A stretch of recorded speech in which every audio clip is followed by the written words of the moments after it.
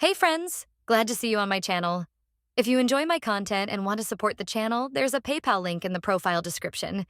You can make a small contribution to treat me to a cup of tea. Thank you for your support. Let's get into the video. The story began in an ordinary office. Nothing special, but today something has changed for two people. The event started in the office of CEO Cha Jeong-moo, a very handsome and responsible man.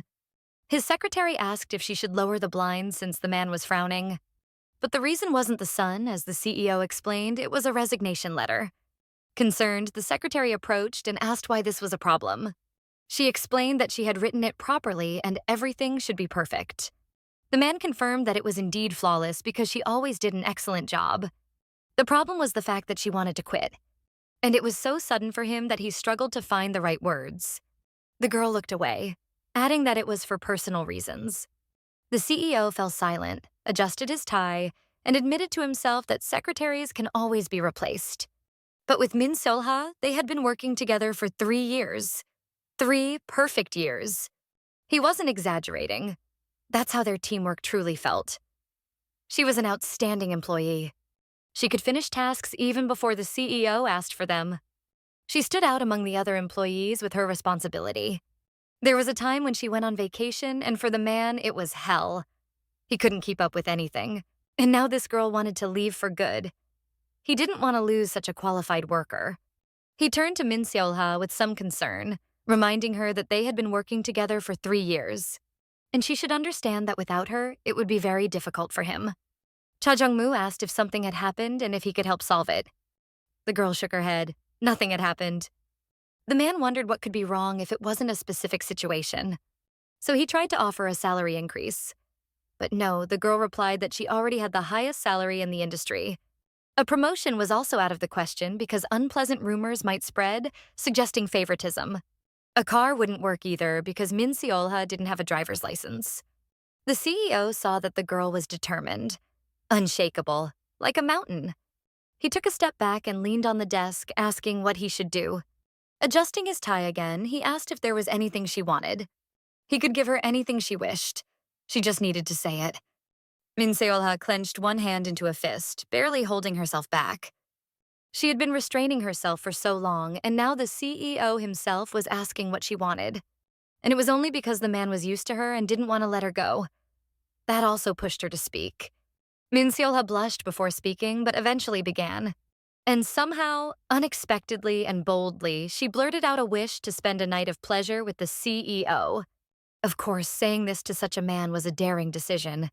He didn't even have time to be surprised. The girl immediately started trembling when she realized what she had just said. Then Cha Jeong-moo finally found his voice and asked if he had heard her correctly. The girl covered her face with her hands, saying she must be insane and that they should forget about it. Just as she was about to leave the office, the CEO said he would think about it. And he would give his answer to the secretary by the weekend. Hopefully, Solha would still be working there by that time and wouldn't quit. Right after this conversation, the girl went to the cafeteria to meet her colleague, who was also her friend. The girl with short hair, pleasant appearance, and a cup of coffee in her hands couldn't believe what her friend had done, what she had said. She even asked again if they were talking about the same Cha Jeong-moo. Was it really the same CEO, Cha Jeong-moo? Handsome, young, stubborn, and hardworking. The man whose appearance enchanted all the girls in their office. But according to the main character, it was indeed that very Cha Jeong-moo they were talking about. Her friend reminded her that she couldn't even confess her love before, and now she had made such a bold request. Honestly, Solha cursed that stupid crush. Why did she even need it? And to make matters worse, it had all started a long time ago. Exactly 3 years back. They were walking down the street together, talking about the general director's meeting. It was a cold season, and that day was cold too, so the secretary lady got a little chilly. The man noticed her cheeks, ears, and nose had turned red. He said that if Ms. Min was cold, she could calmly go back to the office. But Solha apologized for bothering him and said she was fine. Later on, a colleague approached Ms. Min and said that the general director had left them hand warmers. He gave such warmers to everyone, so the secretary wanted to see what she had received. It turned out there were pills, a hand warmer, and a sweet note with wishes. A simple note saying, "Hope you work well today," stirred more feelings than it should have.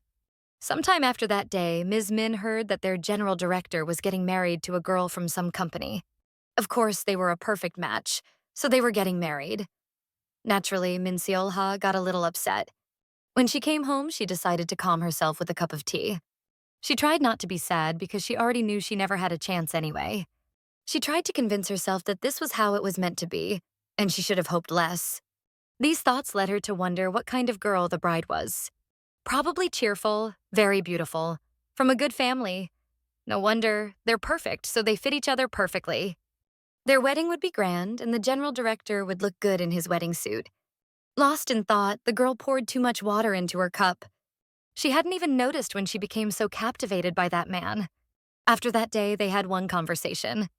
To be precise, the general director carefully asked if Ms. Secretary was okay because she had become clumsier, which was unusual for her. The girl apologized. It was hard to admit that it was because of him. Later on, the girl decided it would be better to resign rather than cause trouble. Grabbing her face, Min Solha desperately said she was pathetic. A friend said that was too harsh and maybe he liked her too. He didn't reject her after all. He said he'd think about it. If he didn't care, he would have immediately fired her. The colleague was sure he had some feelings, while the secretary felt foolish. Seeing something, the friend put a coffee cup on the table, telling Min Solha to sit and just listen. When the general director passed by, she started speaking louder. She said things as if someone was flirting with Min Solha and she was rejecting him. The girl didn't understand this nonsense, but it was her friend's plan, to make the general director jealous of an imaginary admirer. Ms. Min nearly ruined everything when she wanted to ask what her friend was saying. But by then, Cha Jeong-moo was already at their table, addressing the secretary. It turned out he had been messaging her, but the girl hadn't seen it. At the same time, her friend texted her saying that he was definitely jealous. The girl was distracted when the general director asked what time their meeting with another company was. Min Solha replied hesitantly, saying it was at 5. The man noticed someone was messaging her and said that if it was work-related, she could reply. But it wasn't work-related. She said as much, but Cha Jeong-moo asked who kept messaging her like that. He hadn't asked personal questions before, so it was strange that he suddenly started. Ms. Min decided not to lose her composure and said it wasn't important. A few seconds later, the elevator doors opened and they were supposed to get out. The secretary started to leave, but the general director stopped her. Then he pressed her against the elevator wall to say something. First, he pressed the button to close the doors and said he had an answer to her request. He hadn't thought much, but he already had something to say. It turned out he wasn't against fulfilling that request. But there was a condition. The girl shouldn't limit him in quantity. To be exact, the general director didn't want it to be just one night. Ms. Min was surprised by what she heard. She hadn't expected him to agree, let alone say something like that. The man joked that now Min Solha didn't seem so combative anymore. She tried to say something, but stammered and mumbled out of embarrassment. Smiling, Cha Jeong-moo teased her, saying he couldn't hear her at all. She was speaking too quietly. Then she spoke more confidently, saying they had a deal. That very evening, the two of them went to a luxurious hotel. As soon as they entered, the man attacked her with kisses. He embraced her just as she had dreamed before, though she never thought it would actually happen. They enjoyed kissing each other, their lips moving gently and skillfully. The girl clenched the director's shirt in her hand while he ran his other hand through her soft hair. When they began to run out of breath from the intense kiss, the man opened his eyes. Soon after, he slightly pulled away from his secretary's lips. Cha Jeong-moo looked at her, admiring her, and then spoke. He asked, just to be sure, if she was really certain about what they were about to do. After all, it wasn't too late. He could stop and leave her be. The secretary didn't answer right away. She was too shy and blushed deeply. She clearly replied that no, he shouldn't stop, and pulled him towards her by his tie. After that, they both ended up on the bed. The girl was lying down, while Cha Jeong-moo hovered above her. More than anything, he was worried she might regret it later. But she was the one reaching out to him. So he took her hand and pulled her closer to him. He kissed her wrist and warned her not to complain later. But she was unlikely to regret it. All she wanted was to continue and feel the touch of the man she had dreamed of. In her eyes, he saw so much desire that he took off his shirt, showing off his impressive physique to the girl. After that, they immediately reached for another kiss. There were many more passionate kisses and whispers that night. Unfortunately, they couldn't spend the whole night enjoying each other's bodies as the man had a meeting. Cha Jeong-moo said it would be better for her to go home and apologized for not being able to drive her himself. He thought she needed to rest and he would manage everything on his own. He emphasized that he had thoroughly exhausted her today. Realizing his words, the girl blushed furiously. Embarrassed, she agreed that she really did need a good rest. She asked him to call her if anything happened, said goodbye, and left. Cha Jeong-moo watched for a while as the taxi drove away. And it would have been hard to say what exactly he was feeling, judging by his face. The girl was quickly brought home and she decided to dedicate the entire evening to herself. She washed her hair, filled a hot bath, and gladly sank into it. She still couldn't figure out how she would even look him in the eyes tomorrow. This night would stay in her memory for a long time. It was so wonderful, yet so strange. And it would be impossible to stop thinking about it. The director was incredible. When he took off his shirt, a gorgeous body was revealed underneath. And how enchanting his face looked when he loomed over Solha. Thinking about this, she spent a lot of time in the bath. It was already time to get out. It wouldn't be good if she kept floating in the clouds like this. Suddenly, a notification on her phone distracted her. She flinched. What if Mr. Cha had messaged her? She really hoped so. It turned out to be just a spam message. But what surprised her most was that she had been hoping for a message from the director. Flopping onto the bed, she remembered that he wouldn't message now as he was in a meeting. And overall, she understood they weren't even dating. He wasn't obligated to write. The girl turned off the light, stared out the window for a while, and eventually fell asleep. Nothing should have disturbed her sweet sleep. But in the middle of the night, her phone suddenly rang. The girl had just fallen asleep, so she wasn't too happy that someone wanted to talk in the middle of the night. Barely opening her eyes, she looked at the bright phone screen. And in a second, she jumped up, answering a call from Cha Jeong-moo. The man asked if he had woken up the secretary lady, and she lied that she hadn't gone to bed yet. Solha asked if everything was all right since he was calling so late. The CEO replied that overall, everything had gone very well. He wanted to call earlier, but Director Kim had been drinking and wouldn't let him. He explained that he tried his best to call not too late, but it hadn't worked out very well. At the end of his monologue, he apologized for not giving her a ride home. And then he apologized again, realizing himself that he was rambling nonsense. They said goodbye, wished each other a good night, and hung up. Solha lay down on the bed, thinking it was strange but very sweet. He called just to apologize and wish her a good night. The girl felt so many emotions at once that she doubted she would fall asleep. The man, holding the phone in his hand, was surprised at himself. They had been working together for 3 years, and there had been many rumors around them. But they subsided a bit when people saw how capable Solha was. These 3 years, they had seen each other almost every single day. This girl was talented, skilled, confident, diligent, beautiful. So he had no doubt that he had feelings for Solha. It would be strange to lie to himself and say she was just a secretary, but in front of others, it was a necessity. Cha Jeong-moo had set boundaries to prevent rumors that would upset her. That night, when he returned home, he went to take a shower. He took a hot shower, unable to shake off memories of their night together. And the way she asked for it? Wasn't that even more endearing? The entire time he was in the shower, he couldn't stop thinking about Solha. She had been so alluring when she asked to spend the night together. From the CEO's perspective, it was almost too sweet and made him want to repeat that night. In the morning, Solha acted as usual, bringing his documents and organizing his schedule. She didn't forget a fresh sandwich and coffee. Their typical morning routine, so to speak. The CEO noticed she was stubbornly trying to behave as if nothing had happened. Was it her professionalism, or was she trying to use the routine to ease the awkwardness in their relationship? He decided to find the answer to that question and addressed the secretary. He asked if she had enjoyed their night together. At first, she really seemed to pause, as if lost in thought. Then she remembered the CEO's impressive body, and how he kissed every corner of her body, especially her neck, chest, lips. Then she blushed, turned away, and pretended not to understand, saying she had slept like the dead that night. Cha Jeong-moo smiled. So after all, she was hiding behind the routine. Suddenly, the man asked if the secretary had heard rumors about his engagement. The girl turned pale, recalling the fiancé, while the man said he was shocked by such ridiculous gossip. The CEO asked if that was why she had made that proposal. Miss Min grew nervous, avoiding his piercing gaze. She didn't have to answer, as the phone interrupted them. She apologized, took out her phone, and checked who had messaged her. At that moment, her face changed. First, she was surprised. Then her expression darkened. The man even asked if everything was all right and if the message was work-related. Stammering, the secretary replied that it was personal. A bit later, in the CEO's office, the girl asked for a day off tomorrow. She explained that she understood it was difficult to be without a secretary during such a busy time, but she really needed it.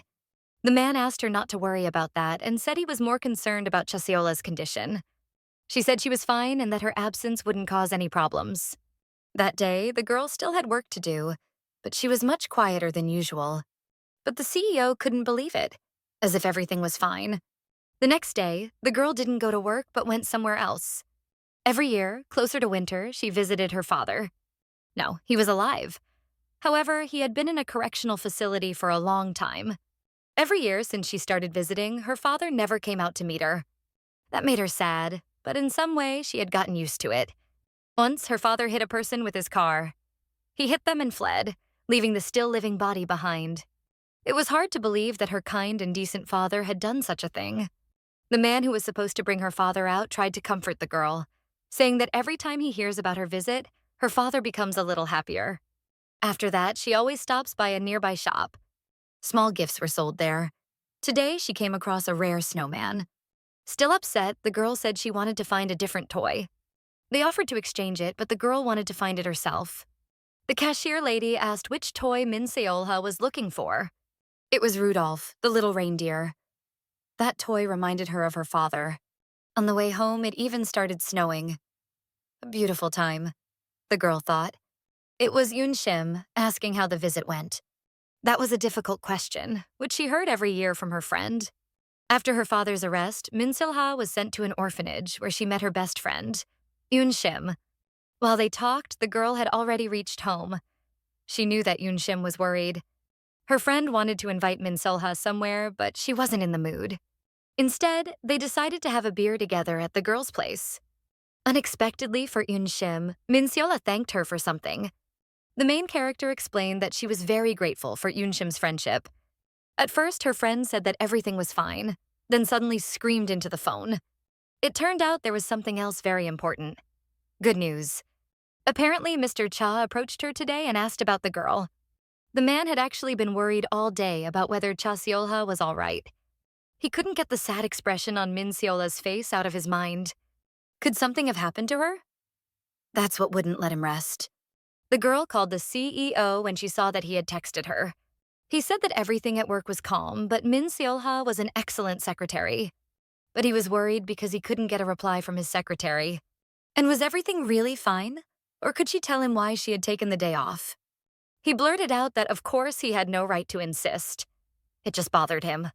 She didn't give a clear answer, only said that it wasn't serious and thanked him for his concern. Right after that, her friend arrived and the girl apologized to the CEO. He said he understood and bid farewell to Miss Min. After the conversation, Cha Jeong-moo collapsed into his chair and relaxed with a sigh. The man became curious who had come to visit the girl so late at night. The next morning, rumors about Min Solha began spreading in the office. The girls were saying that Miss Min had become happier and kept checking her phone. It seemed they were hinting that the secretary might have someone. Cha Jeong-moo remembered a conversation he had overheard between Min Solha and her friend about some guy, and he himself had noticed what the employees were talking about. His lady secretary had recently been frequently texting or talking to someone on the phone. And even that day, when he was looking for Miss Min, it turned out she was once again talking to someone. The CEO met her already in his office. The girl said that another company had called, requesting a meeting as soon as possible. Moreover, Director Kim would personally visit them. Besides, the girl said she couldn't have lunch with Cha Jeong-moo today. The director's tone turned more saddened, and he asked why. Min Solha replied that she had things to do. Nothing special. Then the director turned back to the girl and asked why she was avoiding him. Min Solha didn't even quite understand such a sudden question. The director looked away and asked if she found him disgusting after that night. Maybe not disgusting, said the director, but perhaps Ms. Min just isn't interested. After all, she took a day off on Friday and hasn't been at her workplace all day today. The director asked if this was because of that guy Ms. Lee had mentioned. Min Seolha explained that it was a misunderstanding. She had left her workplace to book a table for the director's meeting, and on Friday she had personal matters. So she wasn't avoiding anyone. It just happened that way. Moreover, she pretended not to know which guy he was talking about. When Cha Jeong-moo asked who had come to see her yesterday, it turned out it was Yoon Shim. Upon hearing that, the man felt relieved and a little awkward. Actually, the girl wanted to talk about something else, but they were interrupted by a knock on the door. An urgent meeting was called, said the employee outside. So the two of them went there together. The man probably wanted to avoid the conversation a little because he felt awkward about his questioning. But sooner or later, Min Sola decided she would tell him everything. The meeting was not very informative, yet there was no time left to talk. After all, during working hours, the director worked hard without distractions. A little later, when the man was somewhat freer, the girl thought to try talking again. But as soon as she raised her head, the man was already talking with her colleague. She didn't look closely to see if it was an important conversation and decided it could wait. After a while, evening came. It was already 7 and the director was still busy.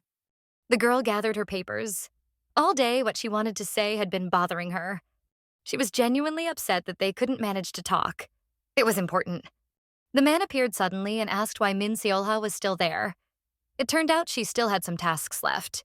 Cha Jeong-moo told her not to overwork herself, and the girl decided this was her chance. Before Cha Jeong-moo could close the door behind him, she quickly ran up. The man stopped when the secretary lady called out to him. He turned around, looking questioningly at Min Seolha, who was closing the door behind her. The girl said something unexpected. She asked him to forget about that request. She also apologized for causing trouble, but the man was already unpleasantly surprised, not understanding anything. Min Seolha explained that she was not in her right mind and didn't understand what she was saying. Instead, the director pressed her against the table surface, asking why she was saying this. The man asked if it was because of his clumsiness. Maybe he had hurt her or something.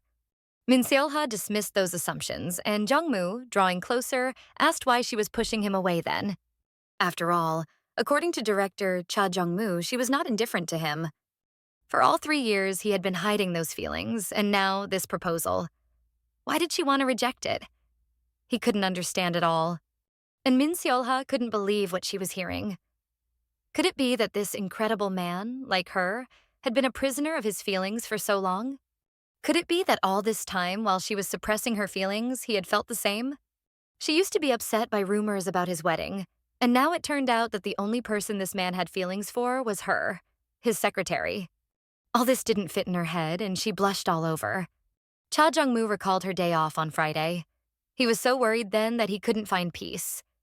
He wanted to visit her, to check if she was okay, but thought it would be too much. Still embarrassed, Ms. Min shyly admitted that she also had feelings for the director. The man smiled first only with his eyes, lowering his gaze to Min Seolha. Then he smiled with his lips and placed his hand on Seolha's cheek. Enjoying this touch, the girl put her hand on Jong Mu's hand as well. But the man reminded her that she was probably in a bit of a hurry right now. She blushed even more and was about to leave, but Jong Mu stopped her. He said she wouldn't have to work overtime today because she had other plans. At first, the girl didn't understand what plans he meant, but it turned out those plans had just appeared. For both of them. So now they would both leave work to enjoy each other's company, the general director said. Lying on the hotel bed, the girl felt even more nervous than during their first time. But so what? She decided to stay embarrassed without taking her eyes off that handsome man, who was blushing as he leaned over her. Once again, they kissed and hugged passionately, as if they wanted to devour each other. The general director's touches were also full of emotion this time. It felt very gentle and pleasant for the heroine. Very quickly, certain pieces of their clothing ended up on the floor. Nervously, the girl said she might not meet Mr. Cha's expectations. She herself assumed she might not be that good. However, Cha Jeong-moo believed that even if that were the case, it was his fate, and he would accept it. The man was probably even a little surprised at how active and sensitive Min Seolha was during the process.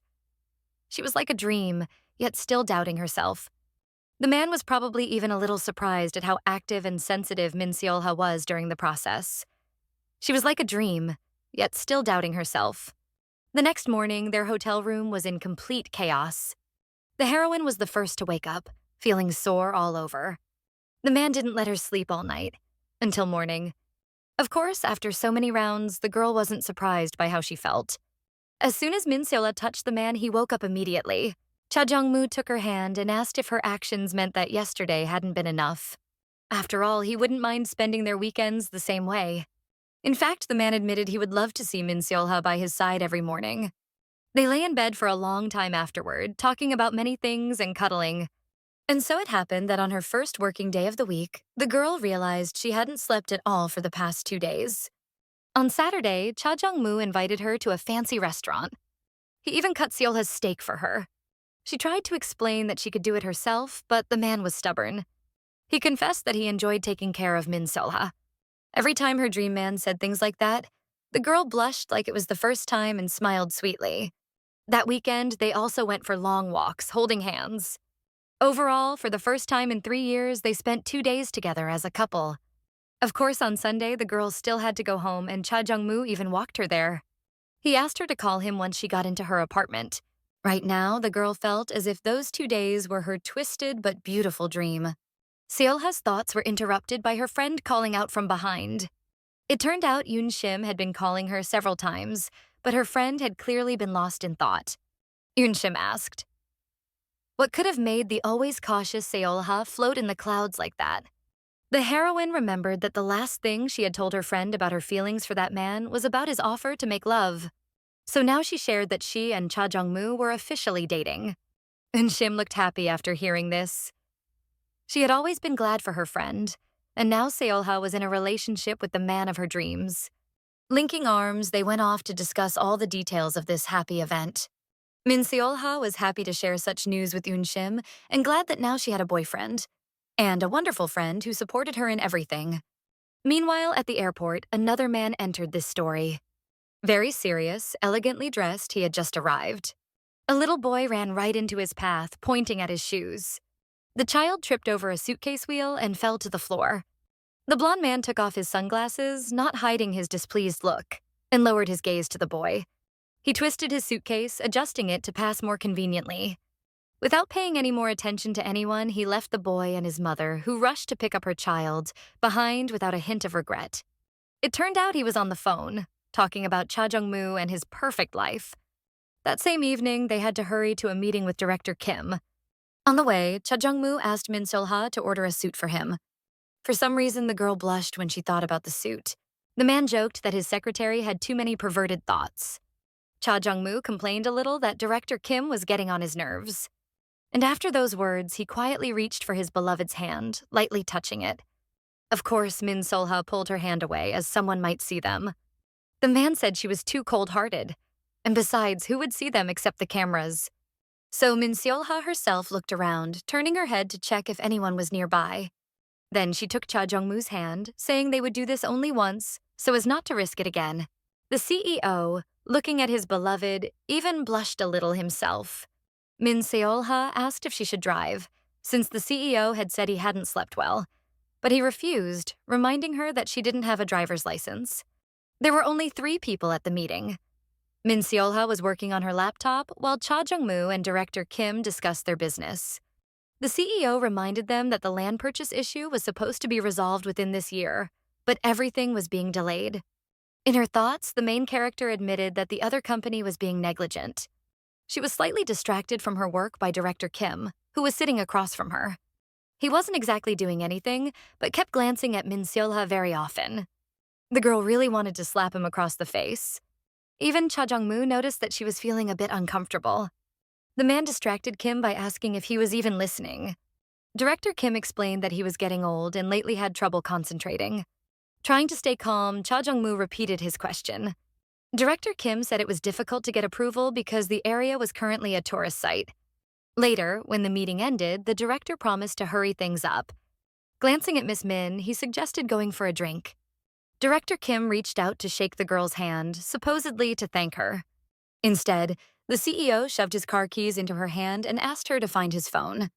He said he needed to make a call, but his phone was all the way down in the car. The main character nodded and promised to handle it quickly. As Seolha left, Director Kim said it must be nice to work with such a beauty. He even hinted at something indecent in a veiled way, saying her tied-up hair suited her as it didn't get in the way near her mouth. Cha Jeong-moo said Director Kim probably couldn't focus during the meeting because of his secretary. In response, Director Kim mockingly asked if Jong Mu was being so sharp-tongued today because of his secretary. He wanted to tease Cha Jeong-moo, but Jong Mu cut him off, saying it was pathetic. The man was about to angrily ask what exactly Jong Mu meant by those words. But suddenly, Cha Jeong-moo hit the wall and said that's what he meant, because even from a distance, the cracks were visible. And the fact that his punch left a dent should mean that its foundation was trash. Director Kim was about to add that it was a new wall, but Jong Mu started hitting it again. He said it sounded hollow inside. Director Kim tried to smooth things over, saying there was some misunderstanding between them that needed to be resolved. The CEO smiled and said he was just stating facts, no misunderstanding. Jong Mu even slightly blackmailed Director Kim, not directly, of course, but using a rhetorical question. Meanwhile, Min Solha was coming back without the phone, as it was nowhere to be found. Suddenly, she received a message on her phone. Someone was apologizing for looking at her strangely today. Right after that, the CEO appeared. He explained that he had found the phone. They weren't going for drinks, so he and Min Solha were leaving right away. The CEO didn't explain why the plans had changed, just walked ahead. An angry director, Kim, sat in his office, crumpling a document. The man was irritated that he, Director Kim, had been so shamelessly humiliated. Earlier, General Director Cha said he was expecting the man to apologize to Mrs. Minister. Director Cha Jeong-moo ordered that since Kim has Solha's business card, he should apologize first and then delete her contact number. When Director Kim's assistant entered his office, various papers were thrown at him. Director Kim was furious that his assistant, Ha, was nowhere to be found. The man explained that Director Kim himself had ordered Ha to meet the young master. Right after those words, a blonde man who had recently arrived appeared. He entered arrogantly, didn't greet anyone, spoke sarcastically. Later, he picked up a document from the floor. The blonde man, named Jo Tae-gun, settled into a chair opposite Director Kim. It turned out that this blonde man was Director Kim's nephew. They discussed that Jo Tae-gun should behave in a way that the press wouldn't have to constantly cover for him. Looking at the crumpled document, Jo Tae-gun said that the two of them probably had a common unpleasant enemy. And that enemy, of course, was General Director Cha Jeong-moo. In the car, the girl noticed that Jong-moo's mood had changed and carefully asked what had happened. The man didn't want to admit that the conflict was because of Solha. Jong-moo said he merely pushed Kim to resolve the issue faster, and Mrs. Min asked whether he had requested an apology from Director Kim. The man explained that it was an important project, and Kim probably considered everything and apologized on his own. The girl wanted to ask for something, to set a condition, but she noticed something out of the corner of her eye. She didn't even manage to finish her sentence, but was very surprised by what she saw. Cha Jeong-moo's hand was covered in wounds. Min Solha was frightened, thinking it must have been from punching, and assumed he had beaten Director Kim. After arriving home, she treated Jong-moo's wounds, and he told her the truth. The general director said he had scratched his hand against the corridor walls but hadn't hit anyone. The girl believed him, knowing that Jong Mu wasn't the type to resort to fists. She thought logically that if Kim had been punched, they would either be in the hospital or at the police station. She treated her lover's hand in a way that was slightly painful, to teach him a lesson. However, of course, she didn't want to hurt him, she only said so. The man joked that Solha probably liked beatings or something like that, if she was saying such things. He made jokes about fetishes until Solha smacked him on the ear. Getting up, she put everything away and hoped that no scar would remain after healing. As she was leaving, Jong Mu asked how she was feeling. He was simply worried if she was okay after the situation. She replied that she was fine. She kept silent, but thought to herself that this always happened whenever she wanted to slap that arrogant Kim in the face. Cha Jeong-moo apologized and explained that he should have watched over her better when he heard the disgusting rumors about Kim. Solha sat beside him and reassured the man, saying that everything was all right. Cha Jeong-moo asked her to speak up right away if she ever felt uncomfortable again. She agreed and said it was time for her to go home. Jong-moo didn't want to let her go, but Solha explained that she had work tomorrow. Cha Jeong-moo reminded her that she probably forgot about their agreement. The very one they made in the elevator, to love each other without restrictions. Of course she hadn't forgotten. But Jong-moo suddenly said that tomorrow would be a hard day, so he would drive her home. The girl herself would have preferred to stay, but tomorrow might be difficult. Or maybe not. She caught herself hesitating, She started mumbling something, but the man's hand pulled her by the waist towards him. Jong Mu seated her on his lap, saying he had almost let her go, but she was seducing him. Although in reality, it was the other way around. He was the one seducing her, making her hesitate, but did it really matter? Solha didn't think so. So they simultaneously leaned in for a kiss. Blushing deeply, Solha suddenly asked if she could undress her lover.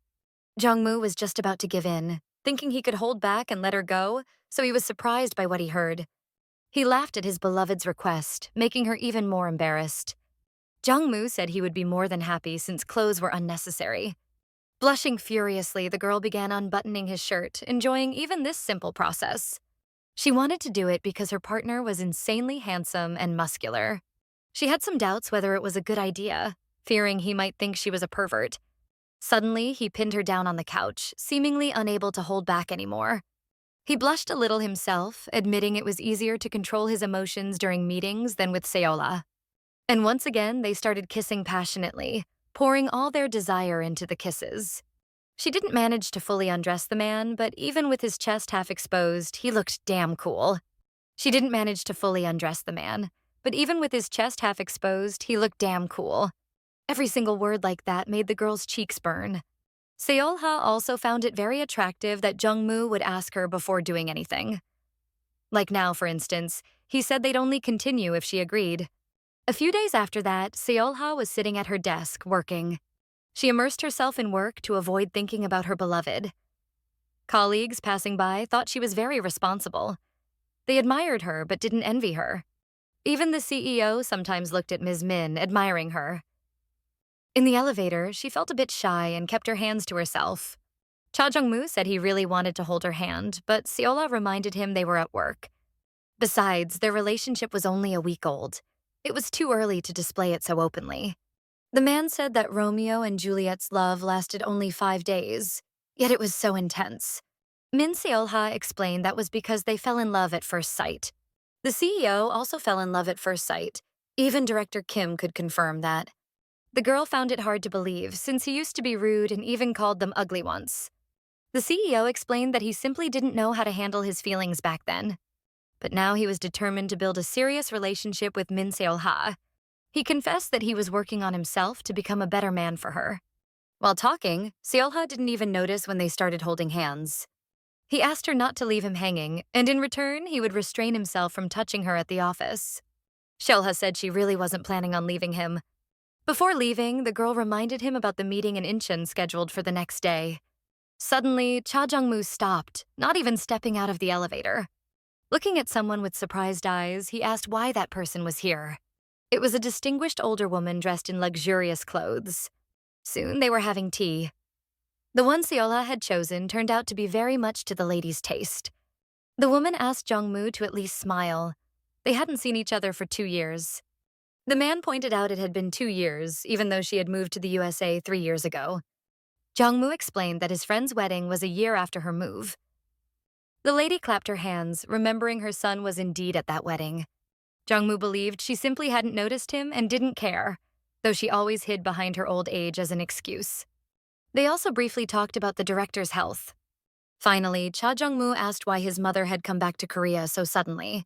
Putting her teacup on the table, she replied that it was obvious. In a few days, there would be an important day for them because something had happened years ago.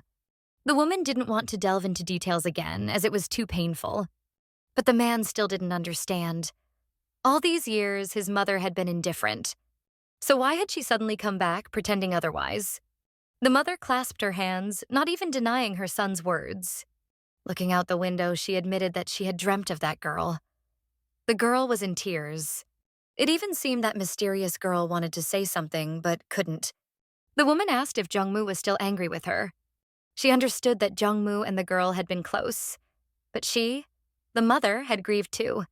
Sitting in the chair, Solha was pondering over the CEO's reaction. She had entered the office just to bring them tea. But Cha Jeong-moo told her to return to her work. And he definitely looked sad. She smiled one last time, pretending she hadn't noticed anything, and left. But she was bothered by the gloomy atmosphere there. A phone call pulled her out of her thoughts. She quickly picked up. Only what she heard sounded a little sad. The girl suspected that Mr. Cha had another migraine, even though he had recently taken his medicine. She brought him verbena tea, explaining that it helps with migraines. She also brought the medicine he had asked for over the phone, but reminded him that he had taken it not long ago. Solha apologized to the lady for interrupting their conversation, but the woman turned out to be kind and told her not to worry. Then Solha handed the medicine to the CEO, asking him to wait before taking it. The girl apologized once more, bowed, and left. She didn't really want to stay there, fearing she might disturb their conversation. She thought she would handle it better, but she felt awkward in front of Jong Mu's mother. And the office felt gloomy, clearly indicating she wasn't welcome there. But Minsola only hoped that Jong Mu wouldn't take too many pills. For a while, the CEO hesitated whether to take the pills. His mother remarked that he seemed to have frequent headaches. Jong Mu explained that it was normal, as he was constantly busy with work. The woman also noted that when Miss Min entered, he seemed to relax a little. She admitted it was unusual for her son to be interested in someone. His mother said she liked Solha. She seemed like a good person. Turning the pills in his hands, he eventually put them down on the table. He told his mother that Solha was actually too good for him. Sitting at home, Solha worried whether Jong Mu was okay. He never showed emotions, even in terrible situations, but today he looked gloomy. It saddened her to even think that something might have happened to Jong Mu. Eun Shim noticed her friend's sadness. She was staying at Solha's place because of heating problems and teased her a little. Eun Shim hugged her tightly, saying she was really happy about her relationship with Cha Jeong-moo. They were both distracted by an urgent message saying there was a snowstorm outside, blocking the roads. Eun Shim immediately got up while Solha's expression darkened slightly upon hearing this. Eun Shim said she couldn't stand wrapping herself in layers of clothing and preferred warmth. And Solha, lowering her gaze, agreed. That time of year had come again, the one that had divided her life into before and after a few years ago. Meanwhile, her beloved wasn't feeling any better, and it was a sad time for him too. His mother had previously suggested they visit that special place together. He also remembered someone mentioning that the mysterious girl used to cry in her sleep. Jong Mu couldn't understand why she was crying. What did she want to say? It turned out that many years ago, a man had hit that girl with a car and left her there while she was still alive. That man was Min Seolha's father, although they didn't know about it. That's one of the reasons why he always drives himself and never lets anyone else take the wheel. He couldn't stop wondering what she would have told him. What did she want to say while crying? Maybe she was upset because last time only he visited her? Suddenly, he felt the urge to call someone. Someone answered his call, smiling at how things were unfolding. But for the first few seconds, Jong Mu couldn't utter a single word. Exhaling, Cha Jeong-moo said that he really wanted to talk to his father. The man had no time on weekends because he was going to play golf to discuss business. His father suggested he join him to get involved in the business affairs. But Jong Mu showed no interest, as he already had plans that couldn't be canceled. Cha Jeong-moo explained to his father that he wished they would at least call each other more often. But his father told him to review a document instead and hung up. Cha Jeong-moo sighed, taking the phone away from his ear. Could it be that his father had already forgotten about her? The next day, Solha was working on her laptop while some of her colleagues discussed the company's anniversary and the day off they would get for it. They also asked Ms. Min about her plans. A tired Solha simply replied, "To get some sleep." She really needed to sleep. Seeing how sleepy Solha was, the girls even gave her their vitamin drink. In Solha's opinion, Jong Mu seemed very gloomy whenever she saw him. Today, he barely spoke, didn't tease her, and made no jokes at all. Solha wasn't sure if she should ask him why he was in a bad mood. Instead, he told her that she looked tired and asked if she was okay. That vitamin drink had helped a little, so she answered that everything was great. Jong Mu told her she could go home by herself since he had a lot of work to do. Together with Eun Shim, who was thrilled about the upcoming day off, Solha slowly dragged herself home. She was troubled by the fact that she hadn't asked how he was doing or what had happened, and now she was even more worried. Suddenly, she stopped in her tracks. Eun Shim turned back to her friend, and Solha immediately apologized. Clutching her bag, she said she needed to go back to Director Cha. Eun Shim crossed her arms and said she knew it, that Solha wouldn't go home this early. But there was nothing to apologize for, and the girl could calmly go see her beloved. While Cha Jeong-moo was working, his head started to ache, so he lay down for a bit.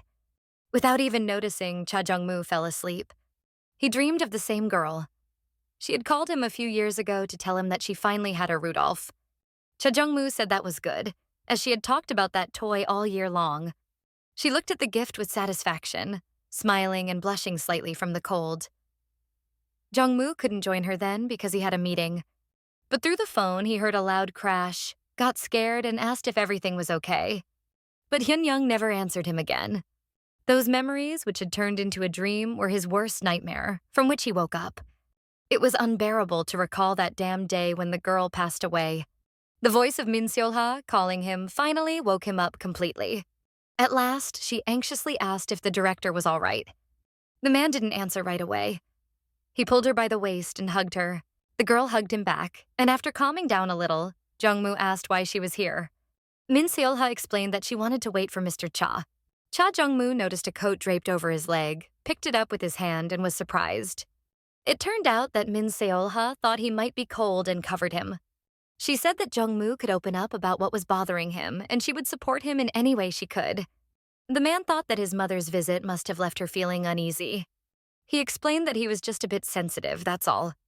And then the old Jong Mu appeared again. He grabbed her hand and said he would never let go until death. Solha blushed, and Jong Mu asked if she had any plans for the evening. Logically, she didn't, since she had come back here just to wait for him. The man draped a coat over Solha and said that work could wait. They had other plans. At home, the first thing he did was change clothes and decided they needed to eat. He picked out his smallest clothes for Solha to change into. Ms. Min felt a little awkward as she entered the kitchen. As she walked in, she said the clothes hung a bit loosely, but they were comfortable enough. The man said that was good and quickly turned away, blushing madly. Solha settled at the table, looking around.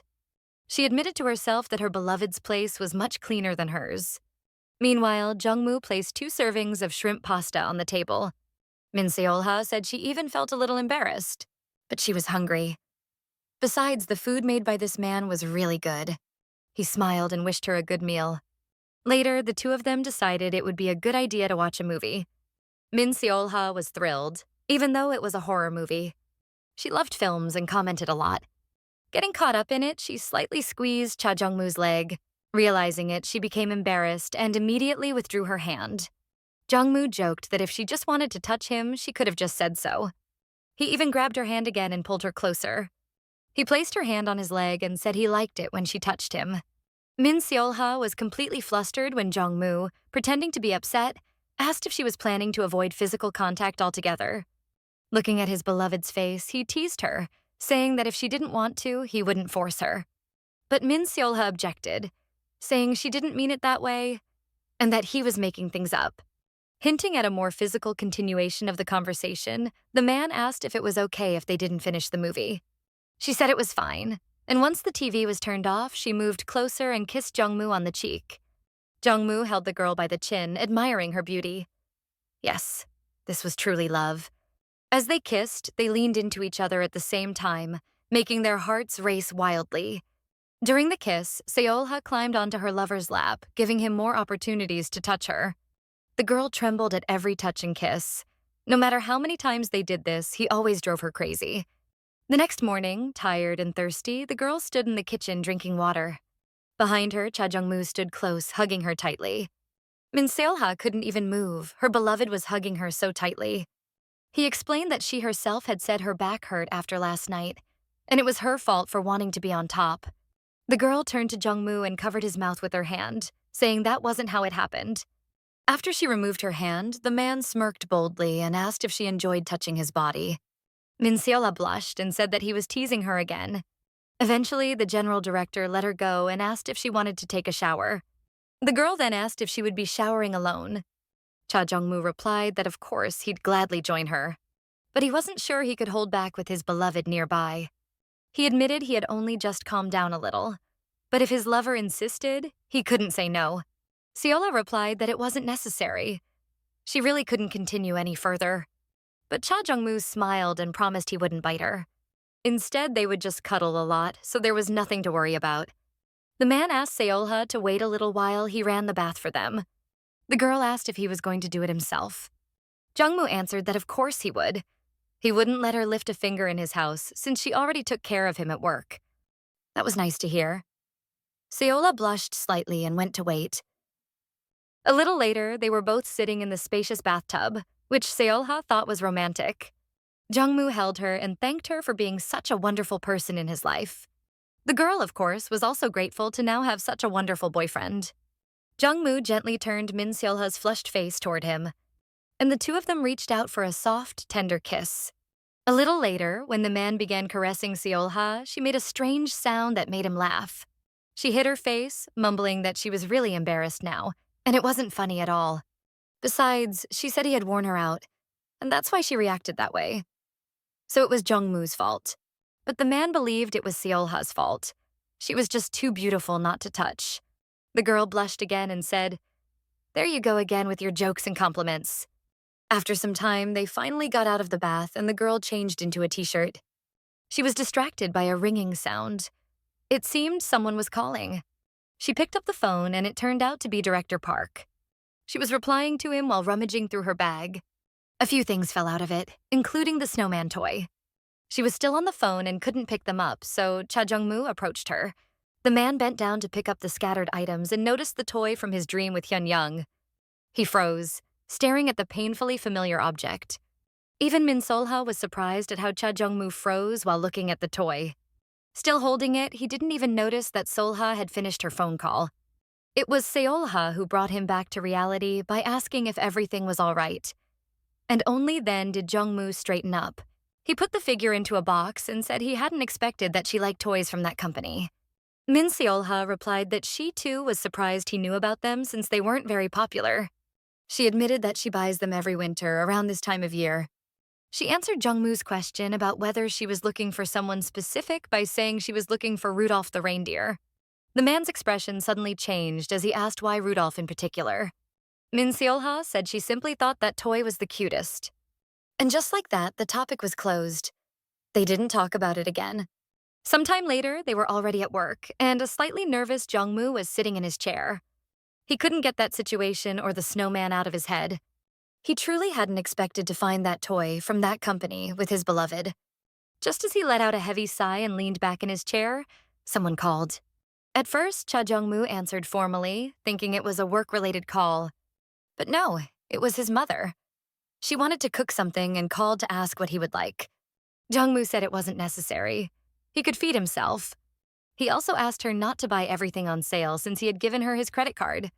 But it was already a habit of hers, and non-sale groceries were expensive. Jong Mu said he'd visit on the weekend and was about to hang up. But his mother stopped him and said she would fry anchovies before he arrived. That was Hyun-young's favorite dish, but Jong Mu didn't say anything. He just asked her not to cook anything. Then he finally hung up and exhaled heavily. It was a hard time for him. Meanwhile, Cho Tae-gun went shopping. It seemed like he had decided to buy out every possible store as his assistant's hands were full of bags. Everyone around noticed this incredibly handsome man, but he paid no attention to anyone. Like a model, he just walked into yet another store. But near the counter, he noticed a very familiar figure. It turned out Min Solha was in that store too, picking out a tie. The sales assistant was showing her two ties that were all the rage this season. Min Solha imagined her boyfriend in a black tie with gray stripes, and also imagined him in a red patterned tie. In her mind, both accessories suited Jong Mu perfectly. From her own imagination, Min Solha turned as red as a tomato. While examining the ties, she wondered whether this would be a good birthday gift at all. She remembered how Cha Jeong-moo had once asked her to return all the gifts. He explained it by saying that if he accepted even one, they'd never leave him alone afterward. That's why she never dared to give him what she had intended back then. She felt sad that she had never given him anything because of his decision not to accept gifts from coworkers. But now they weren't just coworkers. She was his girlfriend, so she had every right to prepare a gift. Cho Tae-gun had been watching all of this for a while, and the sales assistant asked if he needed anything. Walking up, he asked if the lady was picking a gift for her boyfriend. At that moment, the girl's phone rang. It was Yoon Shim. Looking at the phone, she thought her friend had probably finished work. She ignored the blonde man and told the consultant that she would definitely come back later. The blonde man raised an eyebrow and smiled slightly. That was unexpected. The girls met at an outdoor table and decided to have coffee together. It was clear that today had not been an easy day for Yoon Shim. Nevertheless, she had seen a very handsome guy, and just remembering him made her blush. It turned out that it was Jo Tae-gun. Yoon Shim explained which company he was from, and the main heroine turned pale. It turned out that the rumors about Cha Jeong-moo's wedding referred to a girl from the same company as Jo Tae-gun. Yoon Shim, seeing her friend's face, explained that it wasn't about the rumored wedding. She said that Jo Tae-gun had come to buy a limited edition watch. And while buying the watch, he enchanted the entire store, including Yoon Shim. Her friend compared Jo Tae-gun's looks to Cha Jeong-moo's, saying he was even better looking. But Min Solha disagreed and said Cha Jeong-moo was the most handsome man in the world. A male voice asked if Solha really thought so. The girl crossed her arms and said of course she did. Then she realized that it was Cha Jeong-moo himself, and he had totally caught her. Eun Shim and Cha Jeong-moo also formally greeted each other. The man said he came to pick up his beloved because when she's with Ms. Lee, no one can get through to her. Solha apologized and started looking for her phone. Meanwhile, Eun Shim and her coffee had already vanished. Neither Jong Mu nor Solha noticed it. The man said he owed Ms. Lee a thank you for giving them a little time for a walk. But during the walk, the girl wouldn't let him hold her hand, let alone kiss her. She even walked a few steps ahead to make sure Jong Mu didn't try anything. Meanwhile, the man asked Ms. Min not to schedule anything for him over the weekend due to personal matters. He explained to the girl, as his beloved, that he had a meeting with his mother. Jong Mu said they hadn't seen each other in a long time, and it would feel wrong not to spend time with her at all. Now Solha understood why the man had seemed uncomfortable before. They talked for a bit more, casually and without any formalities. Meanwhile, someone who was watching them took a photo of Jong Mu and Solha. It was a man. He smiled maliciously, clearly plotting something. Of course, there were always people who loved to poke their noses into other people's business. A little later, that photo was sent to Jo Tae-gun's phone. He recognized both Cha Jeong-moo and the same Ms. Min he had seen earlier at the store. His smile became disturbingly wicked when he realized he knew the woman who was likely in a relationship with Cha Jeong-moo. The next day, Cha Jeong-moo was sitting in his office, filling out some documents. When he wanted to sign the document, his pen ran out of ink. Putting the pen aside, the man leaned back, adjusted his hair, and sighed heavily. Nearby, there was a calendar, and Jong-moo's gaze accidentally landed on it. It turned out that the weekend was very close. That thought weighed heavily on him, and his chest felt tight. Min Solha was also working at her desk, but on a computer rather than paperwork. She was distracted by Cha Jeong-moo, who explained that his pen had just run out of ink. He said he really liked these pens, but didn't want to burden Ms. Min. He just asked where she got them, and he'd buy them himself. But according to Min Solha, no one needed to go anywhere. She had already anticipated it long ago.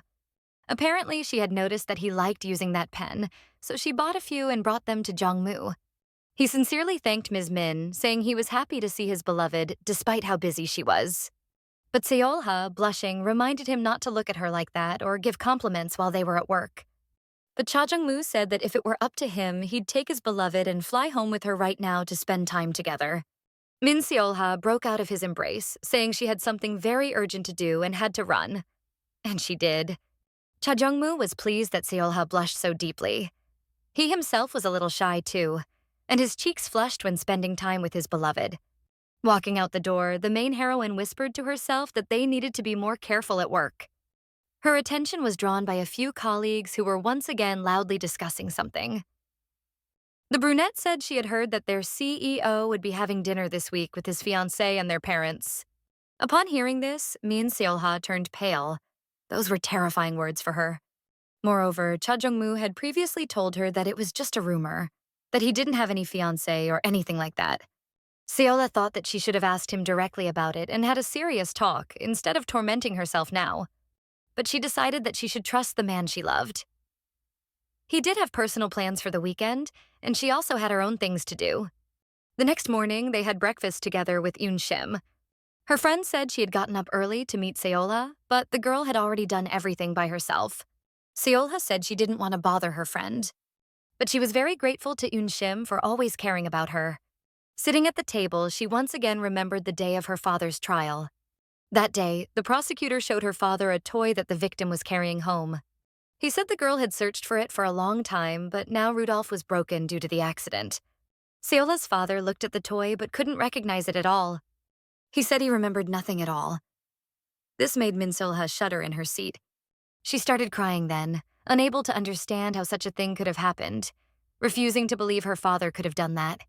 Since then, every year she visited the girl her father had hit with the car. She did this a year before the anniversary of the accident to avoid running into the girl's relatives. It was hard to say if she was doing the right thing by going there, but she simply couldn't abandon that girl. She couldn't get the image of the broken Rudolph toy out of her mind. So each year she brought flowers and the same toy she received in a gift. It would be wrong to forget the person who died because of her father. Eun-shim changed the topic and asked whether Min Solha had talked to Jong Mu about the wedding rumors. Solha said no. Then Eun-shim shared that she didn't think the CEO was seeing anyone. And actually, Solha was the first one to meet his parents. His mother, to be exact. Eun-shim said that in any case, it would be better for the CEO not to hurt her friend. Or else. Then Eun-shim, looking at her phone, suggested they go to an important event at a luxurious hotel. She explained that the entrance was free in honor of the 50th anniversary. The next day, they actually managed to attend the event. Moreover, CEO Jong Mu was also present at the hotel. There were so many people around that he thought running a hotel business might be a great idea. But his peace of mind was suddenly disturbed by a girl he recognized. They hadn't seen each other since they graduated from college. That had been a long time ago. Blushing, the girl said she missed Jong Mu very much and asked how he was doing. The CEO didn't really want to talk to her, but it wouldn't be polite to just turn away. However, from his perspective, the girl was being far too touchy. This rather unpleasant scene was witnessed by Min Solha, who was passing by with Eun-shim. It was the same girl from the article. She was also from the same company as Jo Tae-gun. This made the girl think that the rumors were probably true. Turning to her friend, Min Solha said she needed to stop by the restroom before they continued. She decided to talk about it later because right now she was here to have fun with Eun-shim. Her friend, rummaging through her bag, was waiting outside the restroom. Meanwhile, Jo Tae-gun was looking for Jo Kang-hee, his sister who had dragged him here and then disappeared. Suddenly, a small lip balm rolled to his foot. It had fallen out of Eun-shim's bag. The man looked at the item with such irritation as if it were some kind of insult rather than an accident. When he kicked the lip balm away, an annoyed voice rang out behind him. It was Eun-shim. She scolded him, saying he could have just picked it up instead of kicking it like a brute. Jo Tae-gun turned and said it was her fault for dropping it in the first place. When their eyes met, they recognized each other. Only Eun-shim couldn't believe a guy with such looks could behave so rudely. Jo Tae-gun probably regretted it too when he saw the familiar and incredibly beautiful face before him. Smiling, he said that if he had upset her, he was willing to apologize. And he handed her his business card, saying she could call him if she wanted that apology. Eun-shim was surprised by what she heard. Just a moment ago, this man had been rude. So what was this now? Why would she even need that business card? Meanwhile, the blonde man looked completely confident in himself. He even waited a few seconds for the girl to accept that little piece of cardboard. Eun-shim stood up and said that she didn't need the business card, that everything was fine, and she wasn't asking for any compensation. But that arrogant man just shoved the card between her fingers. And before she had a chance to process what had just happened, he quickly left, saying that if she didn't need compensation, she could call when she needed something else. Left alone, she looked down at the card, thinking how strange this whole situation was. It felt like a scene from a drama. She had heard many different rumors about this man before. Most of all, people talked about his skills as a good businessman. And as she recalled, someone once said that his success came from being stubborn as a mule. No one could stop him. Eun-shim put the card in her bag and thought, even if a person is a master of their craft, if their character is rotten, nothing good will come of it. She was about to leave when Min Solha caught up with her and asked where she was going, leaving her friend alone in the bathroom. It turned out the girl had just been lost in thought and didn't even realize she had forgotten about her friend. Min Solha didn't think it was a big deal, and the two of them went off to enjoy the celebration together. In the bathroom, the girl had already calmed herself down. She decided not to ruin the evening with a bad mood and to forget about it for now. Meanwhile, Jong Mu's acquaintance was feeling more relaxed. She reached for his shoulder, saying something was on it and needed to be brushed off. She looked like something really was there, but in reality, it was just an excuse to touch the man. At some point, the man asked her to stop because rumors were already spreading around the hall. People had eyes and loved to gossip. Smiling, the girl said Jong Mu was still very popular and at the center of many rumors. The acquaintance, blushing slightly, said it was fine if rumors spread about them, She actually liked the idea. The man turned his head and replied that this wasn't right. His distant attitude surprised the girl, and she asked if that meant he had a girlfriend. His behavior suggested it, but even back in school, he never looked at anyone. Jong Mu said nothing. He exhaled and turned his gaze away from the girl. Everyone always wanted to know everything about him. Glancing at his watch, he said it was time for his meeting and he had to go. Still, the acquaintance tried to ask him out to eat another day, but the man interrupted her. He said he already had someone he loved, so there likely wouldn't be a next time. He said a reserved goodbye and left the girl standing in the crowd with her thoughts as he went looking for his mother. She felt a little hurt to be rejected. It was hard to believe that Jong Mu, someone she'd known for a long time, had already found someone else. But the man immediately forgot about the conversation. He had more on his mind. He was thinking about what his sister might have looked like if she were still alive. So much time had passed, 10 whole years, and yet the pain in his chest was still unbearable. When he met up with his mother, Jong Mu saw that she had brought a whole pile of bags. She had bought some nuts because she heard they helped with migraines and even grabbed a few dietary supplements. She must have really missed him. She'd even brought clothes just in case her son got cold on the way to work. Surprisingly, she even had a gift for Solha, and she gave it with such an innocent expression, as if giving presents to his secretary were completely normal. She explained that, as a mother, she could clearly see that the relationship between Jong Mu and Miss Min went deeper than just professional. Both the team Solha had made and the girl herself seemed very pleasant to the mother. Jong Mu felt a bit embarrassed that his mother knew everything. He took the bag from her hands and said they needed to hurry. At Hyun Young's grave, the mother explained that she had bought so many things because she had never been there before. She admitted that none of it was really necessary. Just one thing would have been enough, since her daughter wouldn't be able to use any of it now anyway. It was hard for Jong Mu, too. He usually came alone, but with his mother there, he felt so vulnerable that he could have cried right then and there. The mother turned to her son and apologized for putting everything on him while she had walked away. She didn't want to abandon him, but losing her daughter had hit her so hard that she had avoided the grave all this time, just so she wouldn't have to believe it was real. Jong Mu, stammering a little, said that he shouldn't have let his sister go alone that day. If only he had been there, things would have turned out differently. The mother knew her son had been blaming himself all these years for not protecting her, but she had never tried to comfort him, and so he had kept living like that. That's why, here at Hyunyoung's grave, she finally said it wasn't his fault. Those words made the usually cold and unapproachable Jong Mu burst into tears, and his mother began to comfort him. It had gotten dark outside, so after some time, they headed home. The man picked up a bag someone had left at the grave and placed it in front of him.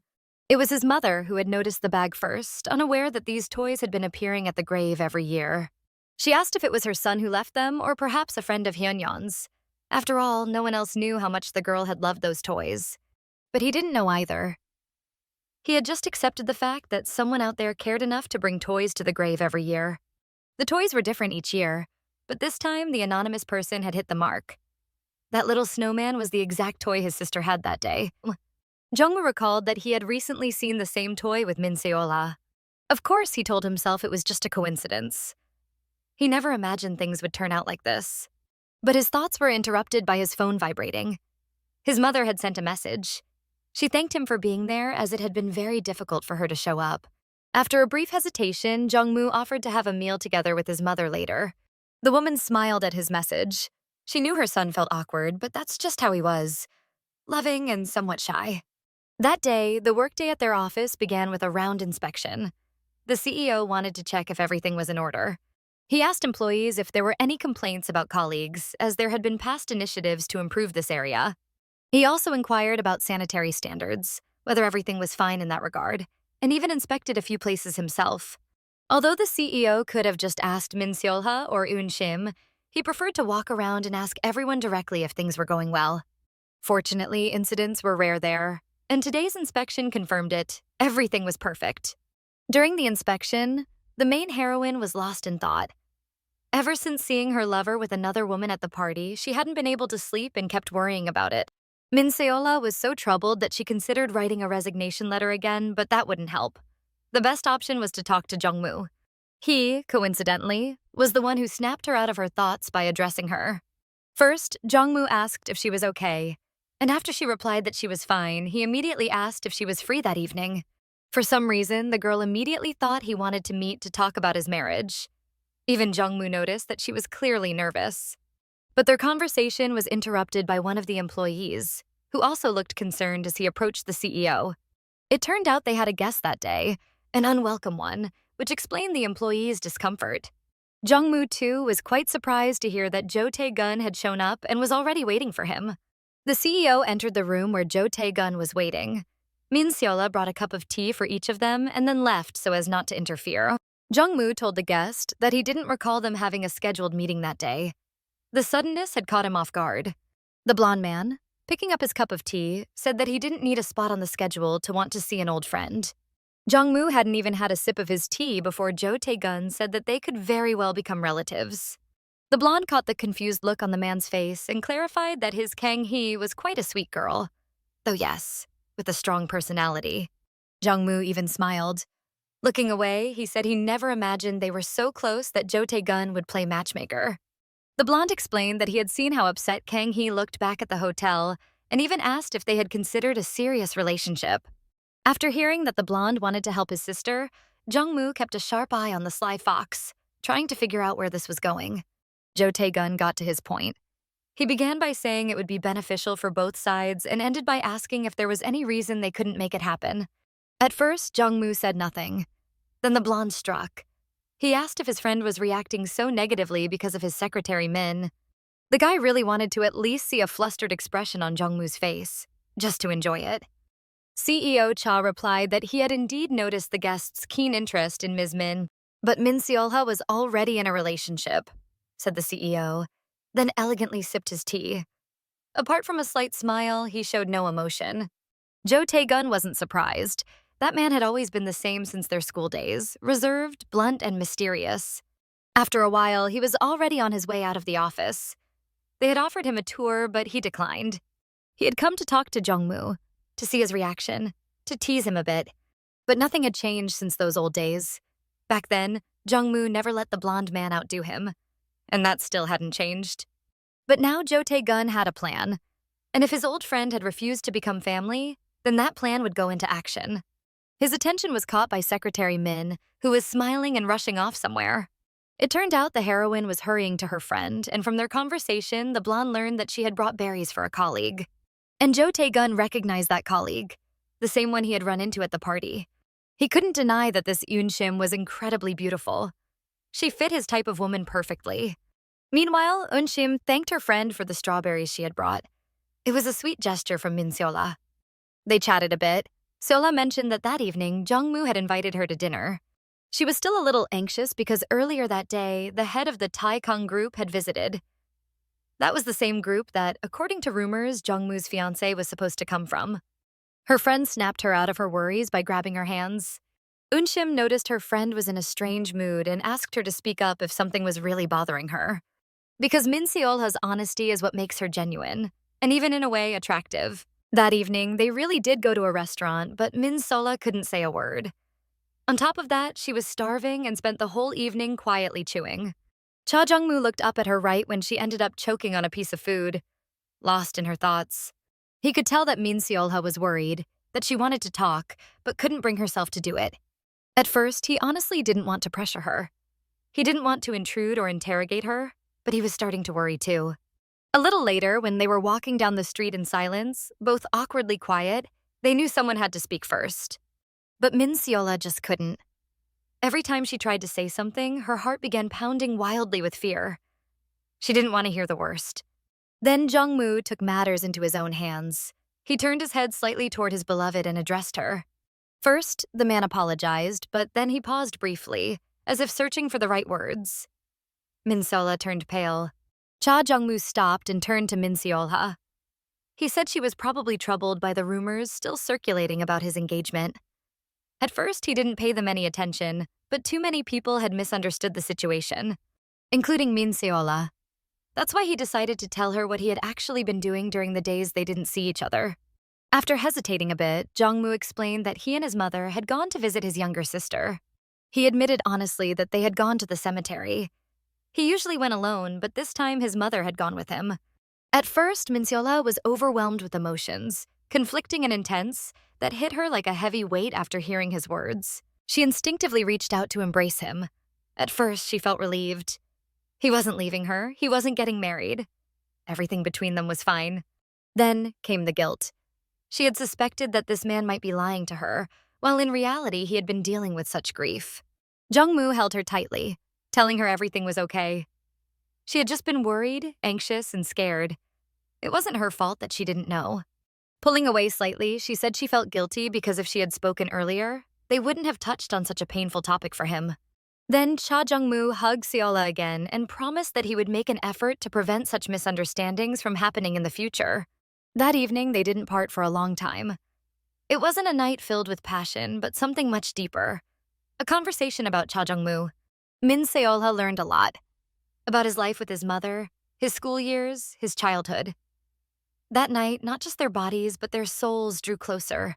Quietly, almost shyly, touching one another. The next day, some colleagues walking through the office were chatting about their much-anticipated weekend plans. As before, they turned to the main heroine to say or ask her something. But they said nothing. As soon as Min Solha looked up at them, they flinched. Her eyes were so red and swollen that one girl thought someone had deeply hurt her. And she'd been crying, while another assumed the secretary had fallen ill.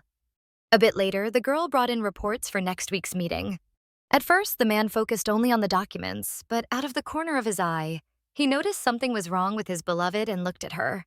Putting the documents aside, Jong Mu touched her face and said her eyes were very puffy, even though she had used a compress.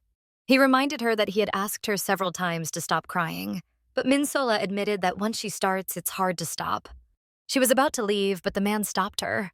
Then he wrapped his arm around her waist and pulled her into an embrace, saying that at that moment, it wasn't the documents he needed, it was his Min Solha. Jong Mu said it was lunchtime, they had a break, so they could close the door and be alone. But they never did, because Jong Mu could be so mischievous. He sat on the table, pulled his beloved close, and made her blush with his flirty talk. And because they hadn't closed the door, someone ended up interrupting their alone time. It was a man, one of the employees. The department head was nowhere to be found, so he came to personally ask the general director whether the report had arrived. Cha Jeong-moo replied that he would definitely check, but a bit later, he was currently busy. When someone began approaching the door to his office, Min Solha couldn't think of anything better than to hide behind the general director's back. Fortunately, he was large enough to completely shield her. After the employee left the office, Solha stepped out from behind her lover's back and said that was way too close. After that, Cha Jeong-moo asked if she was free this weekend. Min Solha thought for a moment, checking if she had anything planned, and realized she was free. Director Cha said he had completed most of his work in advance to free up his weekend. And all of it was for the sake of spending more time with his beloved, because they still had so many things to do together. The girl thought this man was incredible. Give him even a small chance and he'd definitely flirt. So at first, she swatted his hand away, then suddenly grabbed his tie. Pushing the general director further onto the table, she leaned in and said that he was tempting her too much. She threatened that if he kept it up, they wouldn't kiss. That was her idea of punishment. The way she seduced him this time made Jong Mu blush as well, and he was about to say something. But there was no one left to say it to. Min Solha had already vanished, though just moments ago she'd been hovering over him, teasing him. The girl was already at the door. As she opened it, she told him they'd meet up again later. It was such a surprising and pleasant moment for the general director that he needed a few minutes to calm his wildly beating heart. And Min Solha was completely pleased with herself.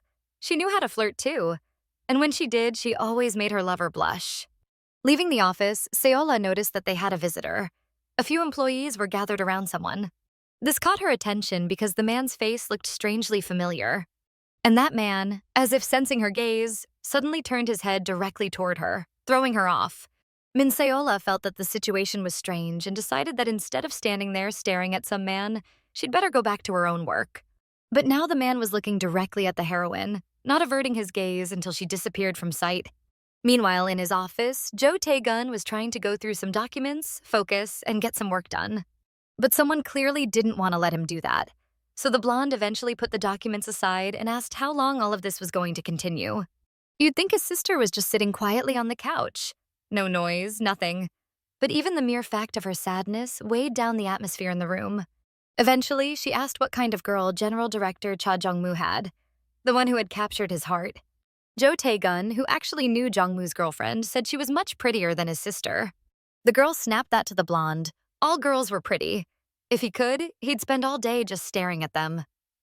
Jo Tae-gun smugly agreed, saying you couldn't argue with that, but added that it wasn't really about his sister at all.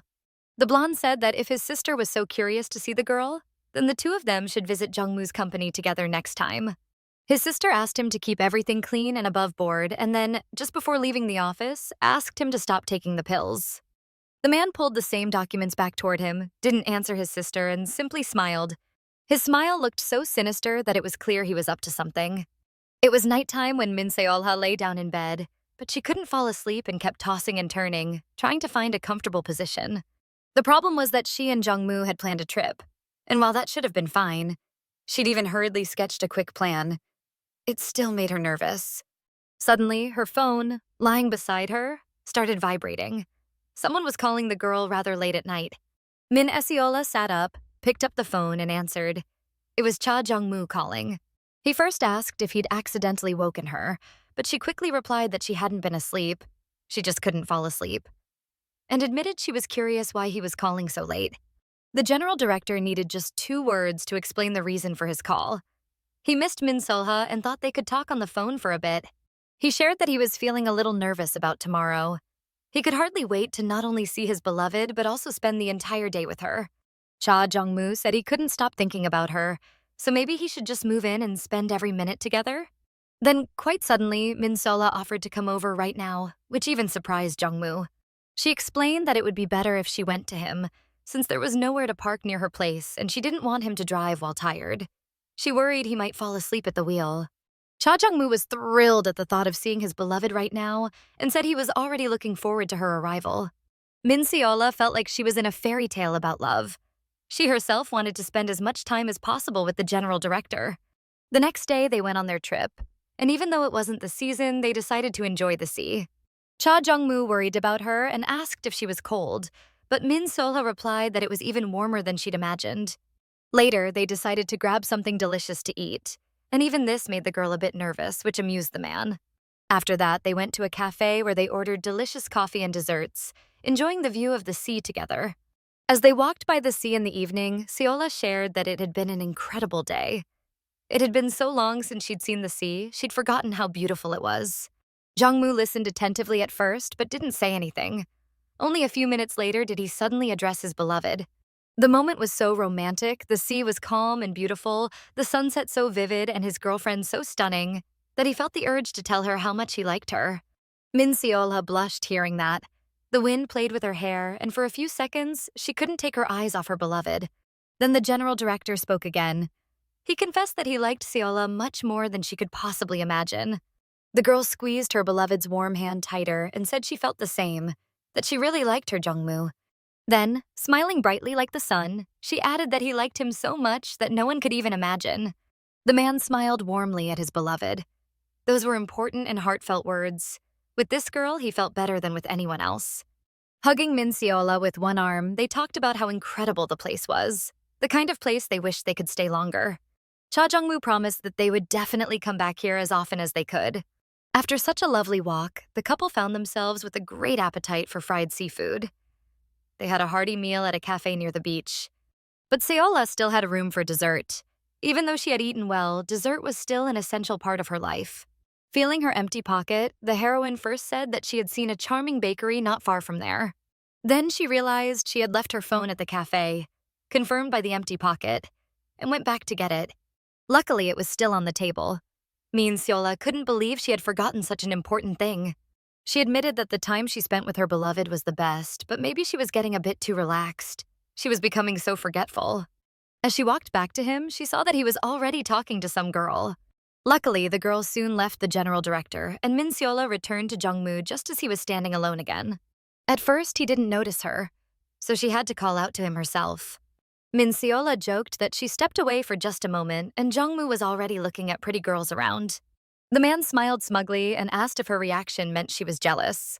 She, of course, denied it, after which Cha Jeong-moo explained that the woman had just asked him for directions. Nothing more. Min Solha lied that she heard that already, so Jong Mu decided to tease her a bit, saying that the woman's beauty was hard not to notice. Later that night, the couple drove back to the sea to watch fireworks. Many people came out to admire the fireworks. Yes, it's not uncommon, but it's beautiful. But Jong Mu and Solha enjoyed this atmosphere a bit differently. Luckily, the car windows were at least tinted. The fireworks outside didn't interest them as much as each other's lips. They had been kissing like this in the car for a while now. Cha Jeong-moo, pulling away slightly from his beloved, said that their hotel was nearby, so they could go there, as it was a bit cramped here. But Min Solha, already too excited, rested her head on her lover's shoulder and whispered that it was still too far. Seeing how excited she was, even Jong Mu blushed and kissed her on the head, inhaling the pleasant scent of her shampoo. After that, he placed his hands on the girl's waist and thigh, admitting that he didn't want to leave the car either. He himself didn't really want to walk all the way to the hotel. He'd rather stay here, even if it was a bit tight. Smiling, the man said he never would have guessed that his secretary Min was so impatient and affectionate. The girl put all the blame on his saying he kept seducing her, and that's why she couldn't resist. The man ran his hand along her leg and said that if this was temptation, then he wanted even more. But, according to his own words, he suggested they stop at kissing and leave the most exciting part for when they were at home. Although Cha Jeong-moo himself could barely hold back, he still didn't want them to continue here in such uncomfortable conditions. But once they crossed the threshold of the apartment, the couple couldn't stop kissing, and during that, the man pulled off her nylon tights. Fortunately, they came off quickly. Along with that, his belt fell to the floor. Then the man lifted his beloved in his arms to avoid straining her legs. That night confirmed over and over again how much they liked each other, how wild and passionate their feelings were. Meanwhile, Cho Tae-gun's days weren't as vibrant, so completely exhausted, he called some girls and ordered drinks for company. It seemed he had come here to unwind, to drink and stop thinking about all the nonsense, to let out all his negativity if possible. The conversation with the man kept replaying in his head. The man had shouted, asking how much more he needed to invest and what was so special about Venus. That man said he knew the guy Jo Tae-gun had brought into the business, his classmate. What were the odds the blonde would get involved with him? The man even dared to raise his hand against Jo Tae-gun and slapped him hard. Only after letting out his aggression did he ask if the blonde really thought he could catch up to General Director Cha. And all of this irritated and affected him. He couldn't understand why Cha Jeong-moo had suddenly appeared in his life. Looking at that photo of Cha Jeong-moo and Min Solha, he thought there was no way it was just a look. There was definitely a spark between them. A few seconds later, there was a knock at the door. Jo Tae-gun waited and told the guest to come in. The guest wore a formal suit and held a briefcase in his hands. Covering his nose with his hand, the man said he brought what the man had asked for, pointing to the briefcase. The blonde leaned forward, ran a hand through his hair, and tiredly said for the guest to hurry up and bring him the pills. Approaching Mr. Jo, the man admitted that due to increased surveillance, he had to start spreading rumors about Cha Jeong-moo and Min Solha in Venus. Jo Tae-gun didn't like the guest's words, and when he came close enough, the blonde slapped him. He explained his actions by saying he never asked him to do that and that he paid the man to do only his job. Jo Tae-gun waved at a girl to pour more alcohol and then said he would personally tell General Director Cha. It turned out the man had a golf game that week. In his mind, he added that loving secretaries must be a family trait in the Cha family. Throwing his legs on the table, the man began to think about how he could ruin the relationship between Cha Jeong-moo and Min Solha. Sometime later, Min Solha opened a can of beer and admitted that she had always wanted to have a drink with Jong Mu. Getting comfortable, she said that although she had worked a lot for the general director, she had never seen him drink. So the question arose, how much alcohol could Cha Jeong-moo actually handle, and how many cans of beer could he drink without getting drunk? The girl remembered that the general director often ordered drinks but never drank them himself. He had explained that he was just afraid of doing something stupid or causing problems. Only 10 minutes had passed after the man drank one can of beer, and he was already asleep at the table like he'd been drinking all night. The girl was actually surprised. She hadn't known this quirk about the general director. She had noticed he didn't drink, but didn't expect it was for that reason. Looking at her lover, Min Solha thought he looked really cute right now. The serious general director, Cha Jeong-moo, drank one beer, got drunk, and fell asleep at the table. So she lay down next to him, thinking that he could have just told her the truth, but for some reason, he decided to drink. The thought made her smile. The girl thought he was completely passed out until Jong Mu suddenly spoke, calling her by name. In a sleepy voice, he asked her to call him the way she had done a little earlier. Min Solha didn't quite understand what he meant, but the man explained that he didn't want her to address him by his title, but rather by his name. The girl blushed a little and tried to recall when exactly she had addressed her lover by his name. And a memory surfaced when he had waited for her outside the restaurant, and she, feeling jealous, called him by name and said he was looking around too much. Back then, the heroine didn't even realize she had addressed him differently. But clearly, Jong Mu noticed and remembered. She thought his request was actually quite appropriate. Seriously, they were already dating. No need to always call your boyfriend by his title. Her own thoughts made her smile, and she came up with something. First, she placed her palm over her mouth as if she were about to tell the man a secret. Then she whispered her lover's name, blushing deeply herself. There was something intimate and even mysterious about it. The girl repeated her boyfriend's name several times, and even though he was half asleep, he blushed and smiled contentedly. Meanwhile, Taegun's guest walked away from him with a dissatisfied expression, wondering how long that blonde guy could even last. Scrolling through his contacts to find the name of General Director Cha, the man smiled, thinking that now he had some other options, though he still wasn't sure what that meant. On the way, he accidentally bumped into someone, hitting the man's shoulder. The man with reddish hair, still in a bad mood after meeting with Mr. Joe, snapped at him, telling the someone to watch where they were going. The man in the red suit apologized, and the guest suddenly recognized him as a relative of Joe Tae-gun. When he entered the room, everyone politely greeted the man in the red suit. He returned the greetings as well. At first glance, this man looked nothing like Joe Tae-gun and even seemed like a good person. The next morning, Solha woke up earlier than Cha Jeong-moo. She was already dressed, so she decided to wake her lover. He didn't wake up, even when she spoke to him just as he had asked her to. Or maybe he was just pretending? When she called him her silly Cha Jeong-moo, he blushed. They spent that day their own way, enjoying each other's company. The next morning, as usual, the alarm woke the girl at 7 in the morning. First, she rubbed her eyes and gave herself a moment to wake up. Then she remembered. Today was Director Choi's wedding. That thought instantly jolted Solha awake. That morning, she had to put more effort into her appearance. First, of course, routine. Wash up, brush her teeth, take a shower. After that, she picked out a dress from her wardrobe. In front of the mirror, she held it up to her body to see if it would suit her. Once she put on the dress, she selected a pair of shoes. Nothing too flashy, but something that would complete the look. Finally, she threw on a coat, did light makeup, a simple yet elegant hairstyle, added a few accessories, and voila, a beauty ready to go. She thought the general director was probably already waiting for her, so she decided to hurry. But because of her own decision, the heroine became a little less alert. And when she heard a car behind her, someone suddenly grabbed her shoulders.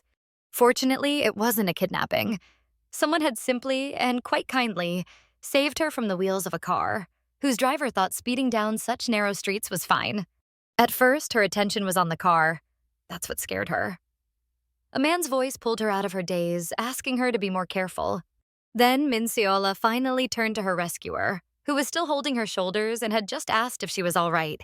The girl politely shook off the man's hand and replied that she was fine. She felt awkward because the stranger wouldn't stop looking at her. Maybe he was wondering why she hadn't thanked him. But no, it was much simpler. She looked a lot like someone he knew, and that's why he had stared at her and allowed himself to hold her shoulders. The girl said she understood, but she had to go. There was no time for small talk. So she said goodbye and left, thinking again that the general director must already be waiting. The man kept watching the heroine walk away for a while. His expression turned more serious once she was gone. Later, she and Cha Jeong-moo finally met. This time, he wore a green suit that matched his skin tone very well. When the couple entered the wedding hall, the girl felt like her heart was about to jump out of her chest. It was a strange sensation, she admitted. At the wedding, they were together as general director and his secretary, so they had to speak with everyone they knew. Mostly, it was Solha who did the talking, as a secretary. Jong Mu admired how confidently she connected with everyone. A few seconds later, he felt his phone vibrating in his pocket. Someone was calling. Taking it out and checking the screen, he saw it was his mother. So, of course, he couldn't ignore the call. She was an important person. That's why Cha Jeong-moo stepped away first, to talk to her in peace and quiet. Lifting the phone to his ear, he didn't even greet her, but immediately asked the reason for her call. His mother, in the middle of setting out her food, smiled and asked if her son was very busy right now. She didn't want to interrupt something important. She explained that since her son's birthday was the next day, she wanted to make myeokguk seaweed soup and invite him to eat. The man smiled and said he would definitely visit his mother, but not alone. He would come with Solha. The woman said she'd try to prepare something extra delicious. Cha Jeong-moo had warned the girl that he was going to take a phone call, so she just wandered around the wedding hall for a while. But she started to worry a bit when Cha Jeong-moo didn't return for quite a long time. Still, she didn't have to be alone for long. Someone greeted and addressed Min Solha. It was Director Kim. Seeing Min Solha by herself, he asked where their general director, Cha Jeong-moo, had gone. The girl didn't get a chance to answer before Director Kim remarked that he was probably off talking to his girlfriend. Director Kim began commenting on how the man acted all high and mighty, all businesslike, but was just a lucky guy. That's what he believed, thinking the general director held his position only because he was born to someone who wasn't his father's legal wife. To annoy Min Solha even more, he added a question. Basically, was it fair to say Cha Jeong-moo was in Venus just for the money? The girl, remembering their conversation, replied that she'd also heard the story about the general director living far from his father due to family disagreements. And then Jong Mu had graduated law school at Korea University entirely on his own, without any help. And from then on, he earned all his success by himself. The girl deliberately asked if Director Kim didn't think that Cha Jeong-moo's achievements were something to be proud of, but he didn't answer and said he had to leave. And General Director Cha had overheard the entire conversation from beginning to end, as he had been standing nearby. Min Solha replied that indeed, Director Kim never had unimportant matters. That's why if he needed to go, he should just run. Luckily, time flew by. In the car, Solha admitted she was already tired from greeting and talking to everyone. After the celebration, they sat in his car and talked. The man had driven her a bit and said she did a great job and was probably tired enough to go and just crash in bed. But she didn't leave. Min Solha stayed in the car for a few more minutes, silently glancing at the general director from time to time in a strange way. Cha Jeong-moo even asked if everything was okay with her, and she hesitantly replied that everything was fine. Then she admitted that she really wanted to give him something and reached for her handbag. At first, she didn't take it out because there was still 1 minute until midnight. But when the clock struck 12, she pulled out the gift and wished her beloved a happy birthday. For a few seconds, the man just looked at her in surprise, speechless, unsure how to react or what to think or do. The girl explained that she had held back for 3 years since he used to send all her gifts back, and she was afraid the same would happen again. Smiling, he accepted the gift, asking if that was why she had been so nervous and fiddling with her bag. As soon as Cha Jeong-moo began untying the ribbon, the girl immediately stopped him and said she felt awkward, so he had to wait. Cha Jeong-moo said that made it even more intriguing, but Solha replied there was nothing that special inside that would blow his mind. He replied that it didn't matter what it was. It was from his beloved, and he already loved whatever might be inside. Solha blushed and thought that his gaze was dangerous for her heart, so it was about time for her to go. Before leaving him for good, she asked him to rest properly and get some sleep. Cha Jeong-moo offered to drive her a bit further, but she refused, saying it was very close. She had already turned to leave when the man called out to her again. Smiling, Cha Jeong-moo said he would definitely call her. And to that, the girl responded with a radiant smile and a sweet blush on her cheeks. A real beauty. Later, before even making it home, the man couldn't resist and opened the box with the gift from his beloved. Inside was a beautifully folded, elegant tie. Exactly the kind he loved. Looking at his first birthday gift, Cha Jeong-moo admired it like a little child. It was truly a magical moment as he unwrapped it, but that magical moment was ruined by a single notification that appeared on his phone. He wouldn't have thought it was anything serious, but for some reason, his chest tightened when it appeared. And he was shocked to see that someone had posted an article about him in Min Solha. At that time, Jo Tae-gun was looking at his phone, unable to stop smirking smugly. A little later, Cha Jeong-moo was already at his father's. The man said it had taken quite a bit of time to settle everything. The man asked his son if the rumors were true, about his relationship with his own secretary. General Director Cha answered honestly that he had never played around with that girl, and had never even thought about it. He explained to his father that this wasn't a game but a serious relationship, and not just with the secretary but with Min Solha. However, the older man believed it wouldn't last. Jong Mu replied that not everyone was like his father, so he shouldn't judge others by himself. Then Mr. Cha, fully turning to his son, asked if he remembered the day he took the family name. Mr. Cha asked if Jong Mu had forgotten his promise to do everything in his power. The older man then added that first, his son would fully take over his position, and after that, they'd find him a suitable match, and he would marry. Jong Mu replied that he acknowledged the promise existed, but there had been a condition, that his father would save his sister Hyun Young. Mr. Cha said there was no point in blaming him for everything. Hyun Young was hit before she could receive medical help.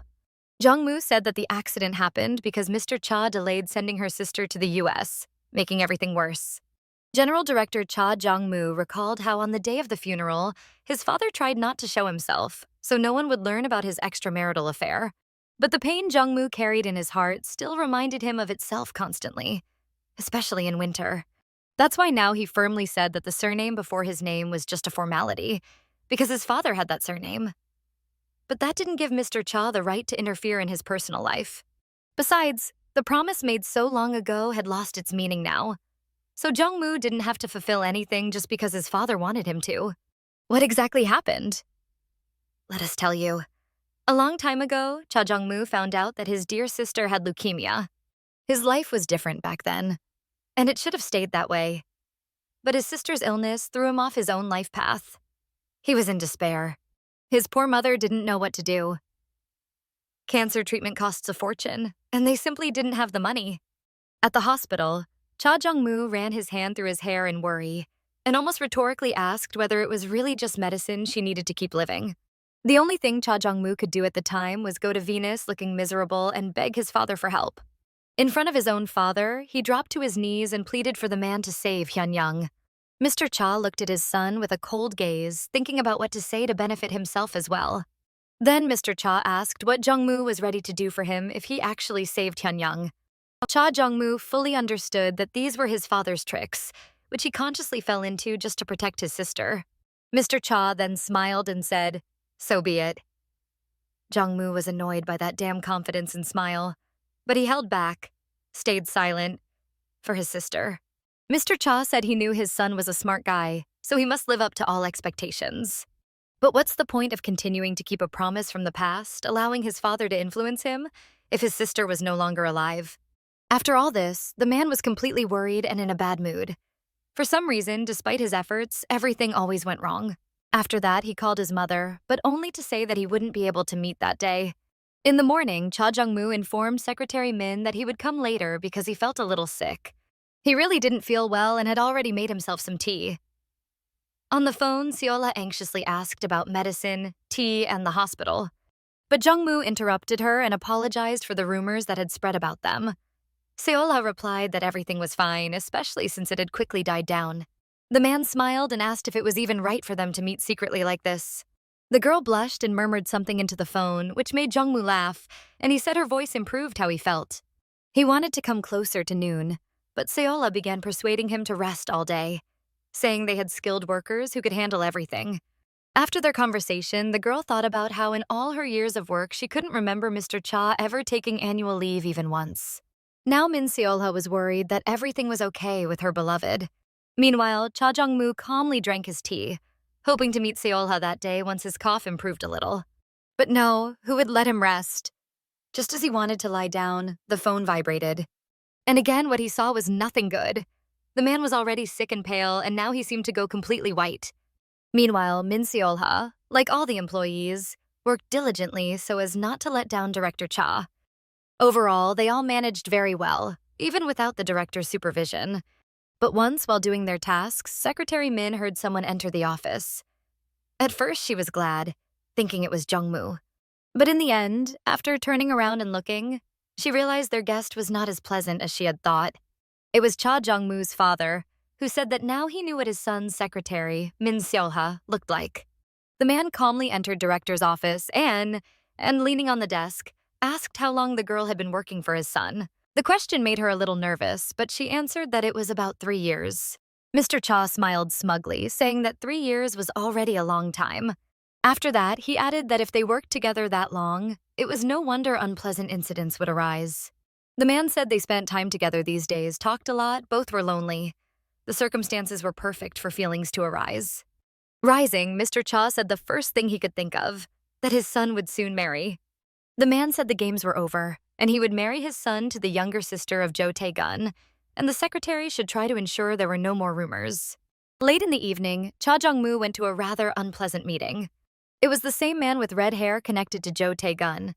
He was the one who invited Jong-moo to the meeting. Arriving at the meeting even earlier, Cha Jeong-moo was very angry and asked what kind of tricks these were. The conversation with Mr. Cha, though unpleasant, did not last very long. After finishing work matters, the girl left the office. She walked calmly overall. Almost nothing revealed her depressed mood. When the phone in her bag rang, Solha took it out. Jong Mu wrote that he was busy and apologized for making her wait. She didn't reply. She just kept walking, thinking about what had happened today. It had to happen sometime, right?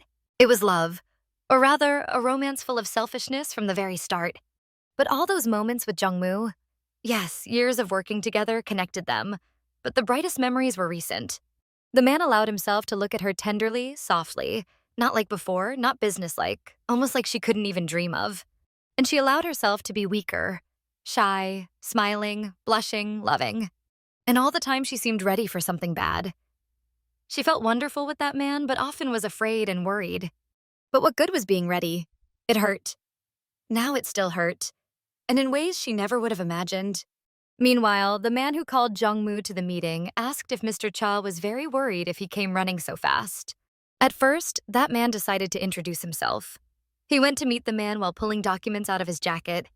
That man's name was Kim Sung-chan, and more, he was from the office run by Director Cha. Cha Jeong-moo immediately said he didn't want to see any circus there, so Kim Sung-chan needed to explain exactly what he wanted. The man hid his business card, saying he understood Director Cha's keen interest. Then Kim Sung-chan asked if, in Cha Jeong-moo's opinion, he knew his secretary, Solha, well enough. The man explained that they studied at the same institution only for a year, but he had something to tell. Kim Sung-chan talked so much nonsense that Cha Jeong-moo really got tired of listening to it. Director Cha said that if he had nothing normal to say, he would leave this place immediately. And that was it. Jong Mu warned that Kim Sung-chan shouldn't say anything unnecessary or mention Min Solha's name, or it would be worse.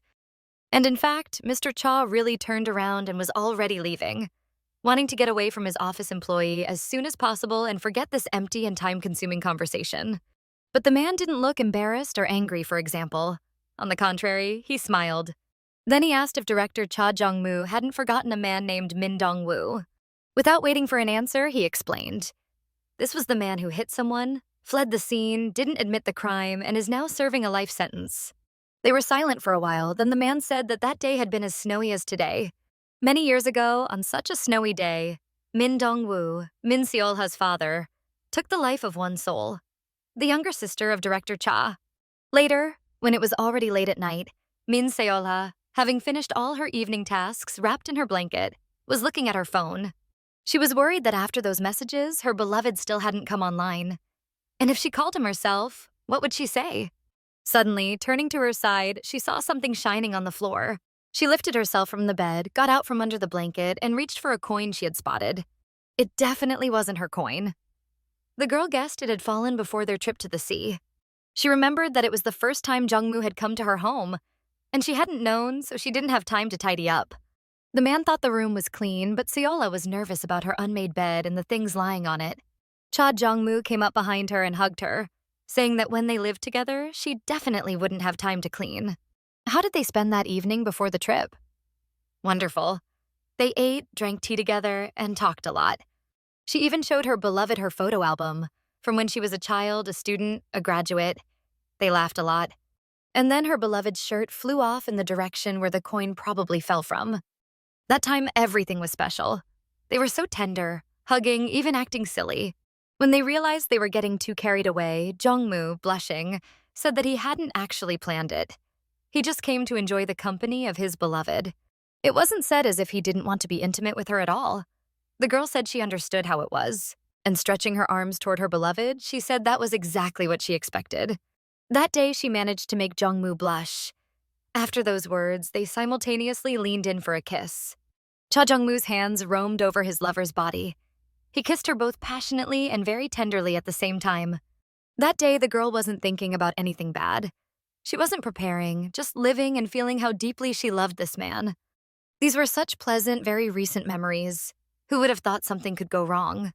Probably for the first time in a long time, she felt uncomfortable being alone, even though she had lived here alone from the start. The next morning, although the man had somewhat recovered from his illness, he was still in a bad mood. Everything was somehow not going as it should. Besides all that, yesterday's conversation with that Kim Sung-chan reached the point where he asked for money. It was the price for the man to keep silent about everything and not to tell Min Solha what Jong Mu learned today. He demanded as much as 100 million, giving about 3 weeks, and if the director didn't respond, he knew where to find Min's secretary. This whole situation irritated the man very much. Did he have a choice? A difficult question, but the amount was also huge. That man knew how to negotiate, hitting exactly his weak spot, Min Seola. Kim Sung-chan had delved deeply into his heart and affairs to be able to hurt him in that spot. Cha Jeong-moo admitted that if this man wanted money, he could give it. But Kim Sung-chan still had something else he didn't reveal. What could it be that made that villain smile so smugly? Besides all that night he learned that Seola's father, the man he hated with all his being, had ruined his sister's life. It was hard for Cha Jeong-moo to believe it, but anxiety growing in his chest brought him back to reality. Then Director Cha called an acquaintance and asked him to find out as much information as possible about Min Dong-woo, and answered the main question: was the father of his beloved really the one who destroyed his younger sister? The day went on. It was already past noon. There were no customers, so Eun-shim allowed herself to stretch, wondering if she should take a break. No sooner had she thought about it than a client appeared. As always, she served him successfully and politely said goodbye. She was in a good mood because it was a wonderful day. Eun-shim was adjusting her clothes when a sudden visitor quietly entered the store. Jo Tae-gun, almost behind the girl's back, suddenly said that she hadn't contacted him. Turning around, she saw that her client was the same rude man from the party with terrible manners and no tact. Fortunately, she didn't say this out loud. Just thought it. And the man didn't take much time. They quickly picked out what he needed. Eun-shim tried to behave as usual, but it was hard to hide her discomfort in the presence of this particular person. While paying for the purchase, Jo Tae-gun asked once again if Eun-shim wanted any compensation for what had happened earlier. The girl politely replied that she didn't need anything, so he could leave without feeling guilty. The man said that in that case, there was nothing he could do and quickly left the premises, leaving behind a small gift. Looking at the gift, Eun-shim saw that the man had left her a branded lip gloss. After leaving the store, Jo Tae-gun became serious and angry again. This girl had touched something in him, but she didn't want to cooperate. The package with something he had bought just to drop by her store, he handed to his bodyguard. It really didn't interest him much. Later, the man settled into his seat in the car and looked out the window, lost in thought. Smiling, he admitted that it would be fun, but the main thing was to be patient. Now he had to get closer both to this girl and to Min Solha. Meanwhile, in Director Cha's office, he and Min Seola were discussing another company, and even the girl wasn't feeling very well today. Cha Jeong-moo, raising his head to his beloved, asked her to send a request to Director Kim's secretariat about the schedule. After that, he handed her some papers and they both fell silent, a kind of awkward silence as both had personal reasons for it. Seeing that Min Seola looked tired, Cha Jeong-moo aloud suggested that it was probably because of him. But the girl said it wasn't, not because of him, and then went toward the exit to finish her work quickly. She had already opened the door when Jong Mu called her name to stop her. The girl immediately shut the door and, asking what had happened, turned her head toward the director. In seconds, the man was already beside her and, without saying anything else, reached out to touch Min Seola's face. Leaning over his beloved, he placed one hand on her shoulder and with the other tried her forehead. He commented that she wasn't hot, so she shouldn't have a fever. The director was truly looking at her worriedly, but Min Seola didn't understand whether he was like that, because she felt bad or if something had happened to him. With his hand, he gently stroked her cheek, holding it as if she were a cat, not a person. Then he lowered both hands, now looking even more simultaneously worried and somewhat sad. It was hard not to notice. Besides, he told Min Seola not to wait for him today and to leave early calmly.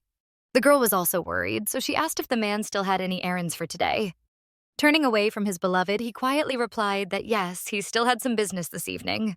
All the words she could have said remained stuck in her throat. She was a little embarrassed by this sudden change in mood. Such behavior of her beloved man upset her. He hadn't done anything wrong. It was just that she was worried. She quickly finished her work in the office, put on her coat, took her bag, and left the premises deeply lost in thought. The image of Cha Jeong-moo would not leave her mind. He was different, strange, upset. Something seemed to weigh on his soul, but he couldn't say what. What could have affected such a strong man so deeply? She was already analyzing all possible options in her head. Seola could not stop worrying. Maybe he had already talked to the elder Mr. Cha, and this was the end of their relationship? She already imagined them sitting in some restaurant, holding hands, and the man telling her that their relationship was over. Moreover, she imagined him leaving her an envelope with money, asking at the end if that would be enough as compensation. But she wasn't going to accept this just like that. She decided she needed to talk to him on the phone in the evening. To not even doubt it, she said this out loud. But suddenly, a familiar female voice was heard behind her. Someone was asking which guy Min Solha was going to talk to. It turned out that Cha Jeong-moo's mother was just out shopping. When the girl greeted Madame Cha, she asked her to just call her mother. The woman, smiling sweetly, asked if Min Solha had already had dinner, because she, for example, had not. After the girls left, Director Cha really did continue working for some time, dealing with work documents. But he was already slowly getting ready, or rather, gathering all his things, organizing documents. It was already a bit late. Looking at his phone, Jong Mu silently asked himself if any pharmacy might still be open. When he heard a knock at the door, he already knew who his guest was and invited Moo Young into the office. Turning to face the door, the director even smiled, saying that they hadn't seen each other for a long time. His guest, with a kind smile on his lips, said that they really had lost touch after school and both had changed a lot. They practically didn't talk about anything personal. Moo Young and Cha Jeong-moo settled on sofas opposite each other. The guest handed the director a photo from the scene. Of course, diving back into the past, seeing those terrible shots of the accident, wasn't something Jong Mu wanted. But now it was easy to see how it had all happened. There were several pictures. Some of them were related to Min Dong-woo, as Moo Young explained, and the rest were directly from the accident scene. These shots could easily prove one important fact. Cha Jeong-moo spoke instead of the guest, saying these shots proved there had been enough time to save his sister. Moo Young nodded uncertainly. It was a difficult topic to talk about, and though the pain belonged mostly to Cha Jeong-moo, his suffering spread, creating a sad atmosphere. The director was the first to break the silence, saying it would have been better if his sister had immediately passed away. No, these words didn't mean he wanted to get rid of his sister. It was just that if she had been hit and stopped breathing immediately, maybe it wouldn't have hurt so much. Moo Young turned his head slightly and replied that it was only a supposition that she had suffered, because it was hard to say exactly what happened right after the accident. He explained that there was no video camera exactly at the place where the accident happened, so he decided to investigate everything himself and found some camera from a nearby apartment building. The man explained that Cha Jeong-moo already knows the results of the overall verdict, about how everything actually happened, that Min Dong-woo was indeed guilty. After consulting an expert, it was confirmed that the man who was at the scene matches Min Dong-woo's description. Moo Young explained that it's not worth paying attention to the minor discrepancies with the license plate. Those were unimportant details, so the verdict is that Min Dong-woo is definitely guilty. In other words, everything that the worker told him the night before was the absolute truth. Cha Jeong-moo's sister was killed by the father of her beloved, and he had actually allowed himself to hope that maybe everything could turn out differently, that maybe they were mistaken. Silence fell in the office. Only the clock was heard, as the second hand changed minute after minute. Cha Jeong-moo's hand clenched into a fist. It hurt that even now, after learning all this, the feelings he had for Solha hadn't disappeared. He remembered how bitterly his mother cried, how she told him that her daughter often appeared in her dreams and they cried together, and also that toy that Jong Mu found in Solha's purse. It was amazing, but it wasn't a coincidence. Now he knew the truth. And that day in court, when the gavel struck, when the verdict was delivered and life was already shattered. Since then, he believed that this feeling of hatred and anger would always remain in his soul, so unshakable, because they took away a loved one. Then a deep sorrow blossomed in his chest, so profound, so painful like never before. He felt completely alone in this world, not knowing how to behave, whether to share his pain with someone or, as always, rely on his own strength. And finally, all this, the whole tangle of his feelings and unspoken words, turned into something the most painful of all: despair. Cha Jeong-moo sank so deeply into his own thoughts that Moo Young had already stood up from the sofa. But he didn't leave, silently waiting. The man approached the panoramic window. Despair choked him with thoughts of how unfair everything was, but nothing could be changed. Could he really be angry or hate the girl? The feelings for whom weren't just fleeting but grew stronger every day? And they grew in his heart with such a furious speed that it actually started to scare him. Anger, sadness, despair, and incredible love intertwined in his heart so chaotically that they began to suffocate him. Cha Jeong-moo didn't understand why the two of them, why his mother had to go through this. Why them? Tears streamed down Cha Jeong-moo's face from all this. It was hard to explain in words how painful it all was. It was already quite dark outside when Min Solha and Cha Jeong-moo's mother arrived at the restaurant. It was rather elite. In the evening, the activity in the place increased, everything came alive, and noise was heard from all sides.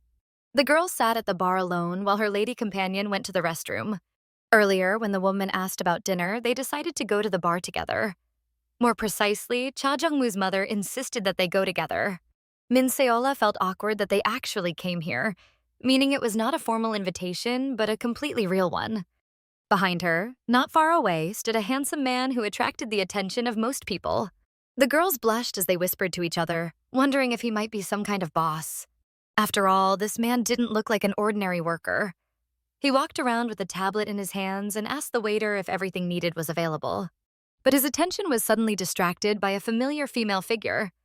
His gaze involuntarily caught on the girl.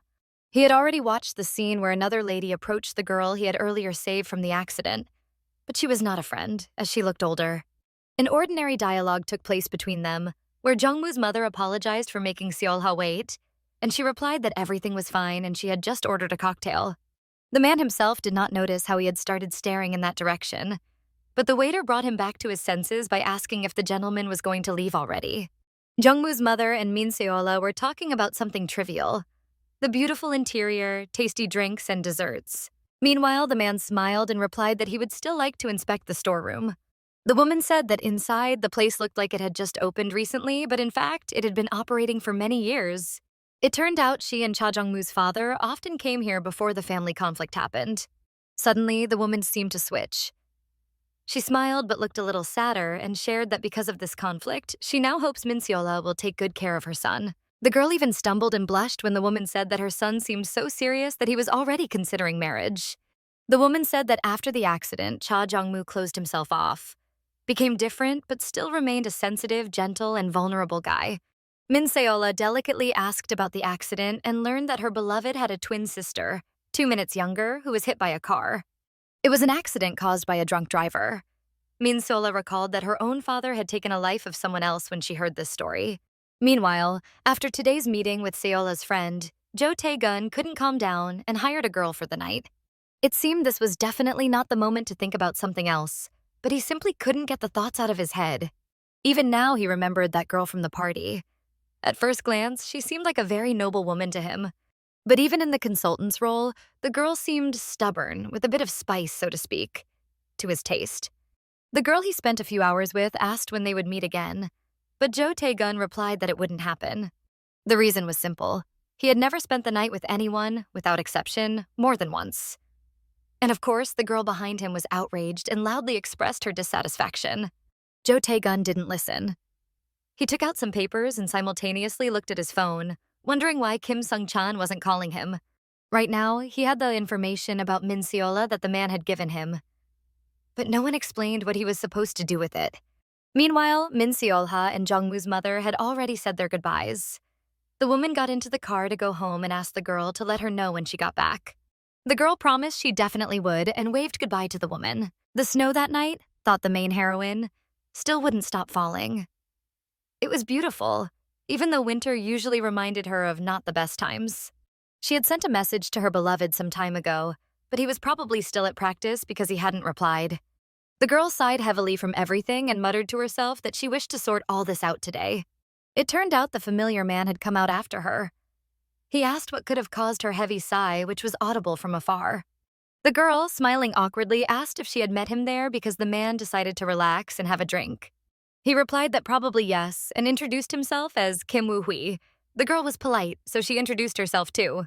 Kim Woo-hui said he lived nearby, so he could accompany the young lady if she, of course, didn't mind his company. He explained that there was a construction site nearby, and going there alone at night was probably not the best idea. But Seola explained that she still had to stop somewhere else. Then the man opened up, saying the girl could become their regular client, so he had to look after her comfort and handed her an umbrella.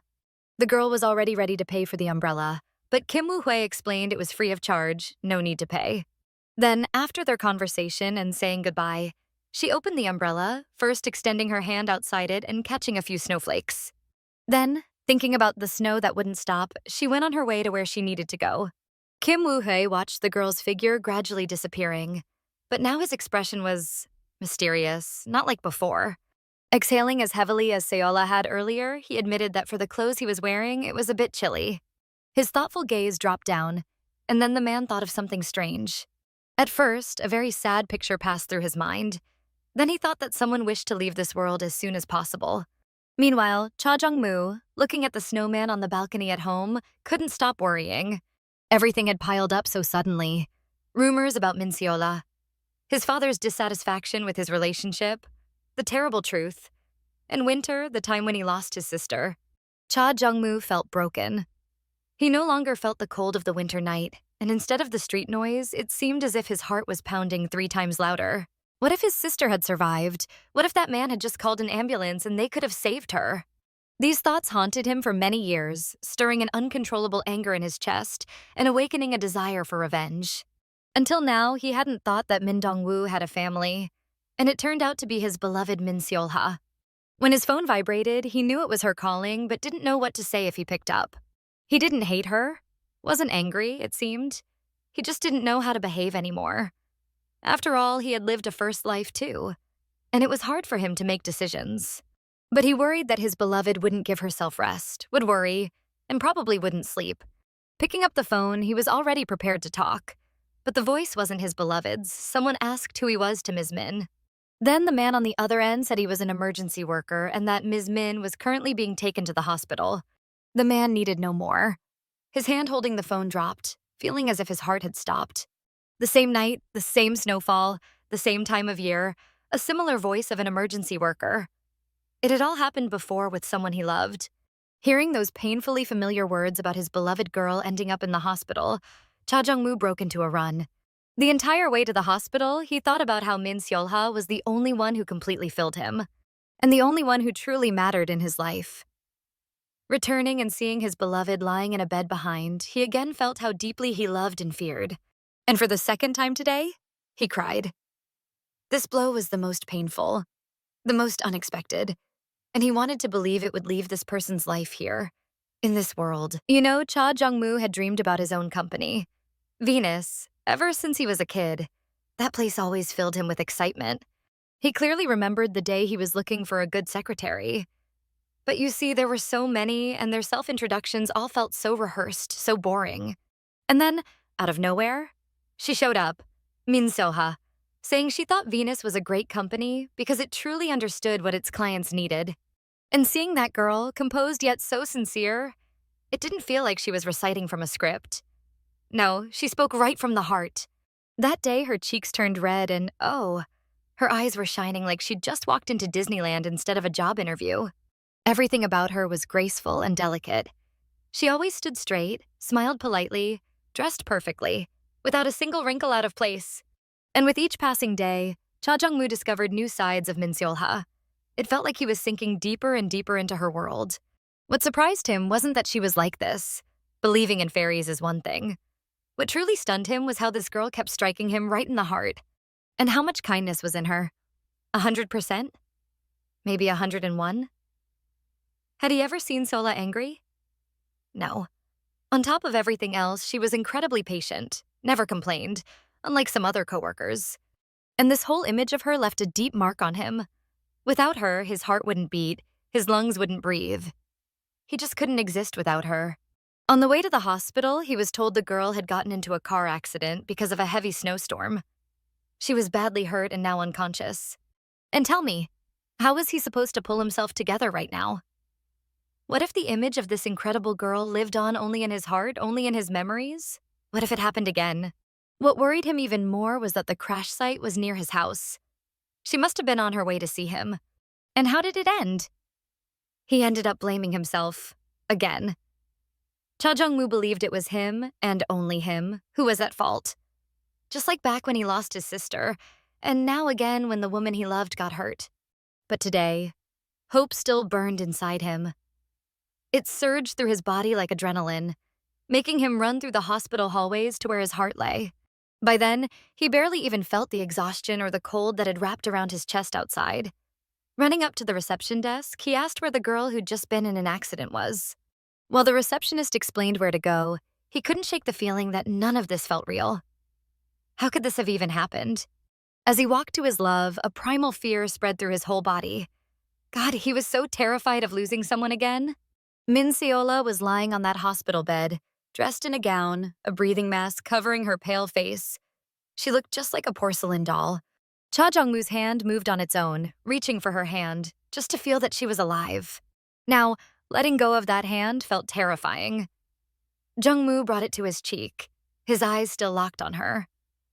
In that moment, every other thought went silent. As he touched his cheek with her hand, he felt warmth, proof that even unconscious, life was still beating inside her.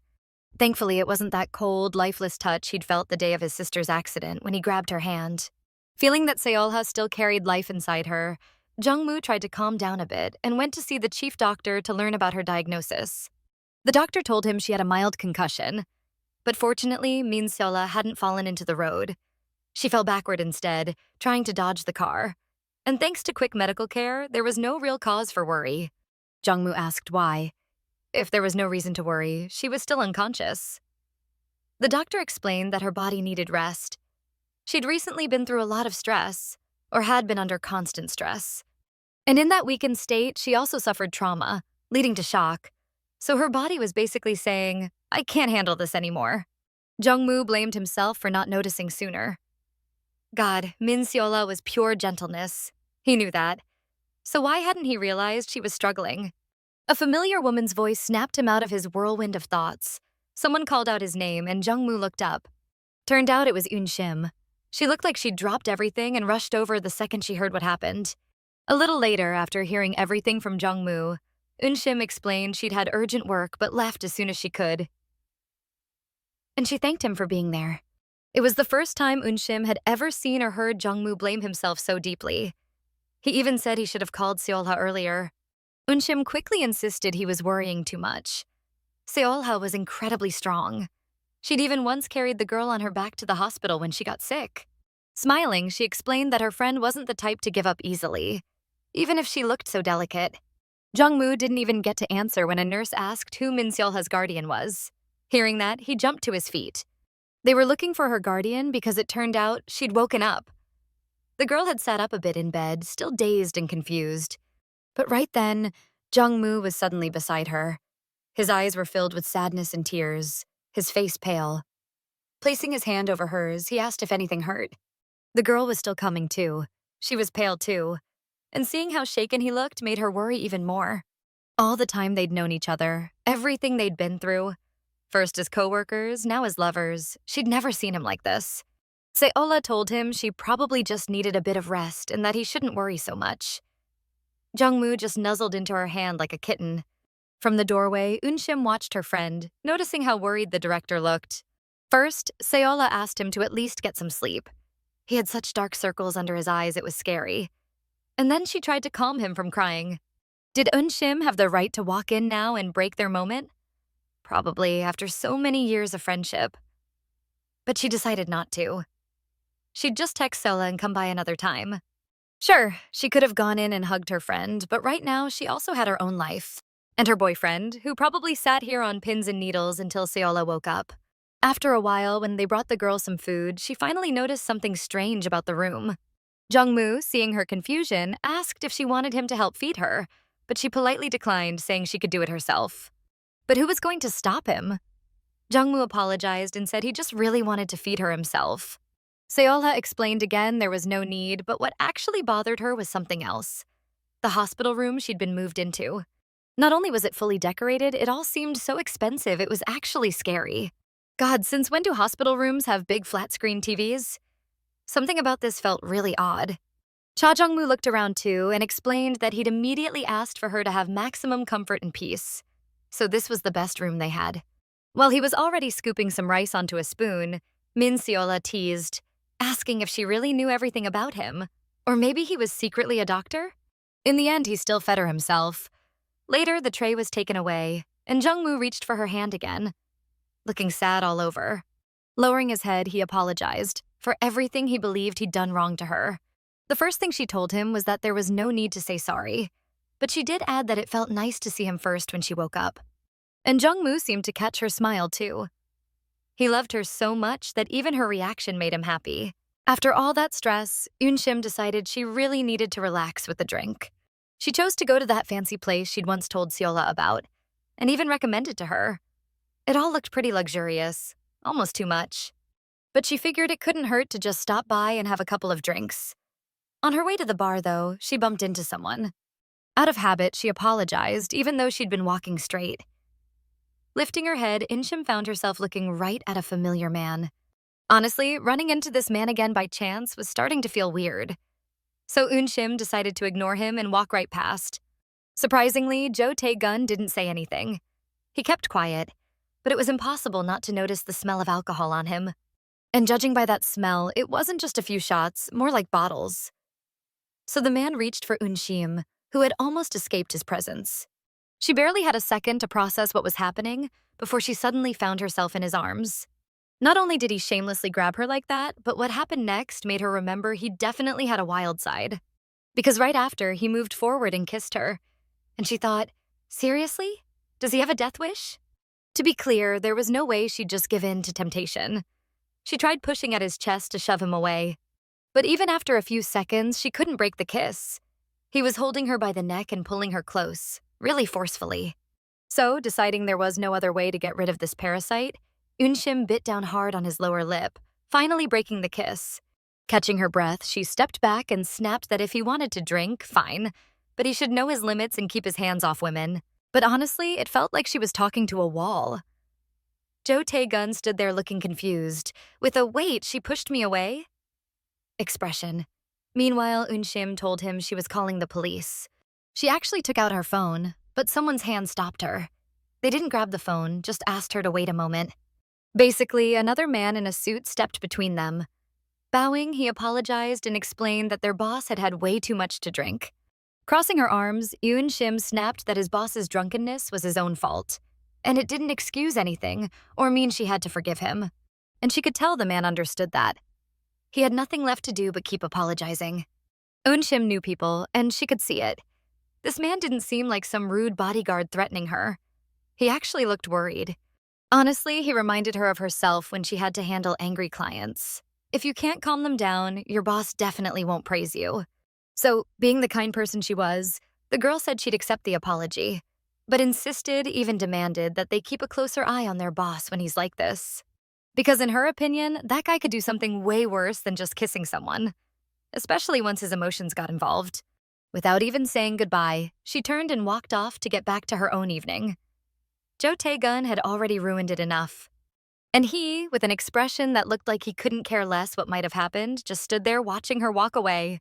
Sometime later, Min Seola was finally able to step outside by herself, walk around, and enjoy the fresh air. You wouldn't even guess she'd been in the hospital for an injury. She almost looked happy. Maybe she just knew how to enjoy small things, like the breeze and the warm sun. But she wasn't standing there alone for long. Jong Mu didn't want to leave her side for even a moment. So, after stepping away briefly, he came back with coffee. He explained that today's wind was pretty chilly, so a warm drink would help her stay comfortable. Honestly, warm drinks are always a good idea. Her cheeks were already turning pink, and if it got too cold, she'd go back inside anyway. For a while, they both fell silent, each lost in thought. And that silence didn't feel awkward at all. But eventually, Jong Mu braced himself for a serious conversation. He paled a bit, remembering that someone had told him the chairman had spoken to her, so he asked if that was true. Truth is, while Seola was in the hospital, she'd been thinking about a lot of things. She knew they'd have to talk someday, but she didn't expect it to be this soon. Jong Mu didn't even need her to answer. Just seeing her reaction told him it was true. He took her hand in his and told her not to worry about anything that might be on her mind. He told her to think only of him and forget whatever anyone else had to say. Once again, this man showed his caring, gentle side. He wouldn't leave her alone with thoughts that might eat her up inside. And honestly, in that moment, it touched her so deeply. Besides Unshim, there really wasn't anyone else who cared about her feelings, but this man? And it was so hard to hold back tears of happiness that Seola just started crying right there. Jong Mu didn't know what to think, and people nearby started whispering. He hugged her and, without even knowing why, began apologizing. Maybe he thought he'd asked too bluntly about his father? But between sobs, Seola told him there was nothing to apologize for. She was just overwhelmed by how wonderful her boyfriend was. Jong Mu tried to calm her down, worried her eyes would get swollen or her temperature might spike. Stepping back a bit, he promised he'd never let her go. He said he wouldn't let her go, even if she tried to push him away. so she shouldn't worry about the nonsense other people say. And Solha really did stop crying. She stepped back a little more and looked him right in the eyes. Yes, this man wasn't lying. She was sure of it. He really wouldn't let go. And the other patients, watching the scene, quietly remarked that it looked like the couple had just made up. And that was nice to see. By the way, they pulled away from each other so quickly, mostly because everyone around them had been staring. Just like in a K-drama, seriously. Maybe they could have kept talking calmly or something, but then Cha Jeong-moo's phone rang. If it wasn't Min Solha calling, and she was right here, then it couldn't be good. Even so, as he reached into his pocket, he hoped he'd see his mom's name on the screen. But of course not. Can't he ever just have some peace? A nice call must be like magic these days. Instead, it was absolutely the last person he wanted to hear from. Still, Jong Mu felt he had to answer, so he asked Solha to go ahead back to her room while he took the call. For a few seconds, Solha watched him, so she didn't notice the older woman and a lady with a child walking up to her. After a minute, she realized they were quietly talking about her and Jong Mu, wondering if they might be engaged. Meanwhile, Jong Mu had stepped out of sight so she wouldn't see his face darken, and finally put the phone to his ear without even saying hello. The man on the other end spoke first, saying it had been a long time, asking how Jong Mu was, but the man cut him off, asking to get to the point. That rotten scheming man said his call was just a reminder. Time was running out. He was waiting for an answer and for money. Jong Mu shot back harshly that he'd never agreed to anything. That guy had just decided by himself that there was some kind of deadline. The man, sounding calm yet annoyed, which thankfully Jong Mu couldn't see, said this could even be considered a one-sided threat. Then the guy reminded Jong Mu that if it came to it, he could go straight to Min Solha and tell her everything. Jong Mu told him to hold his horses.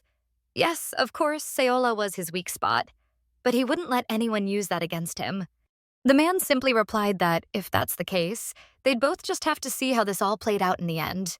Jong Mu hung up himself. Why did this mess have to drag in both him and the woman he loved? He still had no idea what to do. Meanwhile, Solha really did leave without waiting and hurried back to her hospital room. Even later, she couldn't stop thinking about it.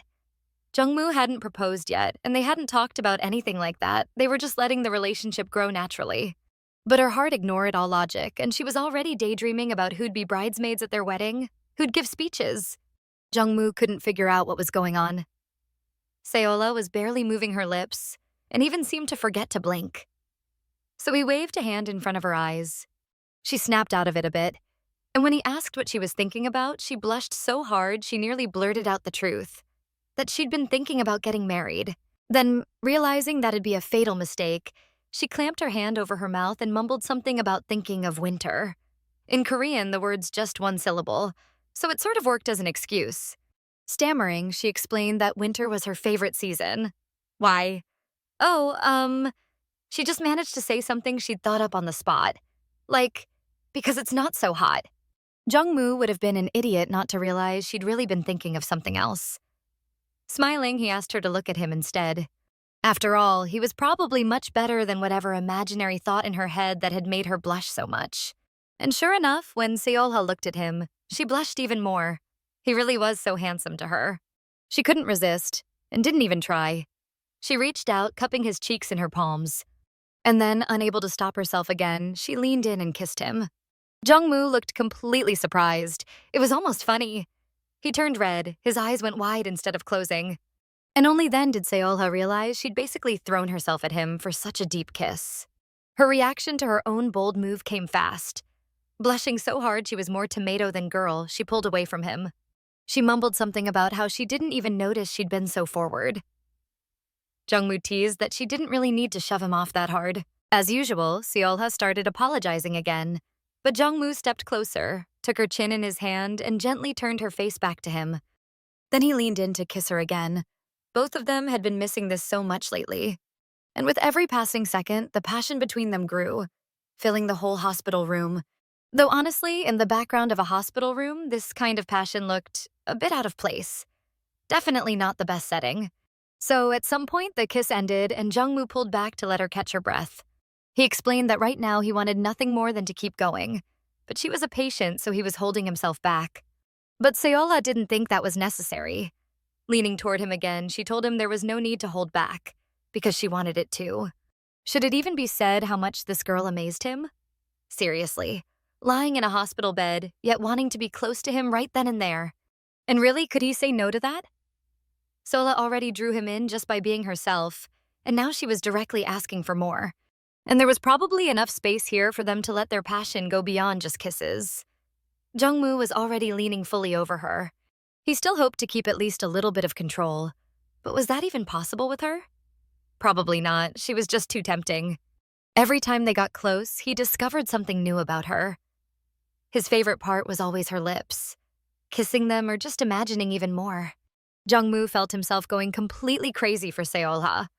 And the best part was that in moments like this, their love was so real you could almost feel it in the air. Even though Jong Mu decided to let himself go a bit, they still didn't go all the way. They probably couldn't have anyway, because while they were wrapped up in each other, Solha accidentally hit the nurse call button. And when staff hear that, they rush over, so 2 nurses quickly came to check. When they walked in, Solha explained she'd hit the button by accident and apologized for bothering them. Luckily, they'd managed to fix how they looked just in time. Well, sort of fix it. The moment she'd hit the button, they'd scrambled to change positions. The 2 nurses smiled, said they were glad everything was okay, and left. Solha let out a relieved sigh. They'd almost gotten caught. At this gentle pace, Solha slowly recovered. When the doctor was sure her body had finally rested enough, the girl was discharged. Of course, that day, Cha Jeong-moo drove her home himself. As they were saying goodbye, Solha asked him to text her once he got home. But really, Jong Mu wasn't about to let her go that easily. He'd quietly listened to her last words, not wanting to interrupt, because he had something else in mind. Leaning into the car, he pulled out a big, beautiful bouquet of pink roses. The moment he took them out, it was as if he lit up from within. And although they looked good even in his hands, the bouquet was meant for her alone. In Jong Mu's eyes, this bouquet should resemble Solha. Roses are elegant flowers, and when they're pink, they feel gentle, like spring, like something good coming into your life. You could say the same about Min Solha. He simply wanted to give her the best of everything, but today was special. Her being discharged deserved flowers and congratulations. Blushing as she accepted the bouquet, Solha smiled sweetly and thanked him, not just for the flowers, but really for everything. Burying her nose in the roses, she chirped that they smelled just as wonderful as they looked. Oh, she definitely liked them, Jong Mu noticed. Looking up at him with those happy eyes, she told him she'd prepared some of his things he'd forgotten before the accident happened. She suggested he come in to pick them up, and maybe they could have tea or watch a movie. But Jong Mu, without thinking too long, said he'd come by next time. Solha agreed, though she'd secretly hoped to spend more time with him at home. But maybe he had something else to do. In truth, Jong Mu had nothing else planned, and he would have loved to come inside, not even for the things, just to spend time with his girlfriend. The problem was how exactly he wanted to spend that time. Tea felt like too little. But he had to keep himself under control. She'd only just gotten out of the hospital. Later, when Solha returned to work, she felt how much the break had set her back. She couldn't keep up with everything. Honestly, things at the office had been much harder without her. Solha was always organized and kept track of details that slipped everyone else's minds. But despite being away so long, it almost felt like she magically knew exactly what everyone needed. Jong Mu concluded that today his girlfriend looked energetic and engaged with her work, so the rest had really done her good. A little later, Yoon Shim texted her, suggesting they grab some chicken and beer one day. Both of them wanted to hang out somewhere besides a hospital room. Solha got so caught up in texting that she didn't notice someone approaching her desk, until they knocked gently on the table to get her attention.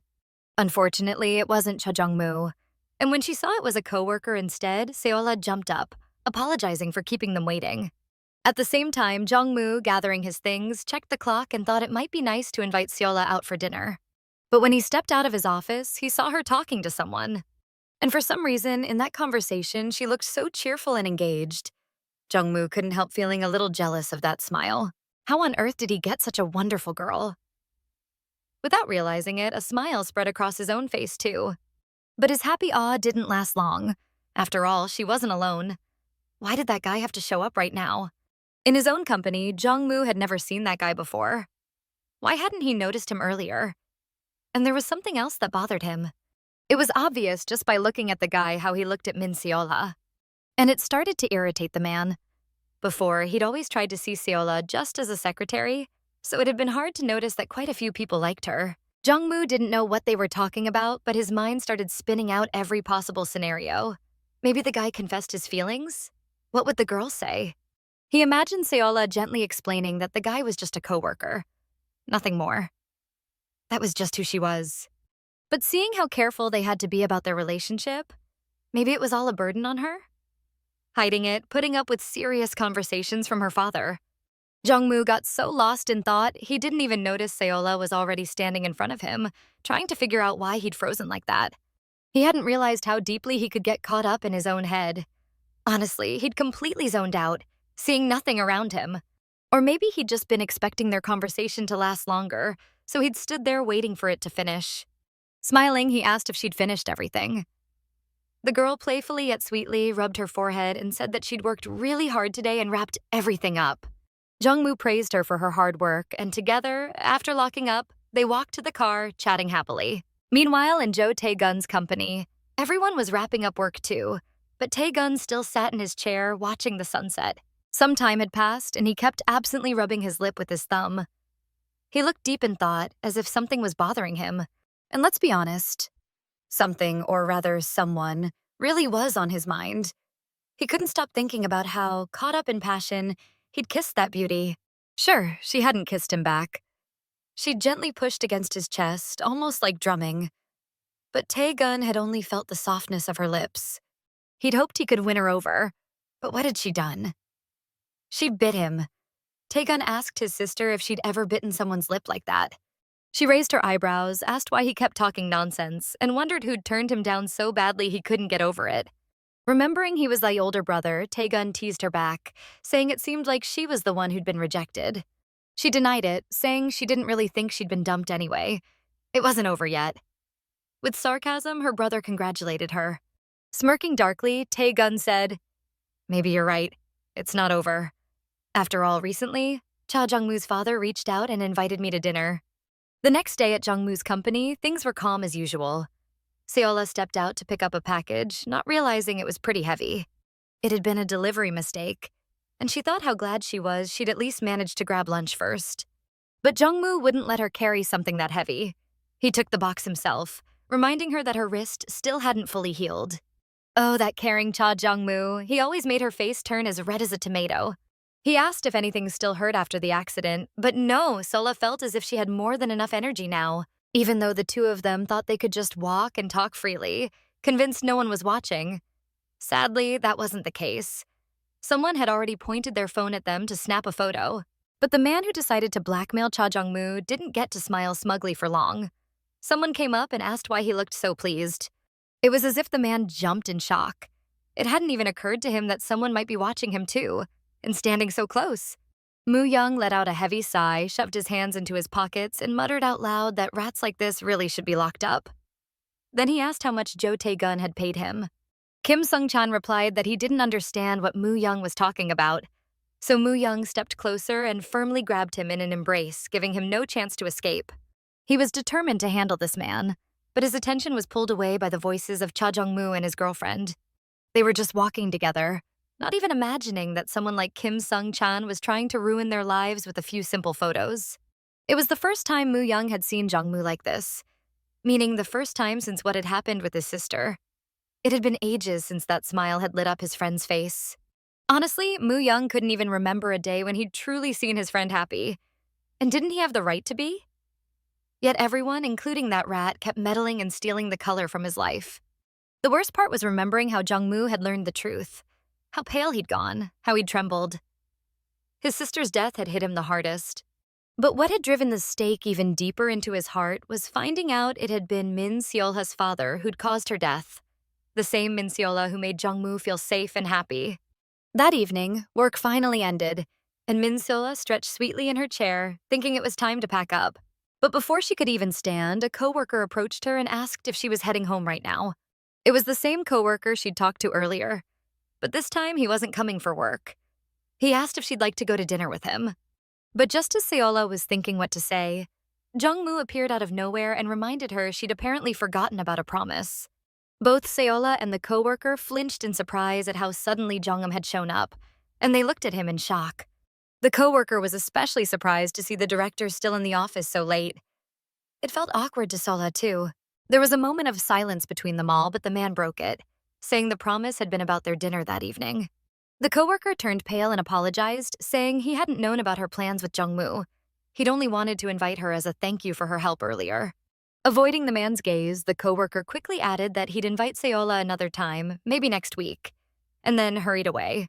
The girl waved goodbye to him, wishing him a nice weekend, and then she and Jong Mu exchanged a look. The man didn't look angry, but in a strangely calm voice, he asked what she and the coworker had talked about earlier. Solha answered honestly that they'd discussed some materials needed for tomorrow's meeting. Thinking her boyfriend might be jealous, she waved her hands and said they'd only talked about work. Nothing more. But Jong Mu, in that same overly calm voice, replied that he actually knew that already. He knew his girlfriend wouldn't lie or look at anyone else. They'd just talked about work. But it still bothered him. He admitted he was jealous and really wished he could step in. So he asked her from now on to talk to coworkers through Messenger instead. His blunt honesty made Solha's face turn bright red. Sure, jealousy wasn't the healthiest sign, but somehow it felt sweet. Jong Mu added that forbidding her to see coworkers altogether wouldn't be right. So maybe the better solution was just to tell everyone about their relationship. Hearing that, Solha jumped and covered his mouth with her hand. Goodness, he really was too direct sometimes. Luckily, it was already late, so no one else was left in the office. Otherwise, imagine the rumors that would have spread. As she started to pull her hand away from his mouth, Jong Mu suddenly caught it and pulled her closer. The girl barely had time to realize what was happening before he was right in front of her, breathing softly against her lips. And then, unable to hold back, he leaned in and gently pressed his lips to hers, squeezing her hand in his. He quickly pulled back, gave her a mischievous smile, and said he didn't know what to do, since it seemed like the office was empty now. So, unfortunately, he couldn't share their feelings publicly, but at least they could confirm them to each other. But Solha's little workspace wasn't really the right place for that. Jong Mu said they should leave the office as soon as possible. They just needed to find his car keys first. Solha realized where this was going. After all, earlier that day he'd stopped himself from coming into her home, and she'd been holding back for a while too. While he was looking for his keys, she noticed they'd somehow ended up on her desk. Had he forgotten them there? Picking them up, she walked into his office to tell him the keys had been on her desk the whole time. But when she stepped inside, Jong Mu gave her a sly smile, seeing she'd brought them. And then he grabbed her and pulled her so close that the keys fell to the floor, as if they hadn't mattered in the first place. Actually, that had been Jong Mu's plan, to leave the keys on her desk, go looking for them, and catch her in his office so they could make love right there. Just in case, he also remembered to lock the office door. It might be empty, but still, better safe than sorry. Yes, that night turned out to be wonderful. Since they'd both been holding back so long, the fire of passion took over, and they ended up together all night. In the office, the car, and finally at home. The next morning, waking up at Solha's place after a long but sweet night, she went to shower, and when she came out, she saw quite a sight. Jong Mu had found some book somewhere, and while waiting for her, he'd settled on the couch to read. The girl was honestly captivated by how good he looked, so relaxed and domestic. Reading, it amazed her how different he could be from the man who was just a director at work. She even teased him, asking if maybe he wasn't too aesthetic, sitting there with a book in hand. But Jong Mu just smiled and explained that he'd been bored waiting. Honestly, Min Solha felt a little awkward for the first time, realizing just how handsome her boyfriend really was. Though to be fair, she probably didn't see herself from the outside. She was quite the beauty too, especially in his eyes. They stood there in silence for a few seconds until Jong Mu looked at her and smiled softly. Not just any smile, but one meant only for the woman he loved. Cha Jeong-moo then suggested that instead of Solha drying her hair herself, he could do it for her. Of course, she got shy and blushed, but how could she say no? It felt like something out of a romantic K-drama. She never imagined it would actually happen to her. So for the next 20 minutes, they sat quietly together, the only sound coming from the hairdryer. Jong Mu gently dried her hair, and every motion felt so full of love. That day off, they had it all to themselves. And little things like this brought them both so much joy.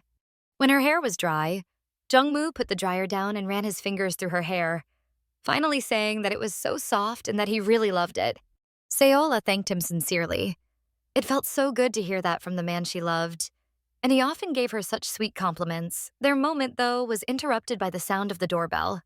It turned out to be the delivery guy. They'd ordered food so they wouldn't have to waste time shopping and cooking. Like a true gentleman, Jong Mu wouldn't let his girlfriend lift a finger. He took everything himself and even set the table.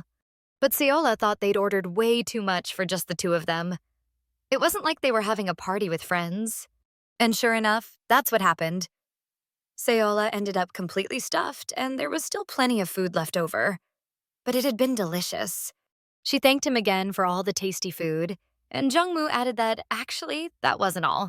There was still dessert. But it wasn't the kind of dessert you literally eat. You know, for Jong Mu, his girlfriend was sweet enough already, especially her lips. Solha even pulled away a bit when she realized what he meant. They'd spent all of last evening being close. But Jong Mu told her that, for him, it hadn't been enough. Why? Because his girl was just too damn hot. And he'd had to hold himself back for so long it scared him. He admitted he'd even tried to take care of things himself, but after that first night with Solha, that just didn't work anymore. So he'd had to grit his teeth and endure. Solha teased him, saying he was really impressive for even trying to handle that himself. She couldn't even imagine it. Then Jong Mu suddenly leaned over her, pressing her back onto the couch, and said that hearing her talk like that really fired him up. So if she wanted to keep walking after this, she'd better use her lips for something else. And honestly, there probably weren't enough synonyms for surprise to describe how Solha felt hearing that. Meanwhile, while our main couple were enjoying their day off, Tae-gun, true to his villain role, was sneaking around behind everyone's backs, looking for ways to cause trouble. When he saw Kim Woo-hui, he put on a fake look of surprise and asked why he'd bothered to come in person. Woo-hui, flipping through some papers, replied that he had his reasons, which were none of Tae-gun's business. With a sly smile, Tae-gun asked how Woo-hyun was doing. And when he saw Woo-hui's expression change, he asked why he looked so angry. The man sitting there said it really wasn't something Tae-gun should worry about, but the man waved him off and said Woo-hui would find out something else next time. After a dramatic pause, the blonde told him to find out how his sister was doing after cutting all ties with them.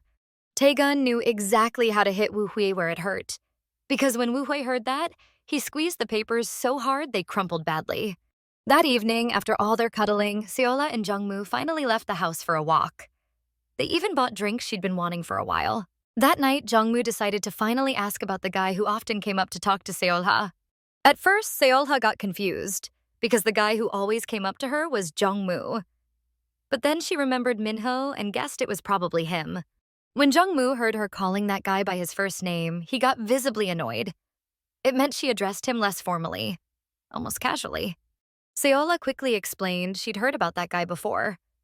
He'd been an intern and now had joined Venus officially. But as she sipped her drink, she noticed Jong Mu's expression change. He'd turned red, not from the cold, but because he asked her to call him that way too, less formally. Strange request, maybe, but he really wanted it. Jong Mu immediately looked away, and Solha asked if he meant she should just call him by his name. Her boyfriend gave a tiny nod, so shy about it. But the girl understood, and after nodding, she agreed, even though it would take her time to get used to it. Then, as if meeting him for the first time, she softly said his name out loud. Honestly, it felt almost unnatural at first, so she repeated his name a few times, trying to get used to it. Blushing hard, she explained that whenever she tried to say her boyfriend's actual name, it made her so embarrassed. She was used to being formal. While saying this, she covered her face with the drink cup they'd just bought, but Jong Mu reached out to gently take it from her.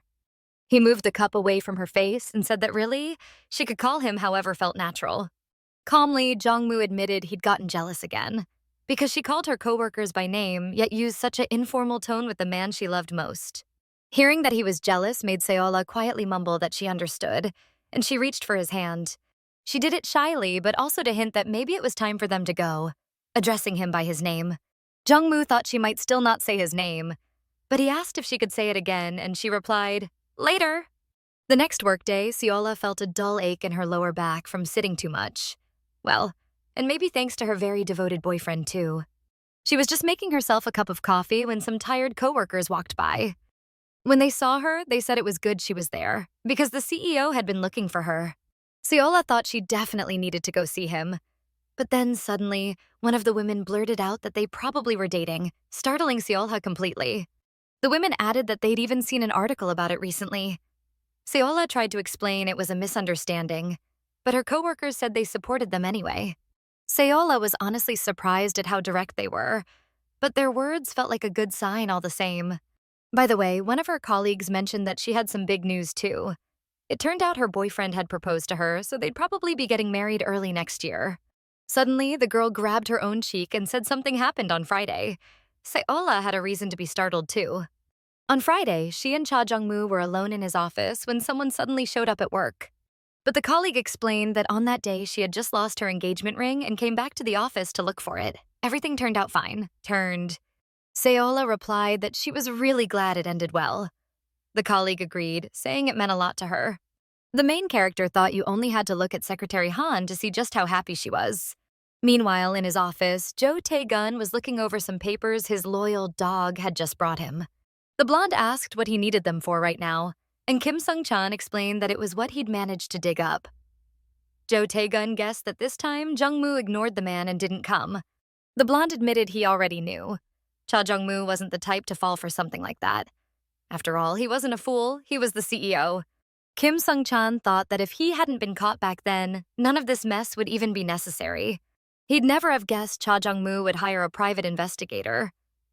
God, when did they even manage to investigate? Kim Sung-chan was also furious at the man in front of him. God, if it hadn't been for this damn jerk, he wouldn't be so completely cornered now. Jo Tae-gun tossed his papers onto the desk and said last time he'd been bored. But this time was better. There was something fun to play with. Because truly, for him this was all a game. But what would really happen when Min Solha learned the whole truth about the accident? That evening, Solha stood in her lover's office and said she'd sent the requested materials to him and scheduled the meeting. Cha Jeong-moo closed the folder and told her she'd done really well, that she'd worked hard even though it must have been difficult for her. At first, Solha didn't quite get what he meant by must have been difficult. She'd been doing this work for over a year now. The CEO gave her a meaningful look and asked how she felt, if she had any pain or discomfort. He explained that she'd come to work today, but last night he hadn't exactly let her rest, so she was probably exhausted. She replied that she was fine, thinking that maybe she'd also held back a lot because she'd really wanted it. And at the end, she added honestly that she'd enjoyed every bit of it. Jong Mu smiled and asked if she really meant it, and Solha, blushing, said she should probably get going now. So she did, practically flying out of the office, but her eyes suddenly caught sight of something on the couch. Without saying a word, her face as red as a tomato, she rushed over to the couch, grabbed something without meeting his gaze, and dashed out. Outside, she looked down at what she was clutching, a hair ribbon. She'd been searching for it at home, and it turned out it had been in her lover's office all along. Sometime later, Cha Jeong-moo also got ready to go home. His workday was ending too. Before leaving, he also glanced at the couch, the spot where Solha had picked something up. Resting his hand against his face, he couldn't help thinking how they really hadn't had a single calm day lately. At home, Solha went straight to the bathroom, changed, and then lay down on the bed, admitting to herself that today had been intense. Reaching for her phone, she thought about him. How was he? What was he doing? They'd just seen each other, yet she already missed him. She remembered how today her coworkers had said that if they really were dating, they'd gladly support them. That was so sweet of them. Suddenly, her phone lit up with an incoming call. It was from Cha Jeong-moo. She jumped up as if it were their very first personal call, picked up and greeted him. Jong-moo said he was calling just to talk. She immediately replied that she'd been about to call too. She already missed him and his voice, as if it had been forever. Blushing deeply, Jong-moo said maybe he should have waited a bit and she would have been the first to call. And you know what he was playing with in his hand while talking to her? A pretty little white box that filled him with nervous excitement. Jong-moo asked if she'd decided yet where she'd like to go on the weekend. The girl replied that yes, she had. Somewhere near her home. He sincerely wanted to spend more time with Solha, and just thinking about what he planned to do with that box made his heart race. God, if she could see him right now, she'd probably think he had a fever. His cheeks were so pink, but really it was all because of love. During the call, he asked again where exactly they'd be going that weekend, what kind of place. She answered again that it was a place near her home and that it was quite hot, but she didn't say exactly what it was. After the call, still blushing, he kept wondering what exactly that hot place could be. To be honest, his mind immediately produced all kinds of indecent ideas about what she might have meant by hot. Was it literal or something else? What's more, he went to bed still thinking about it, and spent the entire next workday distracted by thoughts of that mysterious hot place. Actually, his whole week passed in suspense and curiosity about where they'd end up going. Even Solha noticed he seemed preoccupied. He was also nervous about the possibility that hot might not be literal. So, what exactly would they be doing? And when the weekend finally came and he found out what it really was, he was quite surprised. Yes, hot place turned out to be literal. They'd planned a unique date and went together to a Korean sauna, bringing snacks along. It was hard to describe what exactly he felt going there with her. He certainly wasn't disappointed, because with Solha, he was happy to go anywhere. The main character loved this place because it helped her completely relax her body, and it really did feel more refreshing than a simple shower. Smiling, Cha Jeong-moo admitted it was the first time he'd ever seen his girlfriend cling to him so tightly, like a man would. What he meant was how tightly the girl clung on while in the sauna. Her approach was, the longer I endure, the more I'll feel like I truly rested. He explained that Solha looked so focused it felt awkward to even talk to her, afraid to break her concentration. He said that actually, because of the high temperature, his own body had gotten heated too, and he really felt like doing something. He emphasized that something and moved a bit closer, hinting that maybe he wanted a bit more, or so it seemed to her. When she protested, saying that doing something like that here wasn't proper, Jong Mu clarified that he was just teasing her, so she shouldn't take it so seriously. The girl started waving her hands because she suddenly felt too hot as well, thinking how lately her boyfriend had gotten a lot more cunning. Suddenly, their attention was caught by a small ball that rolled to their feet, followed by several children's voices calling out. There were 2 kids in the room, a girl and a boy, looking for their toy because they'd lost track of where it had gone. The main character picked up the ball that had stopped near her feet and looked at the kids with a gentle gaze. Without saying a word, she walked over, crouched down, and handed the toy back to them. The children immediately smiled when they saw it. Cha Jeong-moo also smiled, watching his beloved. It felt sweet, seeing how kind she was to kids. After parting from her little companions, she returned to him with a joyful smile and watched the kids for a few seconds longer. She even showed off a tiny candy she'd gotten as a thank you gift from the kids. Jong Mu admitted it was really cute and asked if she liked children. Solha shared that she even once thought about becoming a teacher, so yes, she did. Leaning back, the man casually asked if she had thought yet about how many kids she might want to have once she got married. At first, the girl didn't quite grasp the weight of the question. After all, wasn't that kind of future rather close now? Was her beloved carefully asking about her life plans? How embarrassing. She dodged the question and pointed to the door, saying they were going over there. Jong Mu teased again about the hot room, and the girl, blushing even more, said this room was actually the ice room. So, as you might guess, the first part of their day was spent in the hot place, where they calmly relaxed and rested. And in the evening, they decided to walk around the city. It wasn't too late yet. There were plenty of people out for the same kind of stroll. Outside, it had gotten quite chilly, so both dressed warmer. Their hands were warmed by holding each other. Their hearts were warmed by conversation.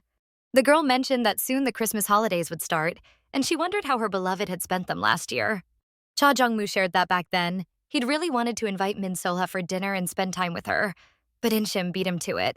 But this year, they'd definitely make up for it, because Solha had decided to celebrate with her friend a bit earlier, so that this year, she could spend the actual holiday itself and share a moment of happiness with the man she loved. Even Cha Jeong-moo blushed a little. Hearing something like that wasn't just pleasant, it cut right to the heart and stayed there. He asked what they'd do, but she didn't know yet. Actually, she had lots of ideas. It was just a matter of picking the best ones. While they were talking, a message arrived on his phone from his father, saying he had a meeting with Teun group the next day, and he'd like his son to at least stop by and greet them. As the man put away his phone, Solha asked if it was something important, but Jong Mu replied that the message had been sent by mistake. He quickly changed the subject, saying it was getting quite cold now, so they went into a cinema. Solha chose a horror movie, though Jong Mu doubted she'd actually like it. After all, it was horror, he said, not exactly fun, only fear and tension. But the girl said that was exactly what she wanted. Jong Mu really just wanted to see her smiling and happy, free of worry. But it was hard to tell if that was only about the film or about everything. Of course, before the movie, she picked some tasty popcorn and started munching as soon as it began. She really loved movies in general, and while Jong Mu drifted off into thoughts, the girl genuinely enjoyed watching. Meanwhile, the man, looking at her, was thinking he wanted to see her every morning the moment he opened his eyes. And he wanted to see her all day too. Morning, together. Work, together. Evening, together. Every single second he wished they were together. Little things like brushing teeth, making breakfast, drinking coffee or tea, going grocery shopping, tidying up. Every second he wanted Min Solha by his side. Noticing that Jong Mu kept staring, the girl whispered to ask if the movie seemed fun. Of course, Jong Mu nodded. Fun? He hadn't really watched the movie at all. His attention was all on her, and thoughts of her. Looking at Solha, he suddenly realized that his feelings for this girl couldn't be measured by any number. Even he didn't know how deep they truly went. But what mattered was that they existed, and were growing stronger every day. Without realizing it, Min Solha had sunk deeply into his heart. Could you say that Jong Mu felt like he couldn't breathe because of how much he loved her? Yes, absolutely. That love had filled his lungs, pushing out the air, and he knew it was madness, the way these feelings felt. It wasn't just something, not just a fact. It was real. Love. And no matter what obstacles lay ahead on the path to their happiness, Jong Mu decided he didn't care. Let it be. Let himself sink so deeply into Solha that he'd seem crazy. It didn't scare him. And how easily all these decisions came to him. How clearly he felt the power of his love for Solha. It genuinely surprised him. Love like a madman, that's what it was. And he wanted to show it to the main character of his life, not just with words or actions, but with touches filled not with lust, but with love. He sincerely wanted to touch her, to become one with her warm body, to feel her breath, to hear her voice, to love her gently. And whatever the future might hold, he would never let go again. Min Solha belonged to him, and he to her. Because their mad love was more than just a fact. Meanwhile, somewhere else, there was a meeting of people who wanted to interfere with this mad love, to destroy it and push their own material interests instead. Cha Jeong-moo's father was staring at his phone. The message he'd sent earlier had been read and ignored. The girl sitting beside her brother broke the silence, saying it was nothing to worry about. After all, the CEO was probably just busy and couldn't come. The man, unfazed, replied that his son had planned to come, but suddenly had something urgent to do. He added that tonight they'd keep it to a light dinner, and next time they'd meet officially with both families' parents. Jo Tae-gun inwardly compared Jong Mu to a dog that his father couldn't keep on a leash, and now covered for him with excuses about urgent work. As we all already understood, the evening for the lovers turned out even better than the earlier part of the day. Their bodies and souls intertwined in love. Min Solha fell asleep only because the end of the day had been so intense and long. As soon as she stirred, a glass of water was already being offered to her.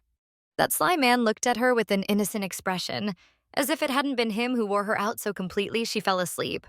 Solha frowned slightly and shot her beloved a look from under her brows. She looked very cute, tense, and red as a tomato. Smiling, the man asked why she was looking at him like that, as if trying to burn a hole through him. The girl replied he should just check the clock. There was his answer. When we came, it was 7, she said, taking the glass. Jong Mu replied, and now it's only 11. Turning her head toward him, the girl said next time things would go her way instead. Jong Mu could hardly wait to see that. Standing up, he told her she could stay in bed and rest a bit. He just needed to go do a bit of work. Of course, Solha offered to help, but he refused, saying there really wasn't much and he'd be back soon. Min Solha wasn't surprised by this answer. It was just like him. And besides, she really didn't mind resting a bit. After he left, she glanced around the room.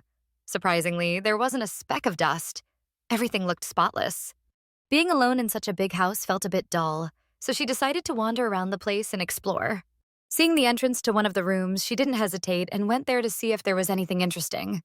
There wasn't something interesting. There was someone very interesting and tempting. The room turned out to be her lover's office. It looked like the man was completely absorbed in his work, wearing glasses, drinking coffee, and studying some documents. She'd seen him in work mode before, but this felt different. First of all, the glasses. She'd rarely seen him wear them, and every time it looked maddeningly attractive. And today he was her boyfriend, and looked just like a seducer. Because the door was still slightly ajar, Cha Jeong-moo finally noticed that someone was secretly watching him, cheeks flushed red. Realizing he'd been sitting there too long, the man reached to take off his glasses and apologized for keeping her waiting. But Solha flew over to him in a second, pulled his glasses back onto his face, and told him to keep working and not get distracted. Maybe this abruptness seemed a bit odd, but she just wanted to watch him like that for a little longer. Everyone dreamed about him, but she loved him. In her opinion, those glasses suited him way too well. It didn't feel fair, she thought. Was there anything that wouldn't suit him? Truly the man of her dreams. Strong, with muscles that made you go, wow. And clever too. After all, he was the CEO. He really had a good head on his shoulders. While Min Seolha was busy admiring him, the man acted. He grabbed her by the waist, pulled her close, and sat her on his lap. Jong Mu said that at this rate, she was going to burn a hole right through him. She replied that in moments when he looked like this, you had to keep staring to remember it all. That probably made him blush even more, and it sounded so sweet that he leaned in to kiss her. Placing a hand on her thigh and giving it a gentle squeeze, Jong Mu told her to stop being so incredibly attractive. But that topic quickly passed. Soon, Jong Mu was hugging her tightly and resting his head on her shoulder, saying he really didn't want to let her go home. Min Seolha hugged him back, gently stroking his neck. She suggested maybe this time he could come visit her place instead. Like a cat, Jong Mu lifted his gaze and asked if it wouldn't be easier if she just moved, say, into the house next door. Or even better, they could live together. Then there'd be no need to miss each other during short separations. They'd simply always be together. That suggestion truly surprised the girl. Live together? So suddenly? And was he really serious, or did he just say it offhand? Just imagine. Min Seolha immediately pictured them commuting to work together every morning. Of course, at work they saw each other all the time anyway, but this way they'd also see each other before work and after work every evening. And in the morning, opening her eyes, she'd feel him fixing her hair, saying good morning, looking at her. The first person she'd see and hear would be the one she loved. And who loved her? Wasn't that a dream? To live with Mr. Cha? Just the thought of it made butterflies dance in her stomach and her heart beat wildly. But her mind also generated not only the sweet picture, but the complications that would surely appear if they really started living together. His father. Her lover's father didn't see them as a real couple. He thought she wasn't the right type. He'd said it was nothing more than his son's game. A game that should end soon. That thought gnawed at her mind and pulsed now and then, stopping her from fully sinking into the dream of life with her beloved. Cha Jeong-moo also noticed that first she'd shown surprise, then excitement, and then doubt. He probably knew her well enough to understand exactly what was bothering her now. And he himself knew that his father had already come to the office. So Cha Jeong-moo hugged her, turning her attention back to him, and said that if her doubts were because of his father, then she shouldn't worry. The girl immediately said that wasn't the problem, but the man, smiling, replied that if there was some other problem, she should say, and he'd fix it. Those words, of course, lifted her spirits simply because he wanted to take care of her. But she said there really wasn't any problem. She explained that she'd blushed like that because just thinking about living with her beloved inspired her. She really did want it. Cha Jeong-moo rested his head on her shoulder and shared that he honestly wanted it very much too. He understood that maybe as a couple they hadn't been together for all that long yet. But still, he truly wanted it. Thinking about the ring he had prepared, the man scolded himself for losing control again today. But, he thought with his eyes closed, it was probably nothing serious. And what exactly did he lose control over, I wonder? Over his little tests. Saying such things, he was testing what his beloved would answer, how she would react. He simply couldn't hold himself back. Cha Jeong-moo was just a man who rushed too much, and he didn't know what else he could do about it. Seolha was the one who had gotten so deeply into his heart. The next workday, Min Seolha went out for lunch break with Unshim to have some coffee and just sit together. It happened rarely for her friend. Unshim recalled that Seolha's father's birthday was coming soon, and she planned to show off her skills with some new dishes for him. Unshim suggested several dishes, but the girl seemed to zone out, thinking about the moment she'd tell her beloved about him. Seolha didn't even notice how her friend changed the topic, asking why their director, Seolha's beloved, suddenly decided to meet with some friend. The girl explained that the friend was from high school. Unshim clarified, asking who exactly this friend was and what gender. It turned out Seolha hadn't asked. Her friend said she was glad they would be going home together, but that it was important to know whom her beloved was hanging out with. When evening came, Unshim ordered her friend to ask exactly who he was going with and where, even though Seolha had no reason to worry. Besides, she wasn't the type to feel comfortable asking such questions. After all, she didn't have to control everything in her beloved's life. That was why Jong Mu was the one who noticed Seolha's change of mood and asked what she was thinking about. The girl hesitated and asked if the friend Jong Mu was meeting was male. Of course, she added that it wouldn't be a problem even if it was a woman. Cha Jeong-moo smiled and said it was now interesting to keep it a secret. Min Seolha now fully doubted whether asking that question had been appropriate. Better not to ask silly things, she thought. But Cha Jeong-moo reached for her face, gently stroked it with his fingers, and promised that next time he would introduce them. And in return, she shouldn't look away. The man said that drove him crazy, so she shouldn't. The girl got shy and, blushing, turned her head away.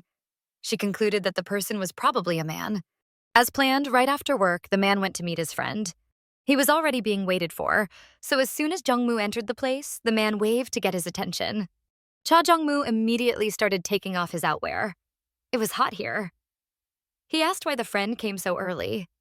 Moo Young explained he arrived early for a drink. Since the man didn't plan to stay long, he took off and neatly folded his scarf.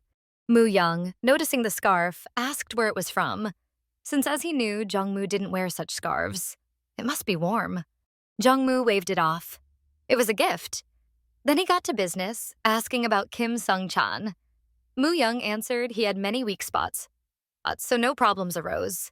But the likelihood that Kim Sung-chan would bother Jo Tae-gun was high if he still hadn't. Also, Moo Young added, he had managed to do some background checks on Min Dong-woo. Cha Jeong-moo asked, without much interest, what was there. Moo Young said he brought documents, but they would deal with them later. A long time had passed since the workday ended.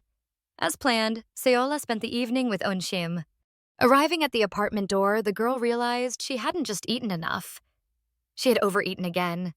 Feeling overfull, she barely opened the apartment door when her phone rang from the bag, and she thought it was probably Eun-shim. Taking out the phone, she saw it was actually Cha Jeong-moo calling. In short, she never entered the apartment and just a few minutes later rushed out of the house as fast as she could, almost out of breath. She ran out because Jong-moo, just calling, said he really wanted to meet with his beloved right now. She couldn't imagine what could have happened to her beloved at such a time. Leaving the house, she tried to find his familiar figure since she was told he was nearby. Finally, she met his gaze. He was standing under a street lamp, a bit farther than she thought. From afar, she called out to him to give a sign. She was already here. He just had to turn his head. As soon as she saw him, she smiled and asked why he had stayed there all this time, knowing how to get to her place. One glance was enough to understand that he looked somehow strange, like a child with something new in his eyes. So, about what had happened at that meeting, Moo Young poured himself some alcohol and said he would show the materials later. Surprisingly, he heard from Jong Mu that he didn't want to see documents, materials, or hear anything about all that. Cha Jeong-moo emptied his glass of alcohol and said that what his friend was about to say he really wouldn't want to hear. Also, what he said earlier, he wished Moo Young would just throw out of his head, like trash. As soon as his beloved came, he didn't say a word, didn't say whether something had happened or not, but just watched.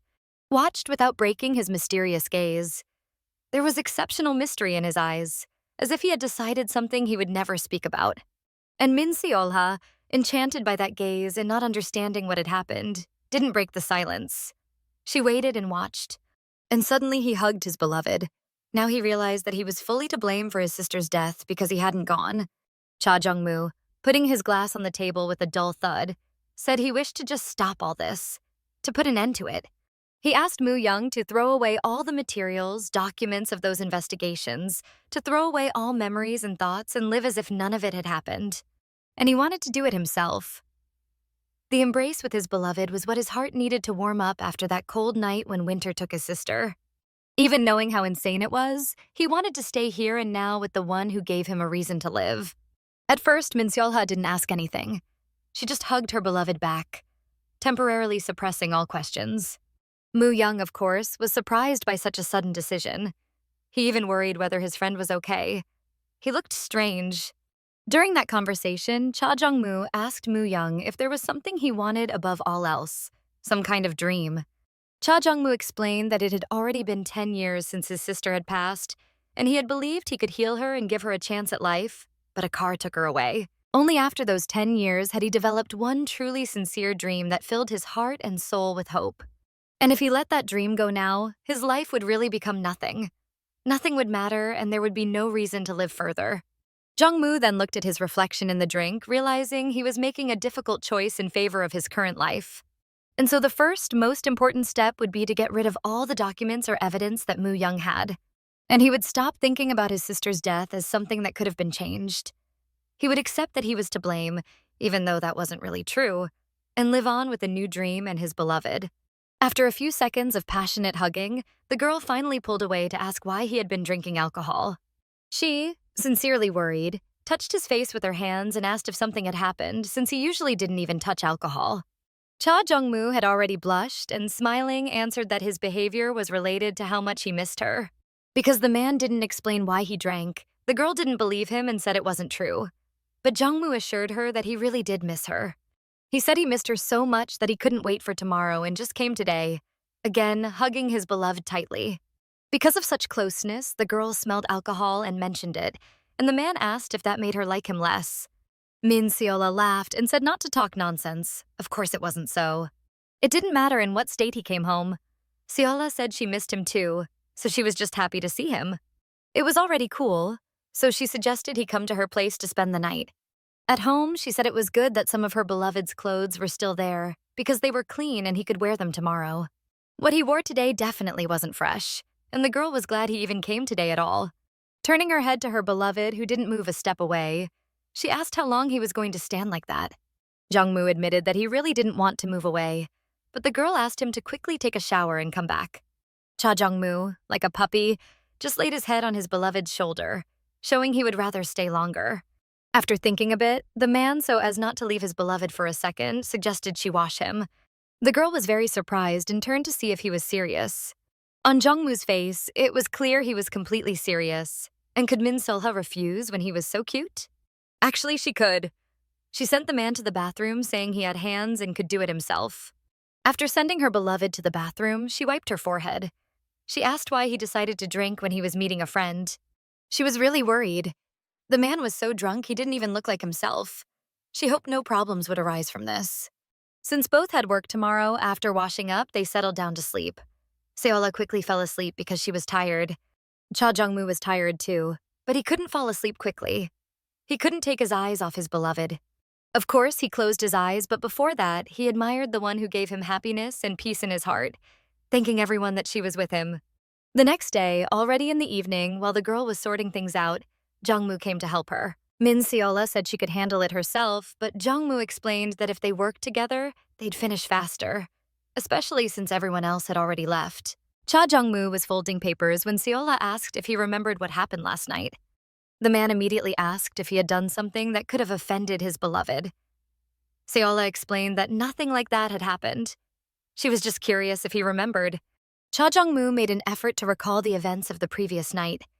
He did remember his behavior and immediately got embarrassed, and that was him acting out, asking her not to leave, trying to hug her. Damn that alcohol.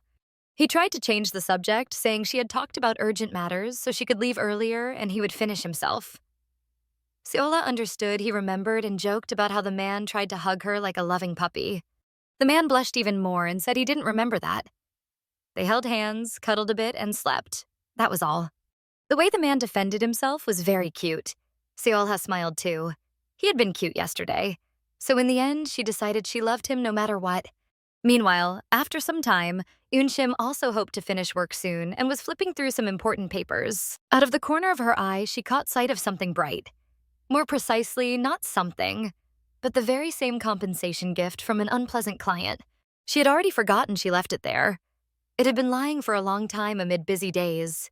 At first, she wanted to return the gift, but after that incident, she decided it was better to throw it away. Unfortunately, she didn't manage to finish her work calmly. A man came in, put a package on the counter, and said he wanted to return the money. But the sweater was in such condition that it couldn't be returned, God forgive. The collar was stretched and there was even a stain. Eun-shim politely replied that damaged goods could no longer be returned. The client said that when he bought it yesterday, it probably was already like that. The girl was annoyed. What kind of stain was that? She had checked the clothes herself. Everything had been new, clean, intact. Not like it was brought back now as if from a secondhand store. Suddenly, another man appeared and said that the client was making too much noise, which annoyed everyone. Jo Tae-gun entered the store and asked if the man considered himself the only customer if he allowed himself to behave so loudly. The man looked disdainfully at Jo Tae-gun and said that his words were so unpleasant that they deserved a full complaint. Jo Tae-gun lifted the item with just his fingers and pointed out that the collar was stretched, which meant the complaint made no sense. The client said the product was poor quality, but the blonde snapped back that if it was a one-time thing, he could file a lawsuit and they would sort it out there. For Eun-shim, the whole situation became 3 times worse when Jo Tae-gun rudely spoke to the client because she knew she would have to give in. Ignoring the blonde, she processed the return, gave the money back, and politely said goodbye, wishing a good evening. Jo Tae-gun was genuinely surprised, or rather outraged, that the girl made the refund when the troublemaker could easily have been pushed back. The girl, avoiding eye contact, explained that there was no point in escalating things, and if Jo Tae-gun kept hanging around, she would report it and then there would be problems. The man explained he wasn't there to make a scene, but to apologize to the girl for what had happened earlier. She couldn't believe her ears when Jo Tae-gun said that he had been drunk that night and had behaved rudely toward her, so he was sorry for his actions. The man said that if everything was fine, since earlier Eun-shim had replied that everything was okay, he would like to invite her to dinner. Of course, in his mind, dinner meant something much more pleasant and significant, but it would be rude to get straight to the point. More than anything, he finally wanted to get close to the girl and spend not just one night, but several nights with her. He had waited a very long time. But, unsurprisingly, this particular girl turned out to be unlike any other, not one to give in to temptation. He unexpectedly apologized, defended her in front of the client, gave a gift, and invited her, hoping this would win her attention. Eun-shim, surprisingly, firmly declined the offer, but accepted his sincere apologies. She admitted honestly that she didn't want to be someone who interested this man, as he didn't seem reliable to her, so there was no point. Jo Tae-gun couldn't get her words out of his head as he smoked a cigarette. Why had she said interested? Meanwhile, a girl who had tried to hug him earlier, the one he had been drunk and tried to see as Eun-shim, approached him. That girl immediately began to complain that everything was wrong with him since morning and that he should at least have kissed her as a greeting. The girl said she understood it was for one night, but he shouldn't ignore if he actually enjoyed it. Jo Tae-gun just continued smoking and asked her to finally be quiet because his head already hurt enough. Meanwhile, Min Solha arrived to her father at the correctional facility that morning. Eun-shim wrote that she had prayed for everything to be fine. In reality, Min Solha was also very worried and sincerely hoped that this time she would finally see her father. She hadn't seen her father in 10 years, so she hoped that maybe this time he would finally want to look at her. Hope was slowly fading when the door of the cell opened and someone began to come out. Solha hoped it was her father. And finally, this time she finally saw him, saw her family, her own father. She immediately began to cry upon seeing him. She said she had missed him very much all this time. Her father pressed his hands to the glass and asked his blood relative not to cry, that everything was fine and he was nearby. Meanwhile, Cha Jeong-moo sat in his office, thinking about his beloved and the day in general, which was important for her. Earlier, he learned from Moo Young that Solha last saw her father 10 years ago. Cha Jeong-moo thought that today they had probably met. Min Solha definitely cried, so it was worth the father coming out. By the way, an hour ago, he sent her a message that he had been waiting for a reply to all this time, which had just arrived. Cha Jeong-moo grabbed his phone instantly, unlocked it, and opened the chats, hoping to see a message from his beloved. He asked if she had already gotten home. As soon as the girl replied that she was already waiting for the bus, he immediately called. Jong-moo asked if she was cold because if so, he would come by car to pick her up, but Solha reassured him that the bus would come soon. The man said that if there was traffic, he would still pick her up. They said goodbye, agreeing to meet in the evening. The girl was happy to have seen her father. She kept asking if there was anything he needed her to bring, but her father replied that he was lucky to have such a wonderful daughter. Family was not available to everyone, but was the most important thing. The man explained that he hadn't come out because he had been thinking about what happened. He couldn't understand or remember whether he had really killed that girl that night. He was consumed by negative emotions. It was really hard, said the father. The girl understood and accepted that such things happen. It turned out that a letter, which had suddenly arrived for him and surprised him greatly, had pushed him to come to the meeting. The letter said that some anonymous person hoped Min Dong-woo would remember everything and finally meet with his daughter. Suddenly, as she thought, it began to snow outside. Beautiful, pleasant snow, not a snowfall, but light flurries. The girl, holding out her hand, thought it wouldn't be bad to buy an umbrella since a lot of snow had been falling lately. By the way, the thought about an umbrella reminded her of another memory, because she forgot to do something. After the meeting at the cafe with her beloved's mother, she had borrowed an umbrella from the owner or administrator there. The problem was that after the accident, the umbrella broke and she hadn't returned it. Not wanting to put off what could be done today, she decided to repay the debt and not think about it anymore. She could just buy a new one if that one was in bad condition. The same man who had lent the umbrella to the girl was walking with an assistant, and they talked about two acquaintances who hadn't appeared recently. Suddenly, he noticed a figure just ahead that looked familiar to him, at least outwardly. Yes, definitely. In the figure, he recognized Min Seolha, to whom he had lent the umbrella and had spoken with her a bit before. They had met several times overall. The man approached Min Seolha. They greeted each other, but the girl had already forgotten, as had everyone else, his name. So she just said hello without making it awkward. She explained that unfortunately she had to bring another umbrella, but at least she didn't steal the one she borrowed, no matter its condition. The man took the umbrella, felt it a little, and even said it was pretty sturdy, even though Solha had bought it in a rush. Honestly, she was about to wrap up the conversation when the man suddenly asked if everything was okay with her, which caught Solha off guard. Why would something have happened? He explained that he had heard about a small accident nearby. He'd been waiting for the girl to return the umbrella, but since she didn't, he decided to ask. When Solha told him what happened, he mentioned it seemed like the lady with her wasn't aware of the incident. Turned out, Solha just didn't want to worry her, so she kept quiet. He promised that the next time they came by, the restaurant would offer them plenty of services. Suddenly, a voice came from right behind the girl. Another man hugged her from behind and said he'd be joining them next time too. No surprise, that man turned out to be Cha Jeong-moo. But how on earth did he suddenly appear right behind her? Turns out, he had arrived about 5 minutes earlier. He spotted Min Seolha right away and waited for her. It's not like she'd been there long. She did say she was only going to return the umbrella, and that should have taken just a minute or two. And she did give it back, in a matter of seconds. But she still stayed there, talking with the man who kept fiddling with his lost item. Cha Jeong-moo couldn't help but notice the way that man was looking at Solha. Not like his eyes were glowing with love or anything, but still, like he was enchanted. And let's be honest, Jong-moo got a little jealous. Not of Solha. He trusted her completely. It was just that guy who was getting on his nerves. So yeah, that's why he butted in. He just couldn't stand watching Solha with that man any longer. The man, spotting Jong Mu, asked if he was Solha's boyfriend. Jong Mu just stared at him silently. No death stares, no intimidation, nothing. If anything, he looked almost indifferent. But Min Seolha, with her cheeks turning slightly pink, answered that yes, this man was the one she loved. She turned to Jong Mu and pointed at the man in front of them, explaining that he was the owner of the bar Jong Mu's mother often visited. Kim Woo-hui, smiling as warmly as he could, reached out his hand to Jong Mu to introduce himself. But before he could finish, a voice suddenly called out his name. All three of them turned because the voice was loud and urgent. It was his bodyguard calling for him. The bodyguard's expression quickly shifted when he saw his director wasn't alone. Still, staying professional, he walked up to Kim Woo-hui and delivered the message. They spoke in hushed tones while the couple politely pretended not to listen, keeping their tact.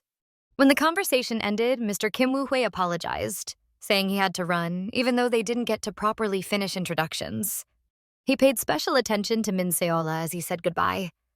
He looked at her, smiled warmly, and said he was sure they'd meet again. After apologizing once more, he finally left, leaving Cha Jeong-moo and Min Seolha behind. Since Seolha just stood there, watching the familiar figure walk away, Jong-moo was the one who reminded her that they probably shouldn't be standing out in the cold. Even though he came to see her today, they hadn't really spent any time together. He had only given her a ride to make sure she got home safely. She'd already thanked him for the ride. But ever since they stood outside that place, Jong-moo hadn't said a single word. Just as she started thinking about it, he finally spoke up. He asked how her meeting with her father went, if everything was okay. Min Seolha shared that it actually went really well. She hadn't seen her dad in a long time, so it felt really nice to look into those familiar features again. Jong-moo recalled hearing somewhere that they hadn't seen each other in 10 years. So yeah, it was good they finally met. After thinking for a moment, she added that if there was a chance, she'd love to introduce her boyfriend to her father. And the best part? He showed no hesitation at all. He smiled and said she definitely should invite him when the chance came. From those words alone, she melted even more, her cheeks flushing red. He really did say the exact thing that mattered most. A few seconds, maybe a minute, of silence passed. Then Jong-moo broke it, saying that it seemed like earlier she had started calling him by name. It was a little awkward to bring up, so to hide his nerves, he put his hand on the wheel and gave it a slight squeeze. Then he leaned his head on that hand, and it looked like he wasn't just staring into her eyes, but straight into her soul, asking her to call him properly again. Honestly, he looked like a kitten. Sitting there, a grown man but acting all sweet, leaning on the wheel, gazing into her eyes and asking her for something so simple. Of course, she realized it was a little embarrassing for her too, but still, things couldn't go on like that forever. Blushing, she finally called him by name. But whether he was teasing her or just didn't hear, he asked her to repeat it. Clearing her throat, she gathered her courage and said that she'd missed him a lot today and really wanted to see him. Of course, using his name this time. Jong Mu himself got flustered and blushed, then broke into a smile. His heart was honestly overjoyed to hear that. Looking straight into her eyes, he confessed that he too had missed her badly that day, and more than anything just wanted to see her, even if only for 5 minutes. She looked back into his deep eyes and smiled warmly. And wasn't this the romance she had always dreamed of? Oh, yes, it was. But then he suddenly switched topics, asking when she had even found the time to borrow an umbrella. Nervously, she said that next time she'd rather get drenched than make him worry. But he replied that things happen, and it's fine to borrow an umbrella sometimes. The next day, they had a wonderful day planned just for the two of them. Solha took it upon herself to cook, though Jong Mu kept asking if she was really sure about it. It wasn't that he didn't trust her or anything, he just worried. Cooking like that could be a little dangerous, but she insisted she'd be fine. And sure enough, she didn't doubt herself at all. She wasn't the type to give up easily, and hey, she didn't even burn herself. Still, Jong Mu thought it would have been a crime not to double-check if she could really handle it alone, because so far, it looked a little dangerous, not just for the food. But she lifted up the 2 snacks they'd made, showing that they weren't burnt to a crisp at all, and proudly said she was a pro, she'd manage. A little later, after a nice meal, Jong Mu was already waiting in his swim trunks. She was still taking her time getting changed. Well, it's not like he waited forever. Soon enough, he saw his girl step out of the room. His first thought, her legs really did look so delicate. But for some reason, she was hiding under a towel. Hugging herself, she said it probably got a little chilly in here. So that's why she wrapped up. Jong Mu could tell, nah, that wasn't it. Not the real reason. He'd been hoping to see his love in that tempting swimsuit. Turns out she thought she'd eaten too much, and now her tummy might show in the swimsuit. Solha wouldn't be herself without a little mishap. First, with the snacks, and now she stepped into a small puddle, slipped, and started falling. Next thing, she went straight into the pool while Cha Jeong-moo reached for her in panic. It happened so fast he couldn't catch her. His heart nearly stopped. Luckily, nothing serious. She popped right back up, gasping for air. It all happened so suddenly. Jong Mu, already at her side, asked if she was okay. She reassured him she was fine, told him he shouldn't have jumped in after her. Sure, she was fine, but the accident stripped her of that towel, so the second he looked at her, his face flushed red. 'Cause honestly, no matter what you say, even though he'd already seen and touched every inch of her, his girl was just breathtaking. Even when she got self-conscious, like now. Covering her stomach with her hands, though, really, there was nothing to cover. And even if there was, Jong Mu would probably love her even more. Gently, he touched her cheek, brushed his hand along it, and asked why she was still shy. He'd already seen her, more than once. And he loved all of her, so he couldn't resist. Pulled her into a tight hug, pressed her against him, leaning in for a kiss on those soft pink lips.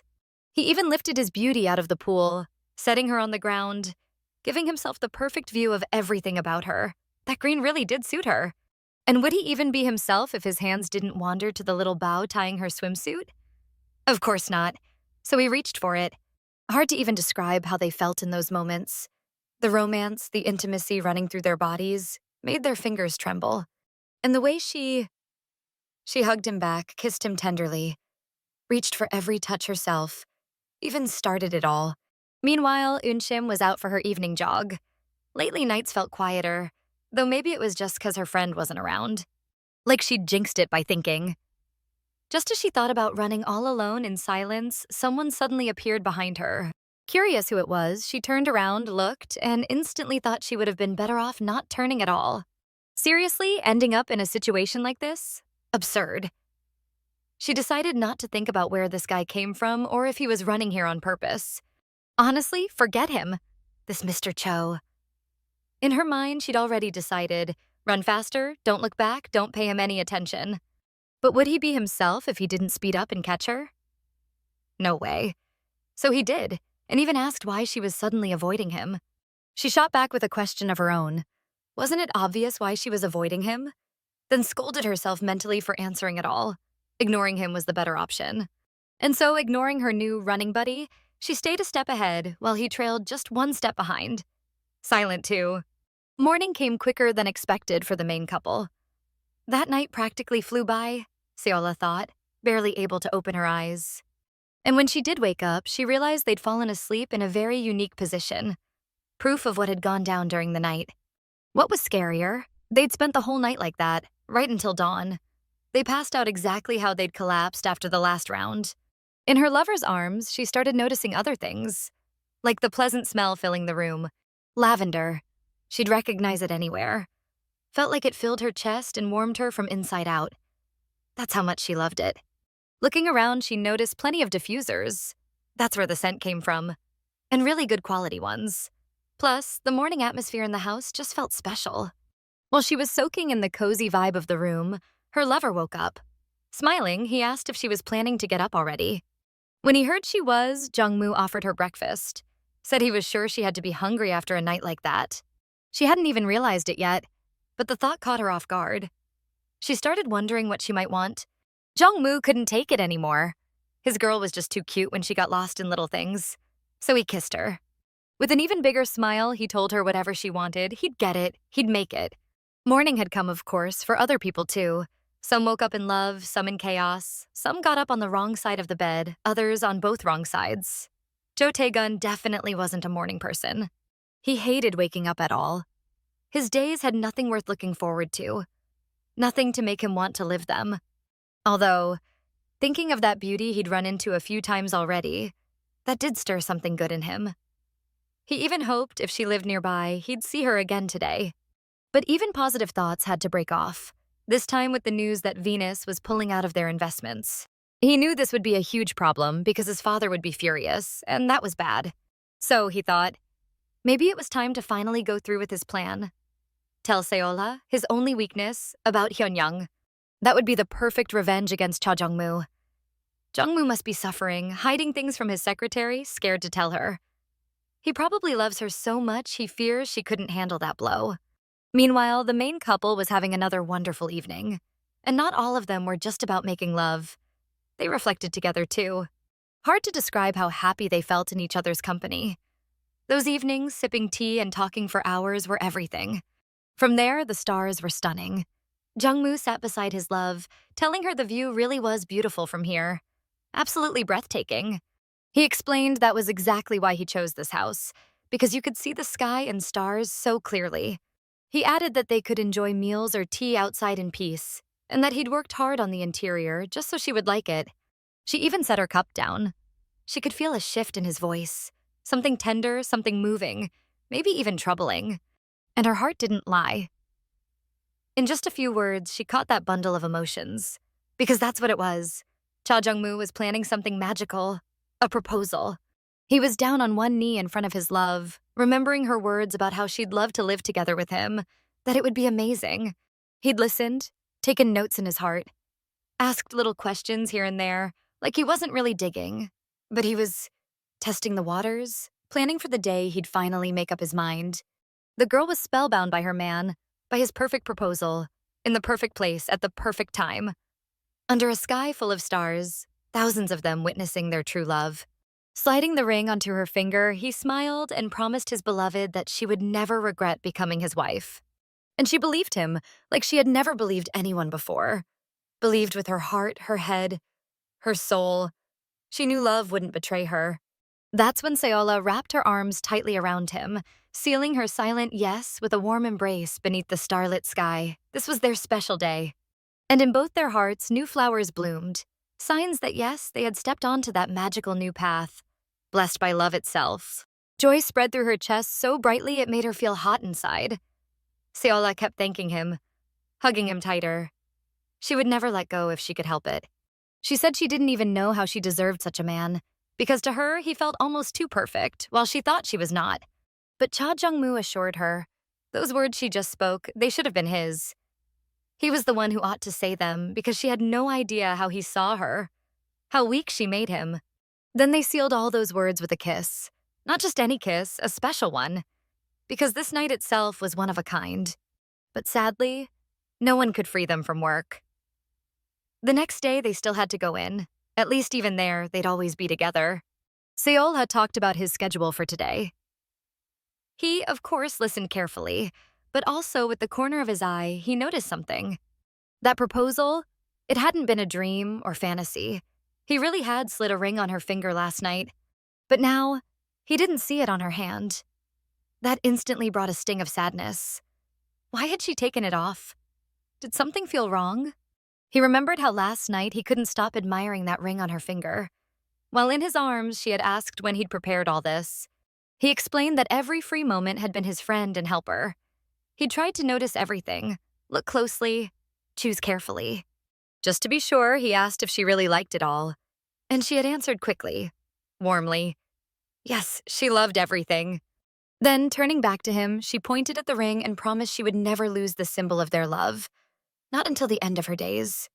Of course, it wasn't surprising. She'd taken it off at work or around colleagues. That only pushed him to think. Time to book a hall, start planning faster. Only now did the man realize he'd been staring nonstop at Seola's hand. He probably hadn't even heard some of her words. His own stare gave him away because his girl gently asked if something had happened, if he was okay. Hard to admit the truth without feeling embarrassed. He hadn't thought she'd notice him staring, and lying or making up something didn't feel right. So, after fidgeting a bit, he admitted he was worried since he didn't see her ring. She immediately blushed, turned away. But really, she only turned away so she could undo a couple of top buttons, showing him the ring. She'd put it on a necklace instead since it showed too much on her finger. Relief washed over him instantly. She'd done the right thing. Kept the ring close, but hid it to avoid awkward situations at work. Placing his hand beside her, pressing her lightly to the table, he said he had something to confess. Hugging her by the waist, he admitted he couldn't sleep last night. He was scared of waking up and finding her gone, that it had all been just a dream. Pulling her closer, he told her they had one important matter to settle. What would she call him once they were married? He said if she used his name, sure, that was great. But there were also honey, darling. She didn't get why he was asking this, and Jong Mu thought she wouldn't answer. But she did, saying if he kept it up, she'd cancel the invitation to her place, where they were supposed to decorate the Christmas tree and eat her homemade pasta together. And yet, as you can see, she didn't cancel that invitation. Tonight, they happily decorated the tree, making the room shine even brighter. The whole evening, Jong Mu couldn't take his eyes off her. She looked especially enchanting, glowing with joy, her smile like little sparks in her eyes. Jong Mu asked where she'd like to spend Christmas, said they could travel abroad or go camping, and she lit up right away at the idea. He promised he'd arrange anything she wanted, and she seemed truly excited about camping, making a fire, setting off fireworks. The whole mood in this room was magical, almost like a fairy tale. Suddenly, a knock at the door pulled her attention. She figured it must be a gift from Shim, so she quickly grabbed it. After unwrapping the box, she was honestly shocked and blushed bright red. Whatever was inside had to be something unusual. But that gift remained a little mystery, one that would be revealed after a short story with Shim. She was out for her run again. Unfortunately, with company. And once again, at the exact same time, they crossed paths on their jog. Just like Jo Tae-gun had secretly wished. Though she'd run a bit farther ahead. For a moment, just a second, she closed her eyes, deciding she could just ignore this guy and they'd go their separate ways. But fate didn't care about her faster pace, her firm decisions, or even separate roads. She made radical choices, just like Shim always did. If she'd been running alone, maybe she wouldn't have fallen. But with the blonde trailing behind, he caught up right away, rushing to help, though she proudly declared she'd get up by herself. But he knew she wouldn't. She needed to find out the hard way. Her ankle twisted badly, she couldn't stand on her own. That's when her uninvited companion, smiling, said he thought maybe his help wasn't such a bad idea after all. And what? She was supposed to refuse? The man offered help. He even pulled out bandages from somewhere, wrapped her ankle, then carried her home on his back. A real hero. Fate's a cruel thing. Sitting on his back, Shim figured she should at least start some conversation. She asked if he lived around here. Jo Tae-gun explained he had just moved in recently. He said it was a way to avoid his father, and Shim concluded their relationship must be bad. Tae-gun politely agreed. Yes, it was. Shim was stunned. What was this? Where did this politeness come from? Could this really be his normal self? While she was busy wondering what had gotten into him, Jo Tae-gun thought for a moment and asked what she planned to do for Christmas. She, of course, didn't understand why he was asking that, but he explained with a smile that he wanted to thank her and invite her on a Christmas date. The gift was definitely from her friend. She just didn't expect that kind of gift. Quite bold. And not just bold, it was see-through mesh, clearly not for everyday wear. As luck would have it, Jong Mu was standing behind them and commented that Unshim sure knew how to pick good presents, while Solha protested that it should be returned. She muttered that it wasn't to her taste, but Jong Mu pulled out the bra and said that, for example, he liked it. Of course, she blushed all over again. Naturally. This man, seeing the bra, was clearly picturing her in it since Solha was the one meant to wear it. She then snapped that if he liked it so much, he could wear it himself. The next morning, the girls had lunch together and Unshim got scolded for the gift, though she insisted it had been chosen perfectly. Solha promised that when her friend got into a relationship, she'd pull the same trick on her, but Unshim just waved it off. What relationships, when work was overwhelming? Solha seemed to catch some new notes in her voice and, smiling, asked if her friend wasn't secretly seeing someone. She reminded her that Unshim herself had mentioned some misunderstanding, so clearly there was something. And yes, there was kind of an invitation to a date, but more like a dinner out of gratitude, probably for not reporting him to the police earlier. That night, Jo Tae-gun insisted on meeting, suggested a nice dinner at a restaurant, and said he'd call her himself with the details. But she never gave him a straight answer. She didn't say yes or no, didn't really know what to do, so she didn't overthink it for now. After analyzing the conversation with him, she told her friend that it seemed like just a thank you dinner. Nothing necessarily serious. Their chat was interrupted by a phone call. Unshim guessed it was director Cha Jeong-moo, which surprised Solha. She explained that she guessed first because of the timing, and second because he must have already been missing his girlfriend, so it was about time they headed down. She added that she had work too. They had rested a little, but now it was time to get back. Some back to warm hugs, others to being torn apart by dogs. In the few seconds left to chat, Solha asked if her friend would go to the dinner, but never got a clear answer, so she went off to her boyfriend. As it turned out, he was already waiting for her. Not long, he'd just arrived, according to him, so she hadn't kept him too long. And he wasn't empty-handed. He held several drinks for Solha and her colleagues, so she could share them if she wanted. She told him he should have called her over since that stuff looked heavy, but Jong Mu brushed it off, saying there was no need to burden her further when she was already tired from work. And at those words, she turned red and flustered. How could someone be so perfect and considerate? The sweetest part was that he had also bought coffee for her colleagues. Yes, it would have been nice if only she had received coffee, but this way was even better. The thing was, Jong Mu was trying to draw some positivity specifically from his beloved, since his mood was already ruined. Someone had taken that away from him earlier. That morning, he had a conversation with his father. Of course, the man wouldn't let go of Solha, having found out she was Min Dong-woo's daughter. And of course, he also discovered that most likely even the secretary herself didn't know what had happened with Min Dong-woo, or how he was connected to the Cha family. Jong Mu knew. The best thing was to react calmly because every next word could be used against him. So he asked what was so wrong about it. Unable to hold back, he said his father had clearly been digging into her, but Solha hadn't done anything wrong to anyone. What happened wasn't her fault. His father reproached him, saying that even though Cha Jeong-moo knew everything, he had ignored that important detail. Then the father shamelessly dictated the time and place of their next meeting. The older man bluntly hinted that for his son, Cha Jeong-moo, it would be best if there were no unnecessary rumors. He also added that not only Jong-moo, but also that secretary, would be better off. It was basically a veiled threat toward his bright sunshine, who at that very moment was thanking him for the drinks. She, of course, noticed that her boyfriend was looking at her differently.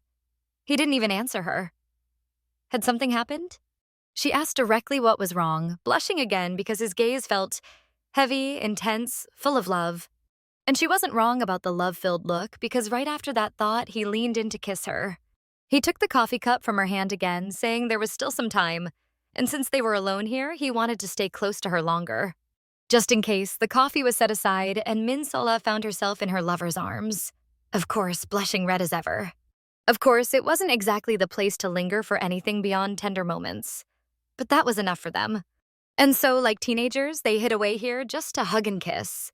Unshim did end up agreeing to the date, sooner than she'd expected. Jo Tae-gun asked about her leg, if it hurt, if everything was okay. Cutting into her steak, she answered that after a few compresses, it was much better, so she wasn't in pain anymore. The blonde already had a piece of steak raised to his mouth, but paused and said he was glad she was okay, because he had been worried. It was hard for Unshim to understand why he'd been worried all of a sudden. And she also didn't get why they weren't going out on Christmas, but today. And the blonde almost seemed to read her mind. Swirling his glass, he said Christmas was too far away and he just couldn't wait that long. Unshim actually thought the same, that he was reading her thoughts. But she answered that it was fine since it wasn't polite to delay giving thanks anyway. Jo Tae-gun took advantage of the moment, clinked his glass against hers, and asked if they could also meet on Christmas. Meanwhile, that same evening, Min Solha, after shopping at the store, was heading home. She was wrapped up in warm clothes, chatting with her boyfriend about food. She said something new had come out with a different flavor, and they definitely had to try it together. Cha Jeong-moo replied that waiting until then was too long, suggesting they just forget everything and go now. But Solha brought him back to earth with her early meeting tomorrow morning. Just as a shadow appeared behind her, Cha Jeong-moo asked if she was home yet, since he was really worried. And she immediately felt something was wrong. She instantly turned around thinking someone was behind her. Even Jong Mu sensed something and asked what was going on. And though she only caught sight of an empty street, she couldn't shake the feeling that someone had been there. Someone hiding. And even though she didn't know that the one she had sensed was actually hiding, she still suspected she wasn't alone. Someone definitely had been walking behind her. It wasn't just her imagination. Already at home, lying in bed, she carefully replayed what had happened on her way back. Because, well, it seemed silly, but still. From that corner behind her, a cat had appeared. It was probably the one making the noise, running around. That's why she thought someone was following her. And the question was, why be afraid of a cat? Clearly, it was because she had felt the presence of a person behind her, not a cat. That was what had pressed in her chest and rushed to her head. While she sat there, not knowing whether she should be worried about it or not, someone slid a warm drink toward her. Turned out it was Cha Jeong-moo. She apologized, saying it was late and she should have let him sleep, but instead she was stirring him up. Cha Jeong-moo replied there was nothing wrong with that, since he had been extremely worried whenever Min Solha walked alone at night. He also said they needed to pick a wedding date as soon as possible. A dress. Actually, she should just move in with him already. Tomorrow. The girl sighed, thinking to herself that, once again, he was at it. She told him her boyfriend was just a master at getting his way. He seized on that point, saying he only worked that hard for her. The girl asked what methods he had used before she came into his life. He confessed that he had never tried anything before. As he'd said, Min Solha was his first and only love in his entire life. And that actually explained a lot. Why he loved so deeply, why he protected her so fiercely, why he made mistakes. Because this was all new to him. He also admitted that for 3 years he had been tortured by his love for Solha. He loved her so much, and that feeling terrified him. Solha told him that if he kept saying things like that, her heart would surely stop tonight. Meanwhile, someone else, Kim Sung-chan, was watching. After his date with Yoon Shim, Jo Tae-gun had plenty to think about. And to be honest, he thought about it constantly. Back then, on their date, he had told the girl that from now on she could consider him her partner, her boyfriend. Unshim was, of course, stunned. She even froze mid-sip of her wine. But she quickly gathered herself and said she would decline. Not surprisingly, with his looks, it was the first time he'd ever heard such words. So he immediately asked if maybe he just wasn't her type at all. Unshim replied simply and as honestly as possible. She and Jo Tae-gun just had completely different views on life. It wasn't about her type. The blonde didn't understand at all. Different views? What did that even mean? But he said he was ready to adjust to her, since he liked her. She asked him why, and Jo Tae-gun for the first time gave a wise-sounding answer, though it didn't inspire much trust. He said that to love someone, you don't need a reason. But what love? At most, it was simple attraction. They didn't even know each other yet. The girl quickly added that if he really wanted to adjust to her, the first thing he could do was stop causing conflicts and making life difficult for his workers, and for everyone else. Oh, and he shouldn't forget about a healthy lifestyle. Meaning, no more alcohol. Right now, he was turning that over in his mind, almost amused. But the longer he observed her, the stronger a spark of rivalry burned in his chest. His guest, or rather, his loyal dog, entered the office, interrupting his thoughts about that fascinating girl. Kim Sung-chan reported that there were currently no problems between those two. Everything was calm and quiet. Kim Sung-chan asked why his powerful master had suddenly gotten attached to that simple girl named Eun-shim. Was it part of a plan?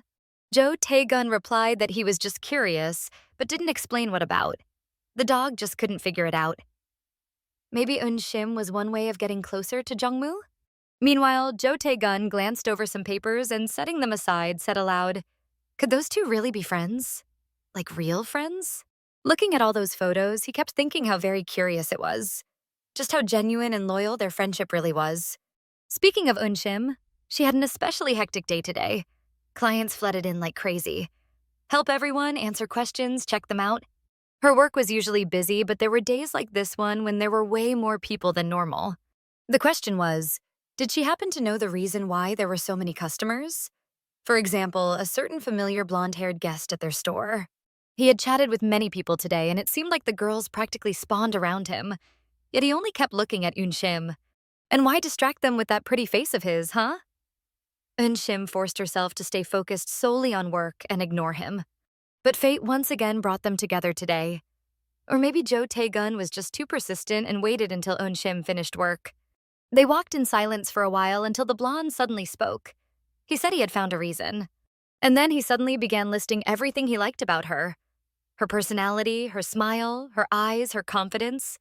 And that became his motivation to fulfill all the conditions she had given him. To change his attitude toward his employees, not start fights, not drink.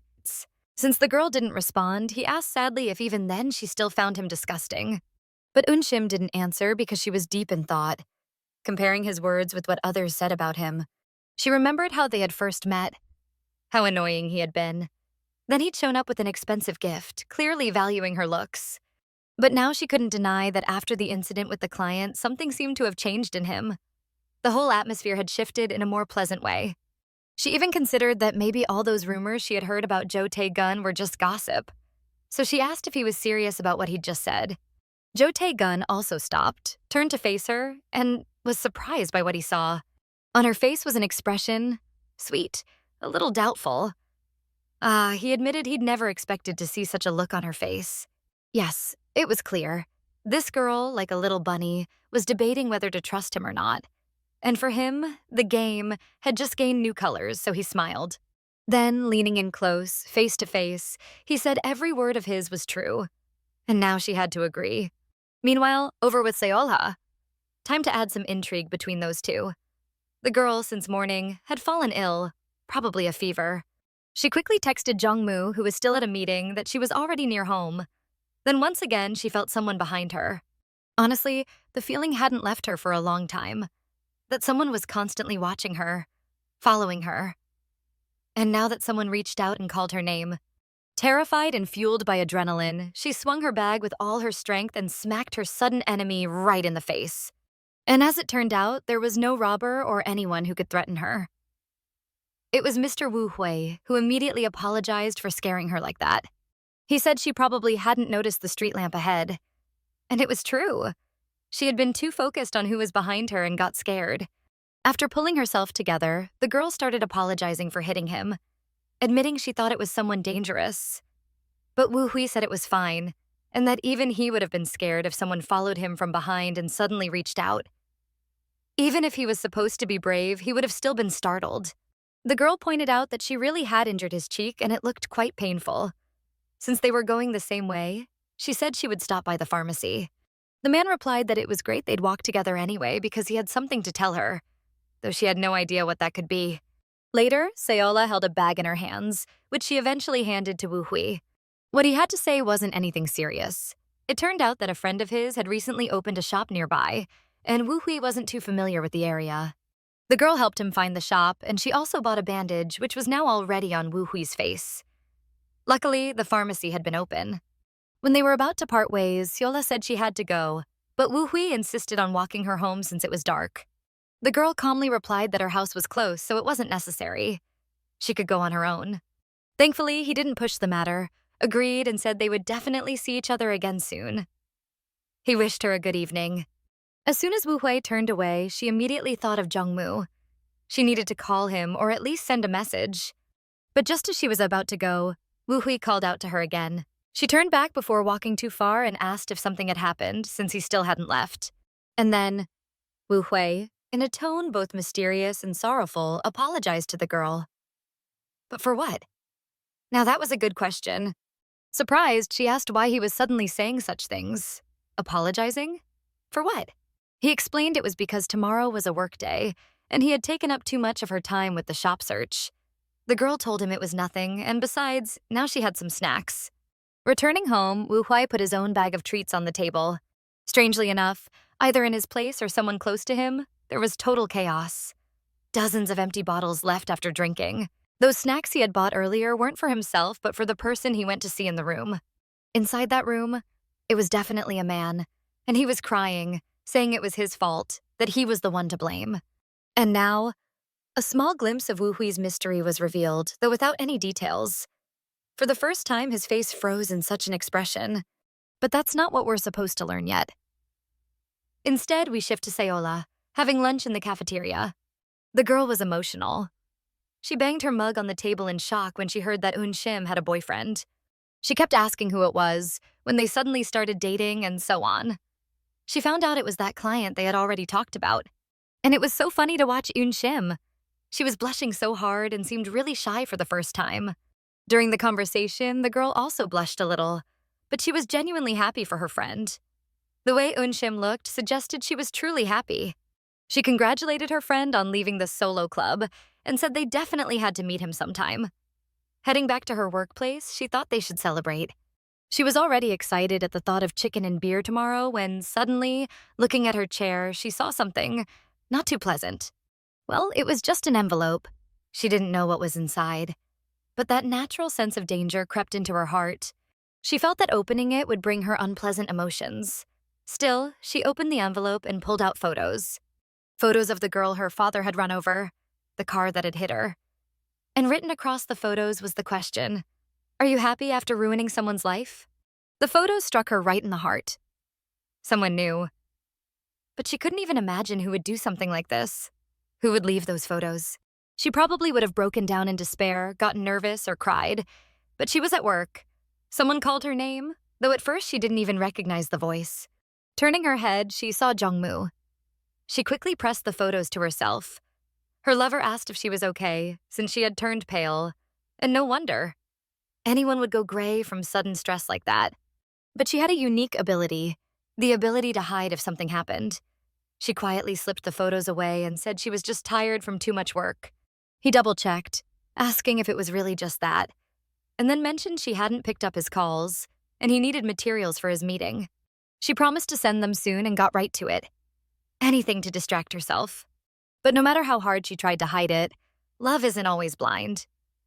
Jong Mu, for example, noticed there was probably more going on. But he also knew that even so, he shouldn't push her. Even after finishing work, she was still down. She went around to her colleagues, asked if anyone had seen anything, and learned a bit. One colleague said a man had come by, looking like someone from their company, and asked where Min Solha's desk was. That worried her even more. Who left that envelope and why? Why suddenly bring up that accident from so long ago? She had no idea what to think or how to act. Those photos reminded her of the harshness of life. Her father, his imprisonment, and the girl who had died. Honestly, Jong Mu just couldn't take the heavy atmosphere anymore, so he reached for his lover's hand. Like a true gentleman, he told her that if something was bothering her, she shouldn't hold back but tell him. He was even willing to listen to her whining. She believed that he really would listen to her whining, but she still said everything was fine, that she was just tired. Jong Mu jokingly said her director was to blame and deserved punishment for overworking her. Solha asked if that punishment would be forbidding him from holding her hand, but the man replied that was too cruel. After all, he was her director, but not holding her hand. That was true torture, no matter what anyone said. Coming from him, it was actually funny. At that point, she forced herself to stop thinking about it. Meanwhile, Shim and Jo Tae-gun went on a date, combining business with pleasure, a jog together. Smiling, Jo Tae-gun offered her some of his water and said that this kind of date was new to him. Shim, not answering right away, started drinking it eagerly since she was really thirsty and had forgotten her own bottle. After quenching her thirst, the girl let out a loud, satisfied sigh. Oh, that sip of water felt like a breath of fresh air. Jo Tae-gun asked if it was also her first time on such a date, and found out that it was, since she never had time to spend one with anyone. She turned the bottle in her hands and explained that, honestly, work didn't just take up a lot of her time, but also most of her energy. But overall, she didn't really complain. She admitted that she never truly knew how to relax, and that was still the case. Jo Tae-gun listened silently, not knowing how to respond. It didn't seem quite right. After all, rest was important. Unshim felt the shift in mood. That moment when the man suddenly grew serious and told her that she really worked hard. Then there was silence again, only this time a different kind. They kept gazing into each other's eyes without looking away. Unshim was the first to blush and feel embarrassed. What a handsome guy she had run into. She couldn't stand his gaze. So she turned away. Jo Tae-gun smiled. No matter how you looked at it, it was funny. But he asked why she was suddenly avoiding him. What was wrong? The girl, blushing even more, replied that she wasn't avoiding anyone.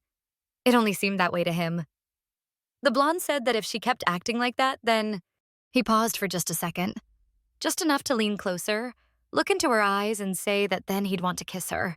She covered his mouth with her hand, and even though it was already dark outside and there wasn't a soul in sight, still, such things weren't said in public. Jo Tae-gun found a solution rather quickly. He grabbed her hand and said that in that case, they could go to his place, since he lived nearby. Unshim honestly hadn't expected that. What a proposal. Going to his home. And what would they do there? Well, overall, if they were dating now, then why not? What was stopping her from visiting him? Nothing. So that's exactly what happened. She walked around his place and noticed several canvases. Did he paint? If so, he probably had many unexpected sides to him. Jo Tae-gun noticed her interest and explained that if his family hadn't been against it, he would have happily pursued it. One of life's truths is that things don't always turn out the way we want. Jo Tae-gun smiled, handed her a mug, and asked if she had seen everything. She replied that she hadn't known what exactly he had planned to show her, but his house turned out to be very interesting, full of surprises. After taking the mug and trying to cool down the drink inside, she noticed her boyfriend staring at her too intently. She asked if he wanted to kiss her again. Who knows if it was true or not, but he replied that this time, he actually didn't. Let's just say such a thing was impossible. He continued the conversation. He said that he was just wondering what beliefs and preferences dominated Unshim's life. What, besides work, inspired her or was her hobby? It wasn't so much a question as his thoughts out loud. So Unshim replied that they would have plenty of time to discover such details. Jo Tae-gun answered that she should drink faster. It was late, and he'd take her home. It must have already cooled down outside. So it was decided that he would quickly find his car keys and they would leave. He had already turned around, seriously planning to put the mug in the sink, find his keys, when suddenly the girl called out to him. Quietly, she stepped closer, rose up on her tiptoes, and leaned in to touch his lips with hers.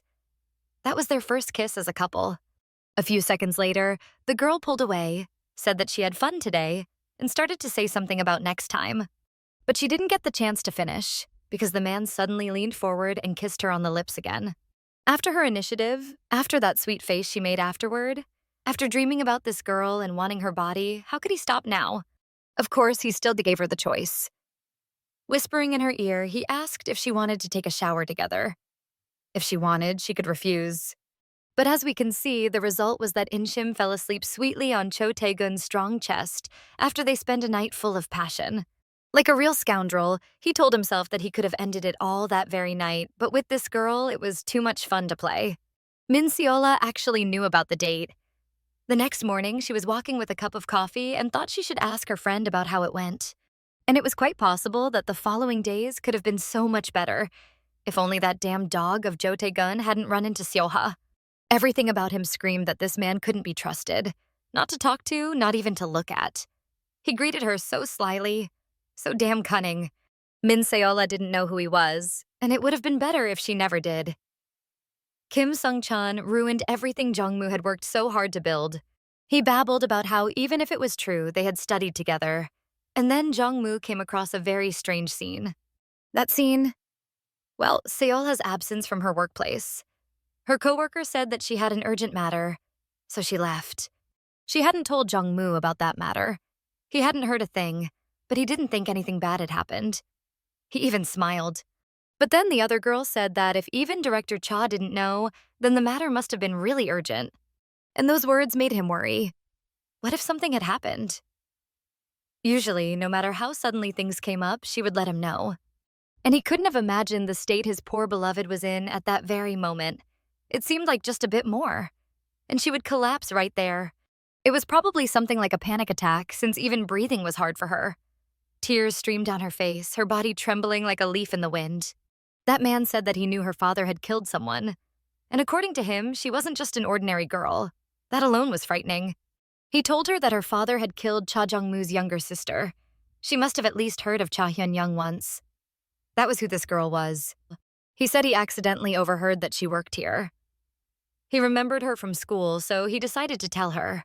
She remembered. In court, they had said the victim came from a wealthy family and, if she recalled correctly, had a brother. And her lover's mother had told her the same thing. She said that Jong Mu had a twin sister who was born only 2 minutes later. And now the girl just couldn't stop the tears streaming from her eyes. She truly didn't want anyone to see her in such a state. Now she was deathly afraid of being in the same room with her lover. She would suffocate, that's all. And Cha Jeong-moo could feel it. He sensed that something was wrong in the fact that she didn't answer his calls and had left earlier. Oh, how the girl didn't want him to suffer because of her. For she alone felt guilty for everything that had happened. She didn't know how to go on living. Jo Tae-gun, like certain others, probably very much wanted to see her suffer, though she didn't know that Cha Jeong-moo already knew everything. So it was impossible to stop her breakdown. As far as she thought, he had no idea that it was her father. The very man she had wanted to introduce to her beloved, who had run over that girl. Had she not met that man, she never would have known that she was capable of bringing so much pain and suffering to the man she loved. It was hard for her to even imagine what his mother and her beloved had felt when Hyun-young died. Solha hadn't known. She had just been there, had fallen in love, and even her future mother-in-law had come to love her, to trust her. She entrusted her son to her, so that at least one of her children, left in this world with such a heavy loss, could heal, fall in love, and feel loved. And now, this is what she found out. Yes, of course, the girl hadn't killed his sister, but she still felt responsible for everything that had happened. The night before, she had written that she had some errands. But that still didn't lessen his worries, at least not until he saw his beloved today. Then he felt calmer. He thanked her for the materials, asked if everything went well yesterday, and she simply answered, yes. She realized that when she left, she had probably made him worry. She couldn't get the conversation with that man out of her head. He had asked what would happen if everyone found out. She still clung to the hope that it wasn't true. Maybe she had misheard. Such things happened. The voice of her lover distracted her. He remembered something and turned to Solha. He recalled that he wanted to ask if Min Solha was free that evening. The girl asked again, as if she hadn't understood the question. She had missed it, lost in her thoughts. Jong Mu came up to her and said that he wanted to cook something delicious. Well, she agreed. The man cooked himself while offering her to rest for the time being. He said that while the food was being prepared, if she was tired, she could even fall asleep. She didn't stay with him in the kitchen, only because she wanted to do a little investigation. If Jong Mu and Hyun-young were family, there would be photos here, or at least a graduation album. At first, she found nothing. She wanted to believe until the end that she wouldn't find anything. After all, it could have turned out to be a lie. But the one frame where the photo wasn't clearly visible caught her attention most. Hope dies last, because from that photo, two familiar faces looked back at her. Reality, unfortunately, is much harsher than hope or dreams. That's what she learned then. And then suddenly a message came to her lover's phone. Messages were coming in from Jong Mu's father. Something about a meeting of two families. Some time passed, and then Jong Mu entered the room again to call her. He thought she had been resting and had just gotten up to come on her own. He was surprised to see her already in her coat, ready to leave. He asked if she was going somewhere. She only replied that Jong Mu hadn't solved the problems with his father. The phone kept vibrating, so she intended to return it to him quickly. Min Solha told him that his father had set up a first date for him. And then, without another word, she got ready to leave the apartment. Jong Mu didn't let her go. He grabbed her sleeve and said there had been some misunderstanding. The girl pulled her hand away and said there was no misunderstanding. Jong Mu tried calmly to explain that he hadn't intended to do what his father wanted. She had nothing to worry about. But then Min Seola suddenly said that she was sick of it all, as if some heavy burden had been placed on her. From the very beginning, she said, she had planned to spend just one night with him, but he had decided it was something more serious. And she had simply gotten too carried away, gone too far, played too deeply into it. And she struck right at his heart, saying that she had never thought of marriage from the very beginning. Jong Mu replied that if that was true, then why was she saying it with such a sad face? Seola answered that, one way or another, she had simply enjoyed it. The girl explained that now she finally felt free and relieved because she had said everything as it was. The only reason Jong Mu didn't hold on to his beloved that day was simple. He was afraid it was the truth. Those words had frightened him, struck his chest and heart, forcing him to freeze. He was afraid that this was indeed the truth he simply hadn't known, that it was what had been in Seola's mind all along. He came to his senses and moved too late. Yes, he ran out, yes. He called her without stopping. But fate is cruel. Sometimes even it doesn't forgive hesitation or mistakes. That was the moment he realized. It was the moment of loss. That was when he lost her. It happened on a Friday. The weekend kept them apart for another 2 days. Now Jong Mu was only waiting until he could see his beloved again. Of course, he came by, he called countless times, but he didn't even hear her voice. Still, he felt a small relief knowing that Min Seola wasn't alone. Yet that relief was insignificant compared to how much his chest was burning. And then, at last, he heard a knock on his office door. He was certain it was Solha. A few seconds later, she appeared in his office. Just as beautiful as ever, but more distant than ever before. She brought some papers for the morning meeting and seemed like she was about to say something else. This time, she surprised him by announcing that she would be transferring to another department next month. Along with the papers lay a ring. And she said she had made that decision because it would be uncomfortable for them to work together from now on. For the time being, she suggested they simply pretend nothing had ever happened. Their souls were in chaos. Of course, she didn't want to do it, but she was relieved that she finally managed to say it, no matter how hard it was. But Jong Mu probably wasn't planning to let her go as easily as she planned to leave. He said he didn't even know what to do or say because he wasn't ready to end things. She answered harshly, saying she had already explained everything last week and that such behavior was inappropriate in the company. Jong Mu replied that if she really believed that, then she must keep pushing him away like this. Because unless Min Seolha gave in to him, he would keep trying without rest. At the end of the day, the man went to a bar. Not just to drink, but because he was waiting for Moo Young. Unsurprisingly, the entire time he was alone with himself, he kept thinking about what had happened with his beloved. He couldn't get her face out of his mind. She looked so upset, worn out, sorrowful. She cut the conversation short, saying it was time for the meeting, so she would go ahead.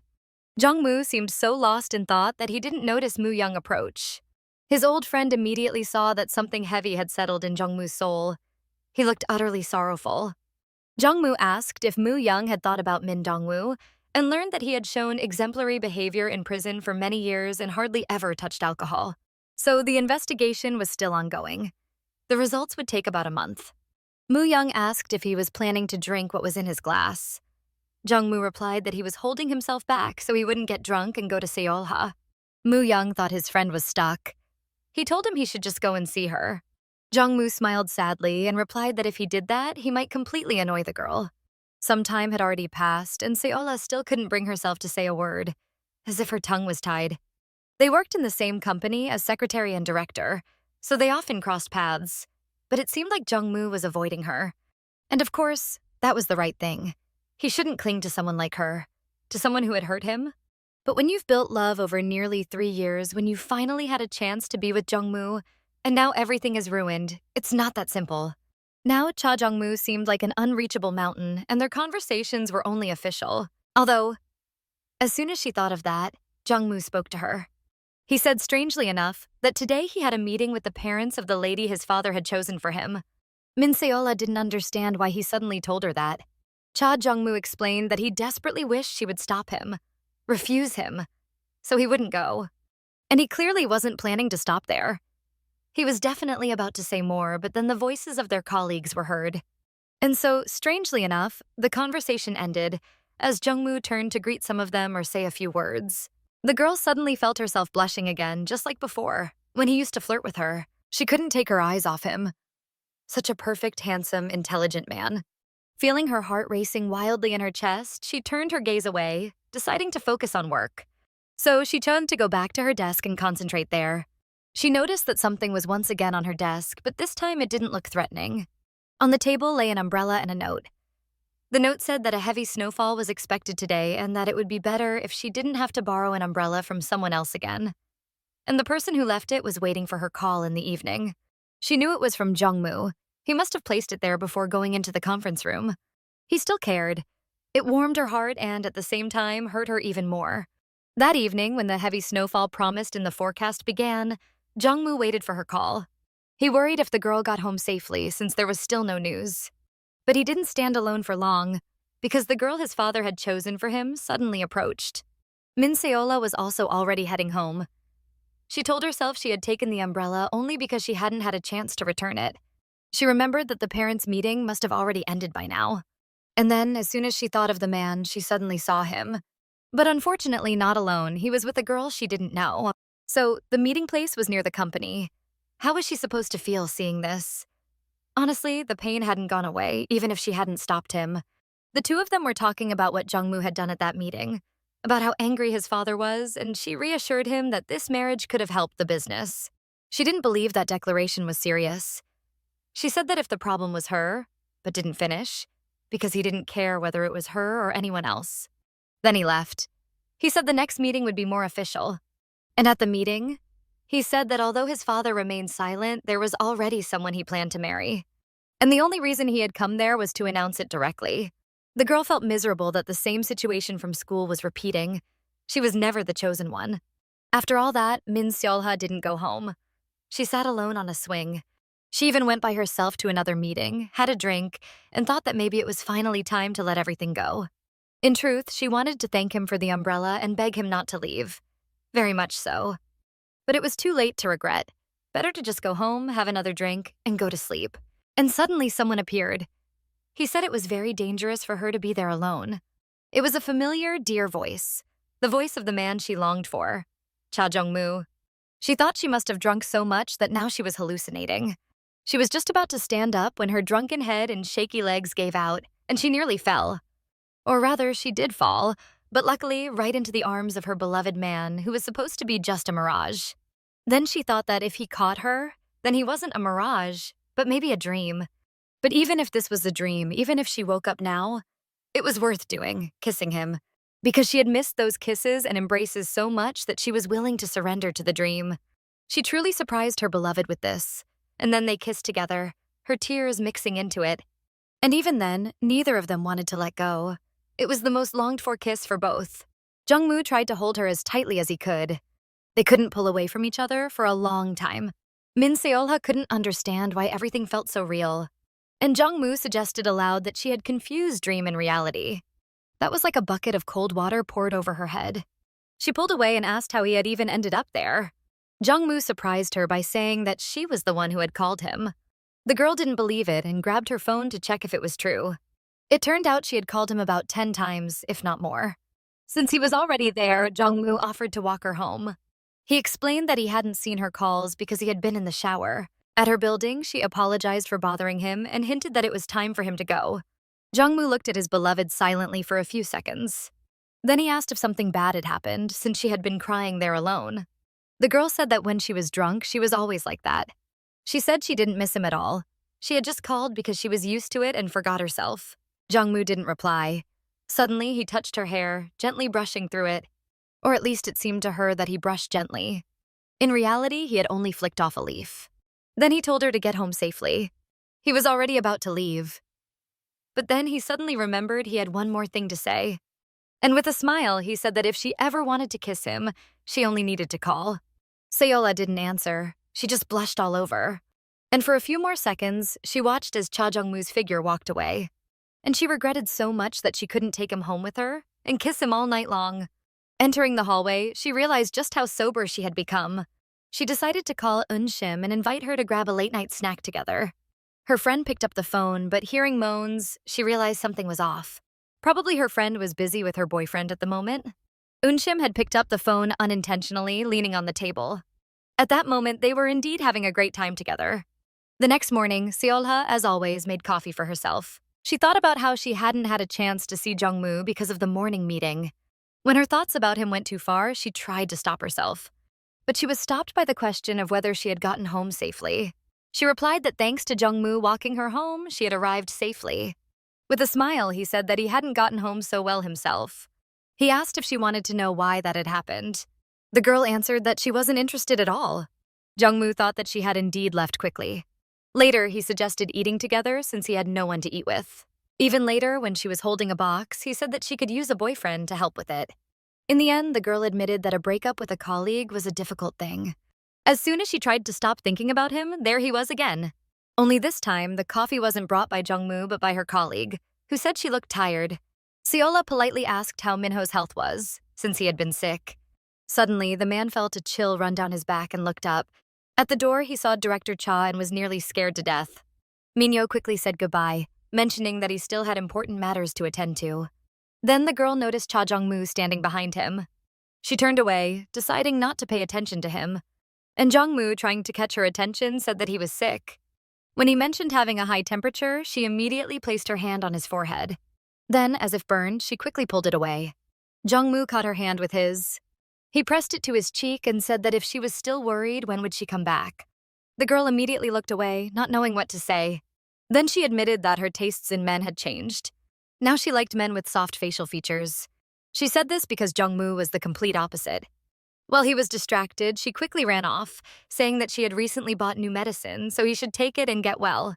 She was secretly glad that she hadn't felt his temperature. But she was somewhat troubled when Jong Mu suddenly touched her hand again, making her feel that excitement once more. What to do? Just one look from him was enough to make her feel inspired. Maybe she should tell the truth. Perhaps it would be better to act that way? Meanwhile, the Kim Woo-hui's restaurant was full of guests. The man worked hard and was polite to all the clients. And he treated the staff well, too. For example, a waiter apologized for being late. Woo-hui said it was no problem. Seeing clients was a pleasure, and he would help until the end. The waiter said the director was already busy to waste time on such things. But Woo-hui got distracted from the conversation because he saw Min Solha. He even smiled at her and greeted her warmly. He personally prepared a drink for her that, as he remembered, she really liked. He said that personally, Min Solha reminded him of that drink. He looked at the girl silently for a few seconds, then said that she reminded him of a younger sister. It turned out that she had once been as cheerful as Min Solha. But unfortunately, everything changed because she was spoiled by a bad crowd. Solha said that although she didn't know the details, she hoped everything would be fine. And suddenly, a companion appeared. A companion who clearly sat with her because he ordered the same thing she did. You guessed it right if you thought it was Jong Mu. Solha didn't know why he had suddenly come or how he found out she was there. Perhaps Unshim had told him. And he definitely came to her because he didn't know how to drink at all. And he spoke first, saying he noticed that they were quite close. The girl almost choked hearing this. Who does that? They both reached toward the girl. One offered water, the other a napkin. Woo-hui didn't expect them to collide like that at the same time. And Jong Mu didn't like that Woo-hui was getting so flustered. Later, the restaurant emptied. Jong Mu drank 2 glasses of alcohol. The girl drank and ate. He even ordered more whiskey. It seemed his mood was really bad. Woo-hui only talked with the girl. He asked if she liked the snacks. Jong Mu noticed that they were interacting way too sweetly. And by the way, this man had round and soft facial features. He couldn't even imagine that this man was the one his beloved liked. When he wanted to drink because he was angry, Min Solha gently stopped him. But he just replied that he wasn't actually drunk at all. And though it seemed true, the girl couldn't believe it. Later, when the man was walking her home, she asked how he was feeling. She offered to call the driver to take him at least to a hotel. And she finally told him to let go of her hand. But when had he ever listened? He did the opposite. He pulled her toward him and hugged her tightly, not letting go of her hand. He said that doing this while sober would be much harder. He was afraid that if he drank, he would just go for it, but it was hard to restrain himself. And Min Solha completely understood why he felt that way. She also noticed that Jong Mu was starting to fall asleep just standing there. Deciding that it wasn't too late, she thought she should take him to the nearest hotel. In the room, she decided to let him sleep, write a short message, and go home. In short, her plans were grand at the very least, because she was going home. Actually, the room was quite strange, and she noticed it had poor sound insulation. Distracted for a second, she didn't notice that Jong Mu's hand was already embracing her. And in the next moment, the girl found herself in Jong Mu's strong embrace. He blushed completely and reminded her that he had said something similar to her before, that he was still far from truly drunk. Because they were so close to each other, both of them were breathing heavily. Jong Mu couldn't resist and leaned in for a kiss. He pressed the girl to himself as closely as he could. They kissed a lot, and it was clear that they were going to spend the night together. But suddenly, Jong Mu stopped and just lay down beside her, saying he wouldn't do it while drunk. He wanted to remember, not forget everything because of being drunk. Then the girl asked why he had to drink so much. He admitted that it turned out to be harder than he thought. He said he was really afraid that she would leave him. Then he asked if she could change her mind. Too bad he didn't understand how hard it would be to simply change her mind. But she said that she would think about it and reached out her hand. She suggested that today they just sleep while holding hands. From her lips, it sounded so cute that Jong Mu blushed like a tomato. And he kissed the hand she had reached out. Jong Mu admitted that with her, he could finally fall asleep and get a good rest. And indeed, Jong Mu quickly fell asleep. The girl stroked his head and thought about how everything had turned out. In fact, her feelings were growing stronger every day. It hurt not to show them. The next morning, Jong Mu woke up quickly, probably sensing that his beloved wasn't nearby, and the room was very bright. Honestly, against all the pink background, he looked funny. Turning his head, he saw that something was on the table. Solha had left a sandwich, milk, and a note explaining that she had a meeting. The man also noticed that she had forgotten her earrings there. Meanwhile, as soon as the girl arrived, she was greeted by Unshim. She immediately noticed that the girl was wearing the same clothes as yesterday. Unshim knew she had done the right thing, seeing how her friend was sad. Sitting down, the girl said she was going to tell Jong Mu about that accident. Unshim immediately said that it was the right decision and she could handle everything. Solha admitted that she couldn't even imagine what would happen after that. But she could no longer hide it, so she had to say it as it was. Suddenly, someone interrupted them, addressing Min Solha. It was a handsome guy with a violin case on his back. Greeting the girl, he said he was glad to see her. Min Solha was genuinely surprised to see this boy. She knew him. And not only she knew him, but also Unshim, who immediately shouted his name. Han Yuseong, truly amazed to see him here. She said he had grown too tall, and Yuseong replied that it was Unshim who had. And how cute it was to watch, especially since Solha had seen something like that before. Han Yuseong asked if Min Solha had missed him even a little. They hadn't seen each other for a long time. Smiling, the girl replied that of course she had missed him. But the guy was called by his friend because they were rushing to rehearsal. Han Yuseong said he would write to them and invited them to his performance over the weekend. The girls said goodbye to their old friend. The guy walking behind him also glanced at the girls. And when they left, he asked if Han Yuseong knew those girls, and if so, to introduce them. He especially liked the one with long hair. Han Yuseong refused, saying that he had been in love with her for a long time. Later, some colleagues were showing a poster with, as they said, a handsome guy who would soon perform there. She said it was her old friend and she was planning to go to the concert. The girls exploded, asking her to introduce them. Solha didn't promise anything, only said she would ask him. The girls said they would love to get his autograph. And Solha didn't even know he was so popular. She easily got the tickets. Suddenly remembering him, she decided she would talk to him over the weekend. In the evening, she was already going to the concert, marveling at how fast time flies. She got into the elevator where Jong Mu was already, though she hadn't expected to see him today. It was a bit awkward, she thought. Moreover, she remembered how they had almost spent a night together before. Only now Jong Mu had a chance to thank her for the sandwich. The girl replied that she was glad he liked it. When they arrived on the 6th floor, the girl was surprised by the number of people. There were really a lot of them, all lively, almost too crowded to fit. So she and Jong Mu ended up in an awkward and interesting position. It was enough for someone else to enter, and they would push Jong Mu closer to the girl. Jong Mu apologized for being so close, but there was literally no space at all. He also mentioned that the girl had left her earrings in that room. And he suggested returning the lost items tomorrow evening. The girl agreed, since she had already decided earlier that she needed to meet him. Later in the hall where she was, there was surprisingly a huge crowd. Han Yuseong in everyday life is so unruly, but on stage he's simply incredible, Solha admitted. It was a pity Unshim was busy and couldn't see this performance. Min Solha took a comfortable seat so Han Yuseong could see her perfectly. And while everyone else couldn't take their eyes off him, he couldn't take his eyes off just one girl. And it was pleasant for the girl to see a successful man with the same smile he once had, but small and funny. After the performance, the girl spent some time looking for her old friend. She came to give him flowers and say that Han Yuseong had played absolutely amazingly. And no matter how you look at it, it was nice. He even blushed, embarrassed. Suddenly, two familiar voices were heard behind them, and the girl immediately noticed. It was Jong Mu with his mother, who was happy to have attended the concert, since she had dreamed about it back in America. The girl was surprised to see Jong Mu here as well. Likewise, he was surprised to see his beloved girl next to the violinist. But instead of a violin in his hands, he was holding a bouquet. Jong Mu seemed calm. He had apparently made plans with his mother to grab a meal the next day. When the girl saw him, she felt that tight, suffocating ache in her chest. That feeling when the presence of someone you love becomes heavy because there are things unsaid, truths they don't know, yet the hope in their eyes still quietly burns. But she didn't have time to sink deep into her thoughts because her old friend suddenly asked if she wanted to grab something to eat. They agreed to meet the next day at that one place he remembered she used to like.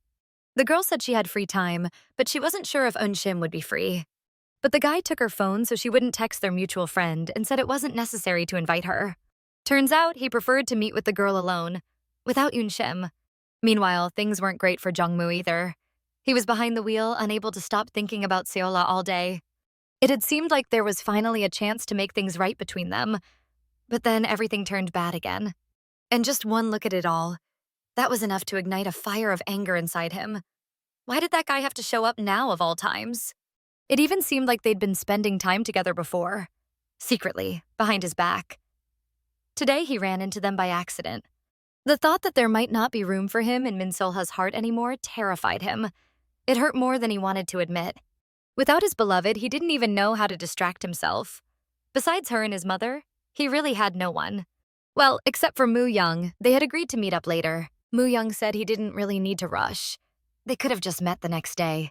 Today, Moo Young was going to tell him that after questioning a man who'd just been released from prison, he learned Min Dong-woo remembered nothing about that day. The man said getting that information hadn't been easy. The man's memory loss seemed very specific. Apparently, rumors in prison said that on that day, Min Dong-woo had traces of some kind of drug in his system. Cha Jeong-moo asked how he had even managed to get his hands on such a rare substance, one that even connected people struggled to obtain. Moo Young said they were just a few steps away from uncovering the truth, a truth someone had deliberately buried and left to gather dust for years. Cha Jeong-moo agreed and told Moo Young not to stop, to keep digging. There was still hope. Now more than ever, Jong Mu needed to know the truth. It could prove to his beloved that things weren't always as they seemed. By the end of the work week, the girl was carrying a folder in her hands, thinking how quickly time flies. And with it, life itself. Today was the day she and Cha Jeong-moo were supposed to finally talk about what had driven a wedge between them. But suddenly, she ran into Jong-moo's mother, who looked both surprised and genuinely happy to see her. Min Seola was happy too, even though her relationship with Jong-moo was complicated, to say the least. The woman even invited her to lunch, apologizing for taking up her precious rest time. She said she had actually planned to have lunch with her son, but was glad she ran into Solha and had a chance to treat her instead. Then she gently asked how things were going between the girl and her son. The woman explained she'd been worried about him. He'd seemed different lately, like he wasn't sleeping well or something. He reminded her of the Jong-moo he'd been back when the tragedy happened. She said that when they lost Hyun-young, Jong-moo didn't speak for several days. And then one day she said she would curse the person who took her daughter, every day and every night for the rest of her life. Hearing that, Seola felt an icy chill spread through her chest. That was exactly what she'd feared most. The very words she dreaded hearing from her lover, now spoken by his mother. The woman said that whoever took her daughter's life would never understand what it means to lose a child. She stopped herself, explaining that even after all this time, remembering it still made her emotional. Seola understood her completely, not just in words, but with her whole heart. It was only natural to feel that way. And she knew that Cha Jeong-moo probably felt the same. He surely cursed the killer too, not knowing the daughter of that man stood right beside him. She saw herself as the daughter of the man who brought tragedy, who tore their small family apart. Still, she decided that pretending not to know anything before had been the right choice. More than anything, she didn't want to upset anyone. She didn't want to be the bearer of misfortune or cause her beloved such deep pain. But it was hard. Hard to erase him from her heart even for his own good. To protect him from the pain of knowing her father was the one who destroyed his family. On her way home, she ran into someone she knew and texted Jong Mu to say she was canceling their meeting. His meeting ended earlier than expected, but since no one was waiting for him anymore, his mood was terrible. Maybe something had happened to her? As he walked, his heart suddenly began pounding wildly in his chest, as if warning him that something bad was about to happen. The pounding grew louder, pushing him to look up, and then to shut his eyes tight as dark spots clouded his vision. He wanted to run away. In front of him stood a couple, a man gently brushing through a girl's hair as they kissed. No, you don't understand. This wasn't just any couple. It wasn't anyone else. It was Min Solha. He knew it. He felt it. And the man, the same one who had been suspected of secretly seeing her, was kissing her right there. The man even had the nerve to look up at him afterward, clearly showing that Cha Jeong-moo had lost the battle for Solha. And of course, that arrogant, smug look drove Cha Jeong-moo crazy. What kind of messed up situation was this? When Cha Jeong-moo left, Han Yu-seong pulled away. In truth, there hadn't been any kiss at all. The girl had been crying the whole time. He had only leaned toward her to look into her eyes, trying somehow to calm her down. He explained that he came closer for a moment, thinking he could comfort her. But when Solha didn't stop crying, he realized it wasn't working. The best comfort in moments like this? A drink. So they went to a cafe where the man ordered both food and alcohol. Her face and eyes were red from crying. She looked so heartbroken, even holding that drink in her hands. Yu-seong asked if she had really decided to end things with her ex. She nodded and he continued, saying the world is small. The girl must be taking it really hard. Min Solha said she was planning to talk to him again today, but after seeing his mother's expression, she just couldn't. She didn't have the strength, not even to say a word. She was terrified of hurting him. Her friend told her maybe it was for the best, that the truth came out now. Otherwise, it would have just kept hurting her. Pulling the bottle of alcohol closer, the girl said maybe he was right. So she'd start a new life, beginning tonight. Her first step was grabbing that bottle and taking a deep gulp straight from the neck. The musician thought that was way too much. He quickly tried to take the bottle away from her before things got worse. A few minutes later, the girl was lying on the table, muttering that she had known he wasn't right for her, that everything would end someday. She just didn't expect it to end so soon, so fast, when there was still so much they could have done together. Yu-seong put his hand over hers and said that if it hurt her this much, maybe she should try to forget him, by falling for someone else. When she finally sat up, Han Yu-seong said he wasn't hinting. He was volunteering himself. He promised that no matter how busy he was, he'd always make time for her. But Solha said that wasn't even funny. Then, as the alcohol hit her again, she fell back into sadness. And Han Yu-seong realized he'd hardly ever seen her like this before. That man must have really meant something to her. But Yu-seong felt like he understood that feeling even better than she did. He remembered the old days, when they were all younger, less successful, almost kids. Back then, he'd had to sell something important. He knew it was necessary. But deep down, he always wanted it back. And then, in front of him, stood his friend, Min Solha, holding the very thing he had sold but wished he could have kept. She handed him the violin case and said, "It was your father's. You can't sell something like that. If you needed money for surgery, you should have told me." She even asked how his hand was, the one he hurt while working part-time. Without waiting for an answer, she said that if things were really that hard, he should accept help from sponsors. She told him that if he didn't, she'd keep pestering him until he did. So the musician promised he'd think about it. That's when he first realized how deeply Solha had gotten under his skin. How many years had those feelings been growing inside him? And that man, just one look at his face and the decision to leave, their relationship must have been serious. Meanwhile, after a long day, Cha Jeong-moo was taking a shower. Too bad only the physical dirt washed away, not the heaviness in his chest. He felt emotionally beaten. He wasn't used to showing emotions openly, and when he did, it was only to Solha. Now, there was no one to talk to. From the angle, he'd probably realized it wasn't a kiss at all. But Han Yu-seong's expression still irritated him. When their eyes met, something stirred inside him. A strange, confusing feeling. Now he just felt lost. His gaze fell on the shelf. The earring was still there. He hadn't returned it. It was the only thing of hers left in his home, and he missed her terribly. He held that earring in his palm as if it were the most precious thing he'd ever owned. And if what he saw today was true, if they really were lovers now, he'd still give anything just to see her again. The next day, they acted like nothing had happened. The girl brought the reports. Jong Mu praised her and then asked. He confirmed that she was transferring to another department next month. She said yes. Quietly, he added that he'd waited for her yesterday.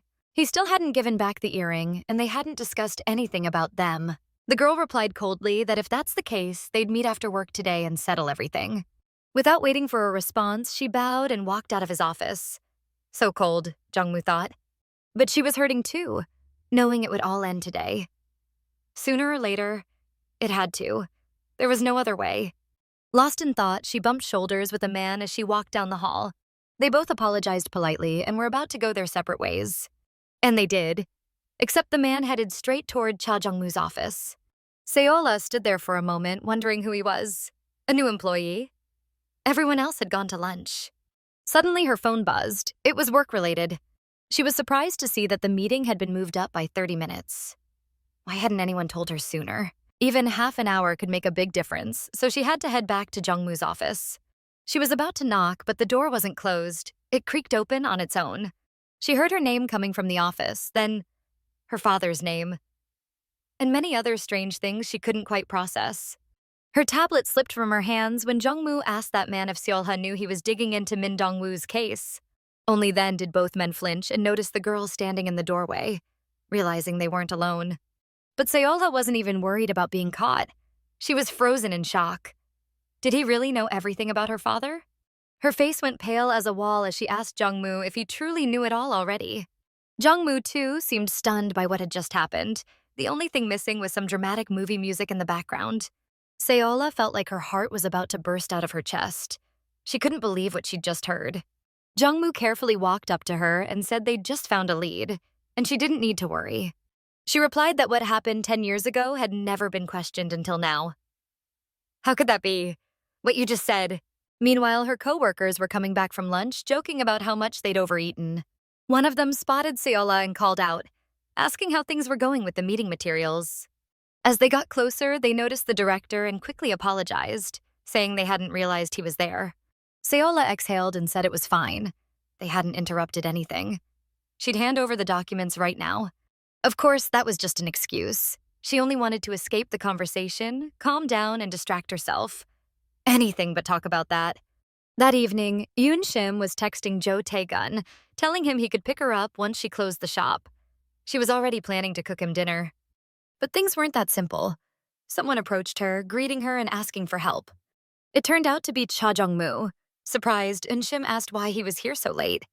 He said he needed to ask her, as Seola's friend, the woman he loved, something important. Yoon Shim answered his question. But for now, that conversation remains a mystery we'll learn about later. Meanwhile, Min Solha was already home, but that didn't make anything easier. She felt completely shattered. She understood that life is a reality we all eventually have to face. But when faced with it herself, she chose to run away. After work, she practically flew home. When did Jong Mu find out about her father? And why? After learning the truth, did he still act the same? Why hadn't he changed in any way she could notice? Why was he still so gentle? Suddenly, as always, her phone pulled her out of her thoughts. A new message. She didn't know who could be texting her this late, and she was already on the verge of breaking down, but something told her she couldn't ignore it. A few minutes later, without even changing into sleepwear, she grabbed her coat and ran out. She knew he was waiting. She could already see Jong Mu watching her. She ran a good distance, not too far, but enough to be out of breath, and stopped to catch it. Looking up, she asked if he'd really been waiting for her out here in the freezing night. Because Jong Mu, for God's sake, was standing there in nothing but a thin sweater. No jacket, nothing warm. She handed him her coat and told him to at least cover himself. What if he caught a cold? The man explained that Yoon Shim's advice worked. She told him that if he waited outside without a coat, Solha would come out. Solha began wrapping him in the coat, scolding him that this wasn't how things were supposed to be done. She asked how he could act like this. How could he still treat her so kindly? How could he, after learning the awful truth, continue to stay with her and love her anyway? Tears welled up in Jong Mu's eyes. With a faint smile, he asked, "Why would I ever leave you?" Min Solha replied that she didn't want to complicate anyone else's life. That's why she begged him to go back home as soon as possible. He said maybe this 10-year-old truth could still change. And if things were really as he believed, if he could uncover the real truth, would she still refuse to stay with him? She said yes, even then she wouldn't stay. With tears in his eyes, he said that if she truly meant that, then he'd stop trying. That would be the end. At least she'd come out to hear him one last time. And the girl was left alone, hearing only the echo of his voice in her mind.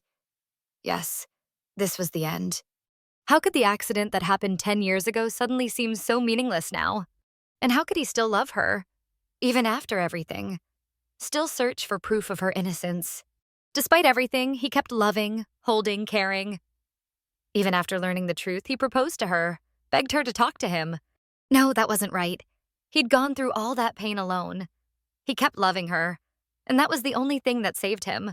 So now, after everything he'd endured, say, carrying such a heavy burden, how could she just leave him like that? But when she ran through the street looking for him, there was no one there. Out of breath, she stopped. He was gone.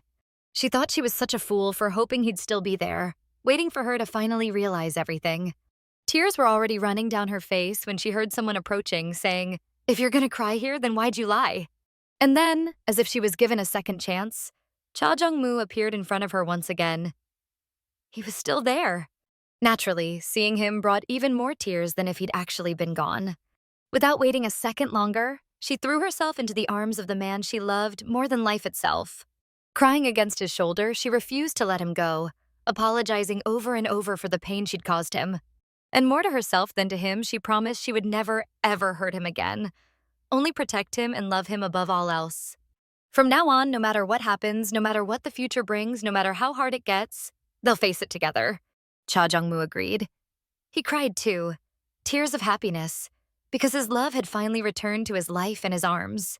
The moment they got home, Cha Jeong-moo was wrapped up in blankets like a human burrito. She even made him tea, though he couldn't move his arms to drink it. She insisted he was still cold and needed to warm up first. Freeing himself from the pile, he pulled her closer and murmured that there was another way to get warm. She lay on top of him, looking like a little kitten. He said they needed to stay as close as possible to each other. With that smug little look of his, he gazed at the woman finally back in his arms. She laughed and said they hadn't really been that far apart anyway. They'd seen each other at work all the time. He rested his head on her shoulder and said that just seeing her wasn't enough. He'd still missed her deeply. Solha apologized for making him feel that way, then asked what he would do if the truth about the accident turned out to be exactly what everyone thought. Cha Jeong-moo pulled back and looked into her eyes seriously, saying it didn't matter to him at all. He told her she shouldn't feel guilty about it. Even if it happened that way, nothing could change the past. Reality is what it is. Besides, he'd already sworn never to leave her, never to let her go. His words moved her so much that she burst into tears again and threw herself into his arms, finally letting all her emotions out. Jong Mu gently stroked her hair, whispering that he never meant to make her cry. More than anything, they needed honesty and warmth, to just hold each other and feel the closeness they'd missed for so long. Having longed for each other so much, they didn't part that night. They slept together, literally and emotionally reunited. Solha woke up alone the next morning, surrounded by the cozy scent of food coming from the kitchen. There he was, Cha Jeong-moo, looking all domestic and cheerful, wishing her a good morning. He said he wanted to surprise her with breakfast, and thank goodness it was the weekend. Seeing the fully set table, she asked what time he'd even woken up to prepare all that. Since she loved food, the moment he sat down beside her, she eagerly dug in. After the first bite, she exclaimed how delicious everything was. Jong-moo blushed. Yeah, he'd really put his heart into it. After breakfast, they brushed their teeth and washed up together. Even the simplest things felt special after their time apart. When she stepped into the bathroom alone for a minute, he looked around the room curiously. On one of the shelves, he spotted something familiar. A stuffed bunny. While she was still in the bathroom, he picked it up gently and asked if she really still kept it. Solha smiled and said it was the first gift he'd ever given her. Of course she'd kept it safe. A funny story. He'd bought that bunny during a business trip because it reminded him of her. Smoothly, but a bit awkwardly, he switched to a less pleasant topic, asking who the guy was that he'd seen her with before. He recalled that moment at the concert, and Solha immediately realized he meant Yoo-seong. She innocently explained that she, Yoo-seong, and Eun-shim had all grown up together in the same orphanage. That's why they were still close. So no, he wasn't a brother or relative, just an old friend who probably knew her really well. Seeing Jong-moo tense up, she teasingly asked if he was jealous. He said the question was way too obvious. Pulling her into his arms, he admitted he'd been really bothered by how Yoo-seong had almost kissed her that time. Solha blinked in confusion, saying she had no idea what he was talking about. When did that even happen? Smiling mischievously, he said that was a secret, when and where he saw it. And really, why think about that, when they themselves should have already kissed after getting back together? Which, of course, they did. They'd been apart too long. It was time to make up for all that lost affection. Cha Jeong-moo had never forgotten the softness of her lips, and now tasting them again, he savored every second. Everything naturally led to the obvious, a physical reunion as passionate as their emotional one. But just as things were getting intense, a knock came at the door. It was Han Yu-seong, who apparently had said he'd stop by. Solha had completely forgotten about that. And just like that, he interrupted something very enjoyable. They hurried to get dressed and let Yu-seong in. Turns out he'd texted her earlier. Solha said she must have fallen asleep and completely forgot what they talked about last night. The musician said she definitely loved these cakes, so she had to eat her slice. Solha thanked him warmly. Then Yu-seong turned his attention to the man sitting across from him, saying it had been a while since they last met. Even Cha Jeong-moo himself wasn't sure when exactly that happened. Was Yu-seong hinting at something? The musician explained that, unfortunately, he hadn't had the chance to properly introduce himself back then. Solha asked when exactly they'd seen each other. Yu-seong said it was just once. They'd exchanged a look, that's all. Jong Mu took the lead, saying he'd heard a lot about Min Solha's old friend. So if they were that close, he'd be happy to see Yu-seong at their upcoming wedding. That word hit like a punch to the chest. Yu-seong had hoped he still had a chance. He truly loved Min Solha. But Cha Jeong-moo amazed him. Even after learning about Solha's father, he didn't change his mind about her. Incredible. Later that evening, they all went outside. Yu-seong was about to leave, and the couple walked him to the gate to say goodbye. He thanked them for a wonderful day and said he'd text once he got home safely. Solha waved and told him to be careful. But Jong Mu caught on one word. Text. Why? He wasn't a child or a girl. Why would he need to text Solha about getting home? She hadn't even asked him to. Once Yu-seong was out of sight, Solha turned back to face her boyfriend. He asked if they texted each other often. She brushed it off, only to check in sometimes since they hadn't seen each other in ages. Jong Mu recalled that Yu-seong mentioned she was popular back in school, but she laughed it off, saying he was just being supportive. Jong Mu sighed, saying he met Solha too late. They should have gone to kindergarten together. He believed they were meant to be together all along, yet only met a few years ago, and started dating even later. Hearing that from such a serious company director was so sweet that Solha couldn't help but hug him. Smiling shyly, she said that if fate had brought them together this way, then from now on they should never part again. Jong Mu hugged her back, then teasingly said it wasn't fair to flirt with him out in public like that. And with all the love he had for her, he kissed her gently on the forehead. Grinning, he said they should probably get going, to continue what they hadn't finished. Emphasizing the word deep, he added that they had some deep conversations to continue. Left alone, Yu-seong stood still for a long moment, looking down in silence. He didn't rush home. Did he really have no chance left? God, he thought he still had time, a chance. He truly believed things would work out once he became a better version of himself. He even loved just seeing Solha. So what was he supposed to do now? The next morning, Solha and Jong Mu went grocery shopping. As they walked, she occasionally rubbed her lower back. Their deep conversations hadn't been too verbal, but definitely loud. Seeing her tired, Jong Mu suggested they should just go home. But Solha insisted they needed to finish shopping properly. She wasn't tired, her back was just acting up. When she noticed an entire crate of strawberries in the cart, she asked why. Jong Mu said he planned to bake a cake, one even better than yesterday's. Later, on their way home, they discussed what to make for dinner. Solha offered to cook, but Jong Mu politely refused. He'd take care of it himself.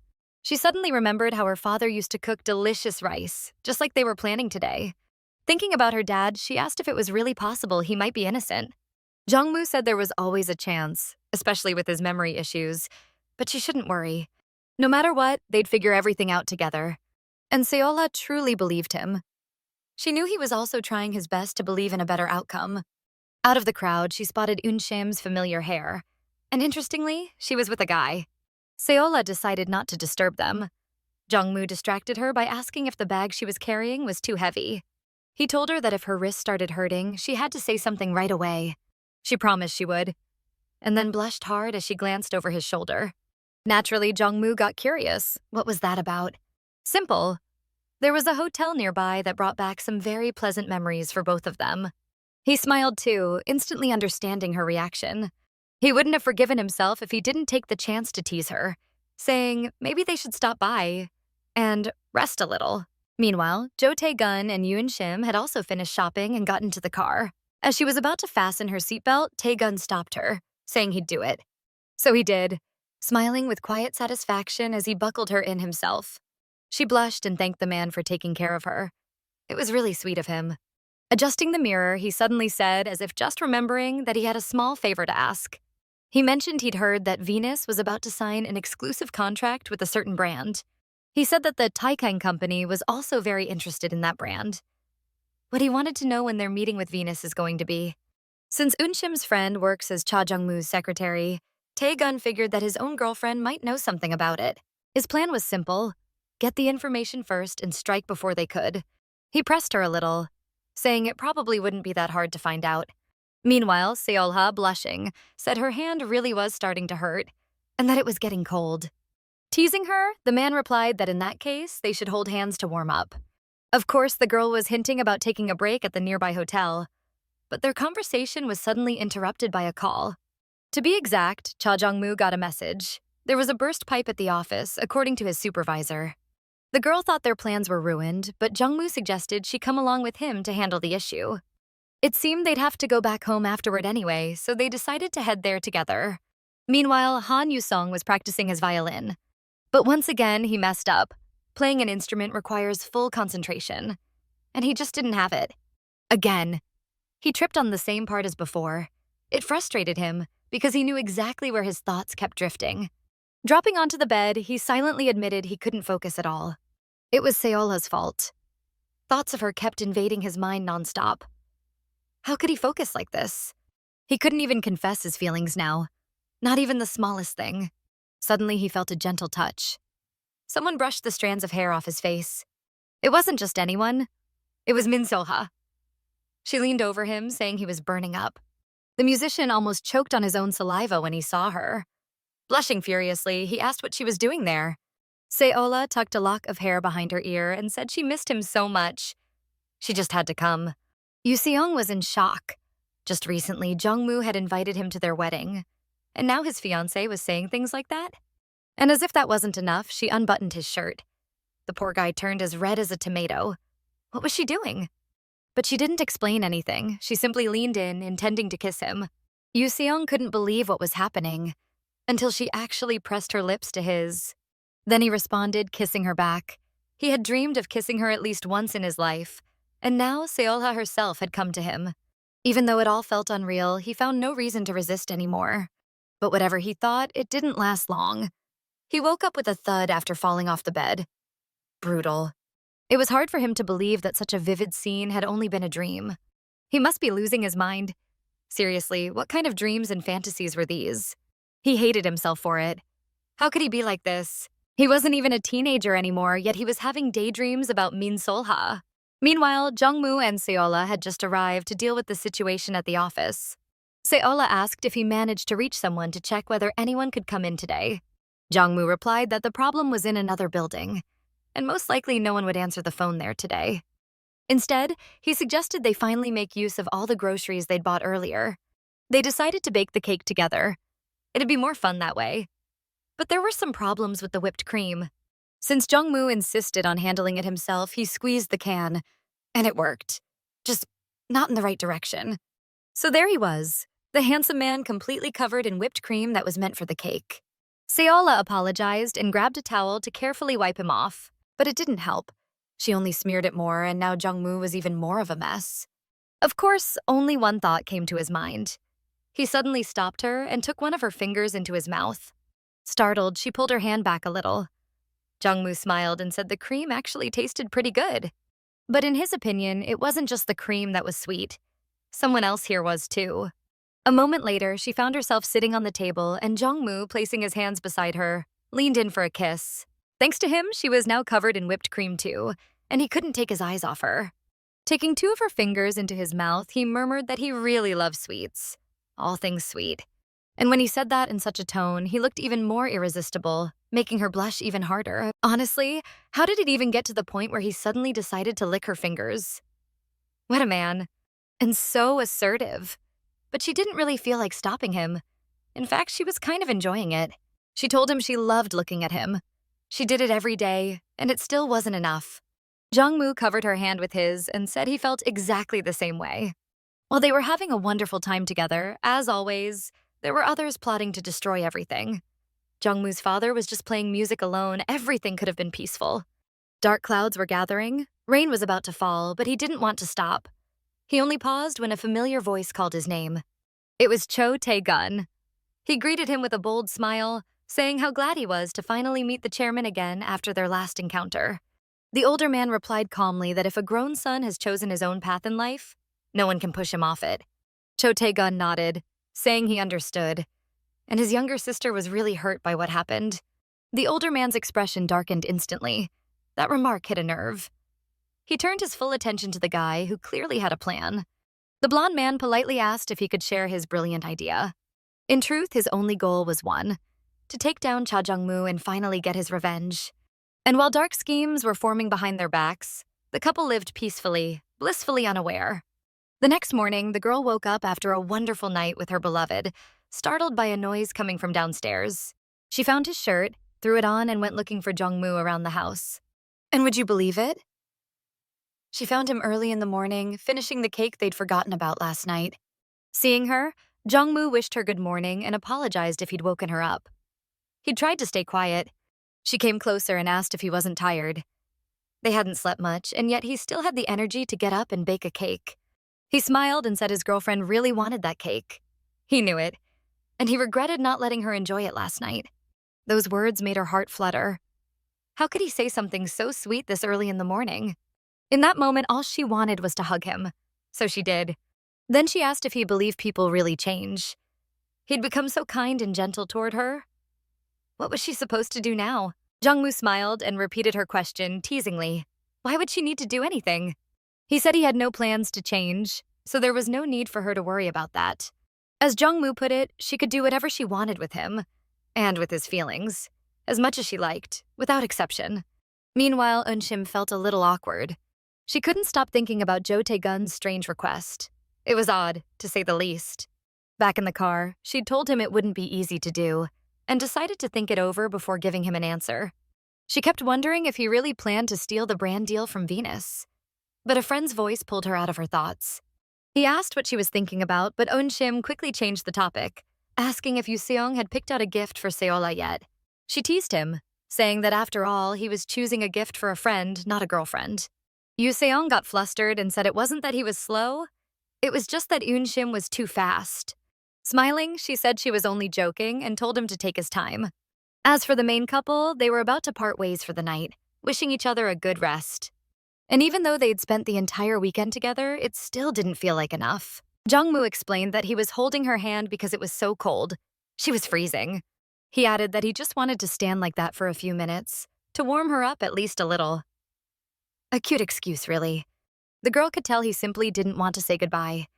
And truthfully, neither did she. So she suggested they take a walk. Jong Mu reminded her she was tired and cold. Then she shyly suggested he come over instead, especially since some of his things were still at her place. Blushing, she added that she'd been wanting to show him something for a long time. Jong Mu flushed red too, pressed her hands to his lips, and said he had a feeling it was going to be another sleepless night. Well, not exactly. For now, they were sitting on the couch, looking through Seola's childhood photos. Jong Mu admired little Solha, saying she hadn't changed a bit, still just as beautiful. Then he said that since he didn't go home and stayed to look through the album, she owed him one photo as a gift. She started choosing which one to give him, then turned around and said she wanted to see his childhood photos too. Their faces ended up just inches apart, barely a centimeter from a kiss. Jong Mu smiled. Since they were so close, the girl quickly turned away, saying she still had something else to show him. She reminded herself that they had work tomorrow, so they needed to hold back. But Jong Mu wrapped his arms around her, asking what she was thinking so deeply about. Her answer, "Oh, nothing," didn't satisfy him at all. He knew there was something more behind it. And since she wouldn't admit it, he suddenly turned her around face to face with him. And just like that, it became easier for him to lean in and press his lips against her sweet, tender mouth. He told Solha not to worry. Tonight, he was only going to hold her in his arms because, according to him, that's something he's really good at. The next day at work, Solha announced that she wasn't planning to transfer anywhere after all, and Shim was so happy for her. She even teased that since Seola's birthday was coming up, she'd better spend it properly, with her man. The girl awkwardly asked how Unshim was doing, how her relationship was going since she'd seen them together before. Unshim got nervous and replied that everything was fine. Solha added that if things stayed that way, Unshim might get married before she did. They chatted a bit more about when Solha would have some free time since Yuseong had suggested they all meet next week. Later, Solha went back to work. Jong Mu was buried in papers, clearly struggling with something. Bored, he turned his head toward the door. And there, between piles of documents, he saw his secretary. Just one glance was enough to lift his mood and make his cheeks flush. He was definitely losing his mind over her. A little while later, she came to his office herself to remind him that they had a meeting to attend. Smiling, Jong Mu stood up and asked, just to be sure, if there had been any last-minute changes again. She said no, nothing had changed, and they should get going. But then she suddenly stopped him. Turns out the pin on his tie had slipped a little, and the tie itself was slightly crooked. She leaned in to fix it. When she was done, she smiled brightly and said, "Now we can finally go." As he looked at his beautiful girlfriend, something suddenly clicked inside him. Every thought and gesture of hers was so pure and sweet. All he wanted was to protect her and love her endlessly. He no longer had the strength to resist himself, to hold back, or to step away. So he made up his mind. He would make sure her love for him never faded, that she always felt cherished and adored. He saw his future in her, completely tied to his present. He wanted to breathe her in, the way one breathes air. When her birthday finally came, he took her to a museum, and to her surprise, it was completely empty. It was perfect, even though she had expected it to be packed on a weekend. Now they could enjoy the art and peace.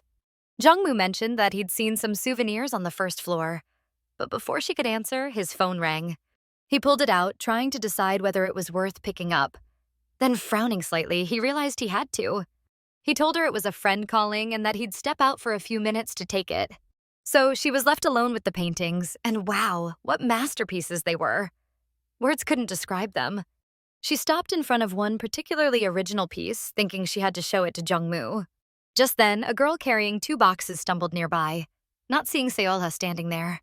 She bumped right into her, startling them both. The boxes and their contents scattered across the floor, and the girl apologized frantically, saying she hadn't noticed her. Solha helped her pick everything up, and the girl admitted she was new at this job. When Solha asked why there were so few visitors, the girl explained, to Solha's shock, that the man outside had rented out the entire museum. Solha froze. Her Cha Jeong-moo had rented the whole museum just for them? And he had acted so casual, saying he simply knew it wouldn't be crowded today. The staff member added that he'd told them it was his girlfriend's birthday and he was renting the gallery for her. Hearing that, Solha was completely speechless. She couldn't take her eyes off Jong Mu. On their way there, he'd mentioned that the main gift would come later that night. And now she understood what he meant. A few minutes earlier, Jong Mu had received a call from Moo Young. When he picked up, he noticed a message from him too and asked if he'd understood it correctly. Moo Young confirmed that Jo Tae-gun had come to see him, asking some questions about Min Solha. Moo Young hadn't acted surprised or annoyed to see him. He simply listened, like to any other client. And as a client, Jo Tae-gun had said that his sister whispered to him that Min Solha was dating the man she liked. Moo Young told Jong Mu that Jo Tae-gun had wanted to hire him to find out the truth, but he'd said he didn't have the time. He also added that the way Jo Tae-gun asked made it seem like he already knew everything. He was just confirming it. Right around that time, Solha had learned about the museum rental, and the two of them met eyes again. Jong Mu smiled and said he wanted to spend the whole day with her, and later figure everything else out. Their next stop was a beautiful restaurant. Of course, this time it wasn't empty. Jong Mu hadn't rented the whole thing. While eating, he asked if she liked the food.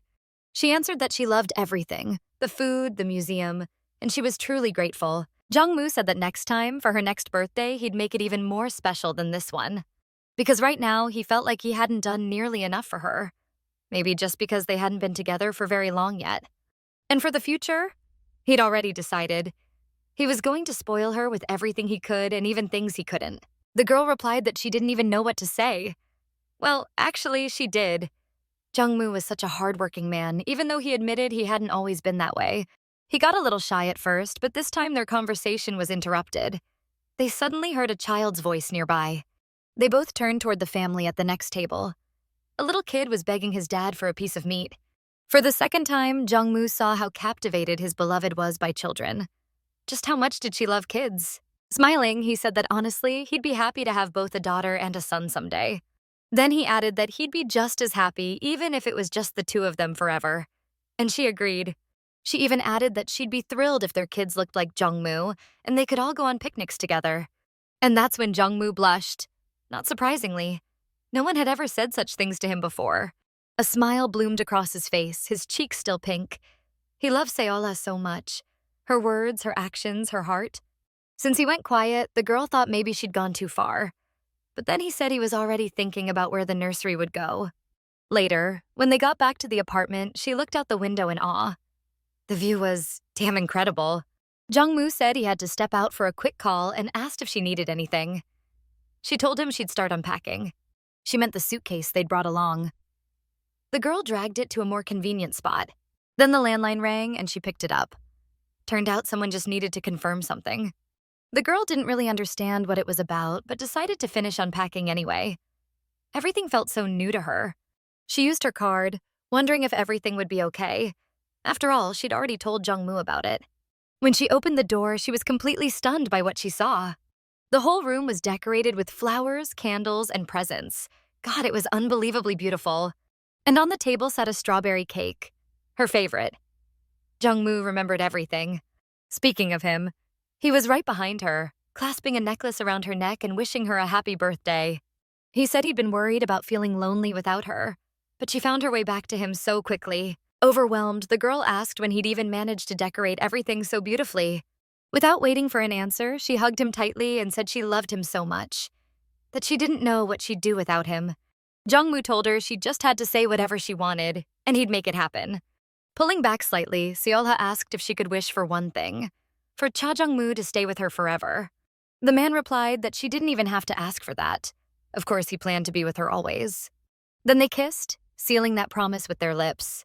Words could hardly describe how deeply Jong Mu loved her, and how deeply she loved him back. As she snuggled closer to him, she whispered that she wanted them to stay like this forever, together. And maybe as a contrast to our main couple, the scene shifted, to Jo Tae-gun, standing by the window, smoking a cigarette. It was hard to tell what he was thinking, but he looked displeased, as usual, with that tense expression of his. His constant gloom was interrupted by Shim, who was staying over that night. She reminded him he'd promised to smoke less. In his mind, he was smoking less, or so Tae-gun claimed, glancing at Shim. He noted to himself that quite some time had passed since they started dating, but he decided it was worth it. No reason to end things. He wasn't bored, and that was what mattered. Turning on the TV, Shim stopped on a channel showing a baby with their mom. They weren't exactly watching with great interest. It was just something to fill the silence. And while watching the mother and child, Shim suddenly remembered how Solha once joked that she might get married before her. A little nervously, Shim said it was fascinating to watch kids grow and learn new things. Tae-gun asked if she wanted one of her own. She said it's not exactly something you want or don't want, but what about marriage? She asked him. Since the man's expression changed a bit, she got nervous too, and quickly said she was just curious. He said he didn't really know how to answer. He'd never thought about it before. But why did Shim suddenly look so serious? Tae-gun asked if she wanted to get married, and she waved it off, saying definitely not to him. Her teasing made Tae-gun smile. She really was one of a kind. Then he gently cupped her cheek, turned her face toward him, and said he would like to get married. And then he leaned in and kissed the surprised girl softly on the lips. When he pulled back, he asked if she'd changed her mind now. She said she'd think about it, and he just smiled. He said he didn't know what he'd do if she dumped him. He really seemed to enjoy teasing her like that. The next day, Jong Mu and Solha went to a cafe again. It turned out there was a little place nearby that he thought she'd love. Smiling happily, she said yes. This was exactly the kind of place she really liked. It warmed Jong Mu's heart to see his girlfriend smiling like that. So he smiled too. Suddenly, the girl remembered the earring he was supposed to give back and asked where it was. Turns out, when he looked closely at it, he saw it was cracked. So he just couldn't bring himself to return it to her. It felt to him like giving it back would somehow mean the end of their story. So he told Solha he'd lost it again. She said it was fine. Those earrings were old anyway. And now she had a new, much more precious gift. Jong Mu asked how she liked the cake, and when she said she did, he told her to let him have a bite too. Sure, he could have just taken one himself, but he wanted her to feed him. The girl said she didn't mind, but warned him that the cake was really sweet. Grinning, Jong Mu reminded her that, actually, he had quite the sweet tooth. And of course, that made her remember when he'd said that before, back when he'd licked frosting off her fingers. Blushing hard, Solha told him not to say things like that at the table, then speared a piece of cake with her fork. She thought to herself that her boyfriend could be way too sly sometimes. When she asked how the cake tasted, he said it was delicious, especially because it came from her hands. And just like that, he made her blush again. No wonder the phone rang right then, interrupting them. It was Director Park calling, which could mean something serious. Solha sent Jong Mu to the car so he could take the video call quietly on his laptop. Jong Mu apologized and promised he'd be back soon. As he walked away, Solha watched him go and thought about how tired he must be. Yet he never once showed it.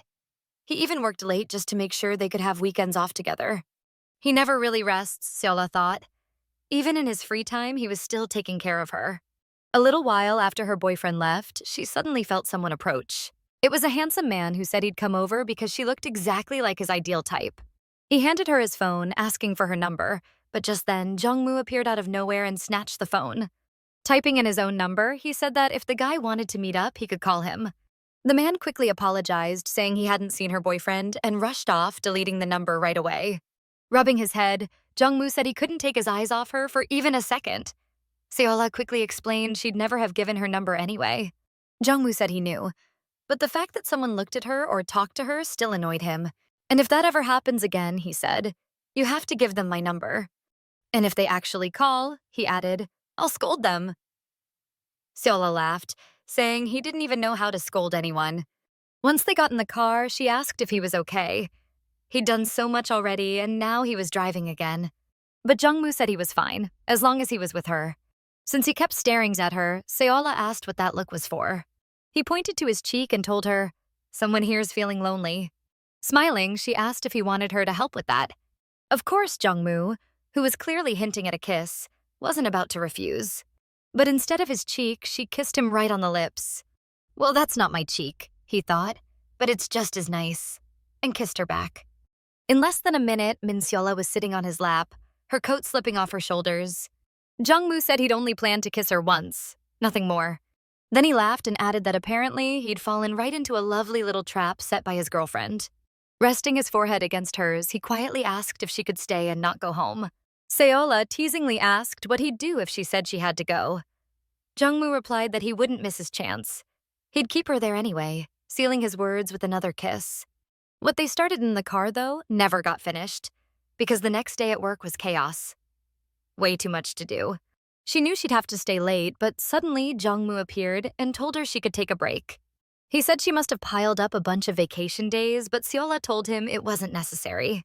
Then Jong Mu suggested hiring another employee so she wouldn't get so exhausted. She said that wasn't allowed at all, and he confessed he'd honestly love to just move her desk closer to his. Taking her hand gently, he asked if he could do that. She said of course not, and that such behavior was totally inappropriate at work. And right as she said someone could walk in, someone actually did. By now, they'd mastered the art of acting normal instantly, and that's exactly what they did. The man greeted the director while Jong Mu asked how he was doing, since they hadn't seen each other in a month. The man was happy that he was remembered and said everything was great, since he was learning a lot from Solha. When the girl warmly said that he really was helpful, Jong Mu squeezed her hand. Turns out he hadn't actually let go of her hand from the start. He'd just hidden it behind his back. The man noticed that Secretary Min suddenly stumbled and blushed, so he paid attention to her. He thought maybe she wasn't feeling well. She was all red and seemed a little embarrassed too. Although he planned to grab a drink in the break room, his client had already arrived. The moment the man said goodbye and left the room, the girl said that Jong Mu had intentionally held on. He replied that he wanted them to catch them a little, so he couldn't resist this small trick. He said maybe it was time for them to all tell the truth. The girl wasn't exactly against it, but it was unexpected. He officially asked his beloved to take the matter seriously and respond positively. She promised Jong Mu that she'd really think about it, since hiding like this at work was extremely inconvenient. She also thought about someday introducing her boyfriend to her father, since he was investigating him and his innocence. As for Yuseong, he was just about to go to Seola's birthday. They planned to celebrate it, the three of them. He didn't know how long he'd been staring at himself, but it was getting ridiculous. He needed to be there on time. Surprisingly, he wasn't going on a date, but he was digging through his wardrobe like crazy. Eventually, Yoo Seong picked out clothes that looked elegant and neat on him and suited him well. On the table, there was still a package with a gift he'd prepared for his friend. In his mind, he imagined that Solha would really like the pendant he picked out for her. He'd spent even more time choosing this pendant than he had picking out his outfit today, so he hoped it would look its best. Since they agreed to celebrate at Eunshim's place, they met there. She had prepared a lot since she hadn't seen Yoo Seong in a while. Eunshim was the first to greet her, handing over the package to her dear friend. Eunshim said not to open the package right away, better to do it at home, somewhere private. When Eunshim asked Yoo Seong what he'd give her, he stayed silent for a moment, remembering how he'd met her today. Looking at her pendant, he even remembered what she'd said about being late. It was the same little flower pendant on her neck, the very one he'd chosen so carefully as a gift. So he decided there was no point in giving her something she already had. Of course he was disappointed, but he didn't show it. Just said he'd accidentally left it at home. Eunshim said that memory problems at such a young age were a real issue. Yoo Seong forced a small smile and said he'd give it later. She said that happens sometimes and invited everyone to eat since she had prepared so much. Overall, they had a wonderful time together, talking and reminiscing. In the evening, they decided to head home. Solha waved to her friend and thanked her for everything, telling her not to freeze and to go home safely. They promised to text when they got home and slowly walked off. The girl asked if Yoo Seong happened to be in his car. He didn't get a chance to answer before seeing someone already waiting for Min Solha. There, a little further under the streetlight, stood a familiar male figure, Cha Jeong-moo. As if sensing someone was looking at him, he lifted his gaze and saw Yoo Seong and Solha. It was hard to describe how disappointed Yoo Seong felt. He had hoped for just a few minutes alone with his friend. And Solha, seeing her beloved, was thrilled and smiled. She probably should have left already. She said that if Yoo Seong wasn't driving today, maybe Jong Mu could give him a ride, but the musician refused. Forcing a not-so-happy smile, he said he was glad to have met and said goodbye to his friend. She smiled back, saying she was glad too, promising they'd meet again somehow. And Yoo Seong, not taking a step forward or back, watched as his secret love went into the arms of another man. At that moment, something seemed to click in him. He realized he had to act and grabbed her sleeve, asking her to wait. The girl was surprised at how sudden it was and turned to the musician. Jong Mu was also surprised, if not irritated, that some guy was holding up his beloved. Yoo Seong kept holding her sleeve, the hand with the ring on it, probably gathering courage. But blushing, he said, "The thing is, I've been in love for a long time." They quietly talked for a few more minutes, and Jong Mu, waiting for his beloved, was getting annoyed. He was irritated that Yoo Seong had stopped her and was holding her up, so he decided to step in and claim his love. As soon as he addressed her, she turned and said she was coming now. She'd gotten caught up talking. Approaching her beloved, she immediately placed her hands on his chest, as if forgetting about Yoo Seong, and said she'd been talking with him. He could see that, of course, but he didn't understand what they were whispering about, and why was he still standing there? But his beloved was much more interesting than that guy, so he listened carefully to her stories from the day. Yoo Seong, sadly smiling, just silently watched, no longer expecting her attention. Well, in the end, they did give Seola's friend a ride in the car. Wondering why everything seemed so calm after the confession? You'll find out from Yoo Seong's perspective. Her expression had changed so much from the confession that she seemed not to believe what she'd heard. And all Yoo Seong could do was awkwardly correct himself, saying he meant Jong Mu's car. That's what she really liked. He's always wanted to know how it feels to ride in it. And since he'd praised the car, she insisted they give him a ride. Got him right there. Min Solha was probably quite tired, so she believed his words. She asked where he had stopped living. Even such a small conversation made him smile. Yoo Seong quickly chirped out the address. She said it was a good place, and Yoo Seong agreed, glancing at Jong Mu in the mirror. Jong Mu asked how long he'd be staying, and the musician said probably until next month. He had concerts there, and he hadn't seen his friends in a long time. Smiling, Jong Mu said his girl would be busy until the end of the month, spending time with him. Yoo Seong didn't respond, just silently looked at Jong Mu. And he said that in front of her? But it seemed he didn't care that his beloved was there. And she didn't reply at all. Though her silence was odd, she didn't even try to keep the conversation going. But there was a reason. After a busy day, the girl was simply tired. Jong Mu blushed as he watched her sleep peacefully. She was beautiful, really beautiful. Eventually, she did wake up. By then, Yoo Seong had left, and Cha Jeong-moo had covered her with his coat. As soon as she woke up, she apologized for not letting him go home. But Jong Mu said there was no need to worry. Being with her made him feel better. He even flirted, saying his imagination ran wild watching his sleeping beloved. Blushing, she asked what he had imagined. Jong Mu asked if she wanted to hear about it. She thought he had probably imagined all sorts of naughty things. But hinting at marriage, he said he imagined her in a dress, her expression, her smile. She was so touched by his words that it was like her sleep vanished in an instant. Meanwhile, Yoo Se-young looked sad, staring out the window. When Solha fell asleep, that man covered her with his coat. Yoo Se-young certainly hadn't expected to see anything like that. And that expression on his face, it seemed he wasn't as emotionless as he appeared. Now, thinking about it, he felt beaten. He'd denied the obvious for too long. He realized there was no place for him there. No point in fighting or sulking. Because Min Seola had the one who made her smile. But he couldn't stop feeling sad. He'd liked her long before all this. He had loved her for a very long time. Even now, after everything that happened, he was most curious about what she was doing. Even sincerely wishing her happiness, he couldn't get her out of his head or heart. By the way, Seola was still working on her laptop at this late hour, 4 in the morning. Well, not exactly working. She felt she needed to help with the investigation to find a lead. Now she was trying again to recall the day's events in detail. How her father arrived, how he was suddenly called away. She was also sure there was a reason why some of her father's memories had been erased. Nothing happens without a cause. Meanwhile, Jo Tae-gun couldn't calm himself enough not to anger Jong Mu. He went to the bar we know, talking with the guy who was cleaning there. Jo Tae-gun said it must have been tough for him and that he got what was coming. To Kim Woo-hui, he sarcastically added that he even knew who caused it. Jo Tae-gun thanked him for handling things himself and said some man was responsible for the mess with the drugs. He promised he'd stop by over the weekend since he couldn't now, and told Woo-hui to hide some things more securely. The man behind the bar didn't respond. Of course, he'd do as asked. Jo Tae-gun noticed that his companion hadn't even smiled once. Woo-hui said the blonde guy seemed in a good mood, and Jo Tae-gun immediately replied that nothing's better than ruining someone's life. Most of all, he was curious to see Jong Mu's expression tomorrow. That day wasn't supposed to be special or emotional. Nope. The main characters were simply riding the elevator down. The man asked if he was mistaken about his girlfriend's plans for the evening. Dinner with Eun Shim. And she confirmed it. She wasn't working late tonight. Jong Mu said he was glad she had something to do, because he also had a meeting planned for tonight. She didn't even need to ask before Jong Mu added that he was going to meet Moo Young. The girl was genuinely happy. She even remembered that man. She knew him as Jong Mu's high school classmate. Suddenly, she grew quiet and blushed, wondering what Jong Mu looked like back in high school.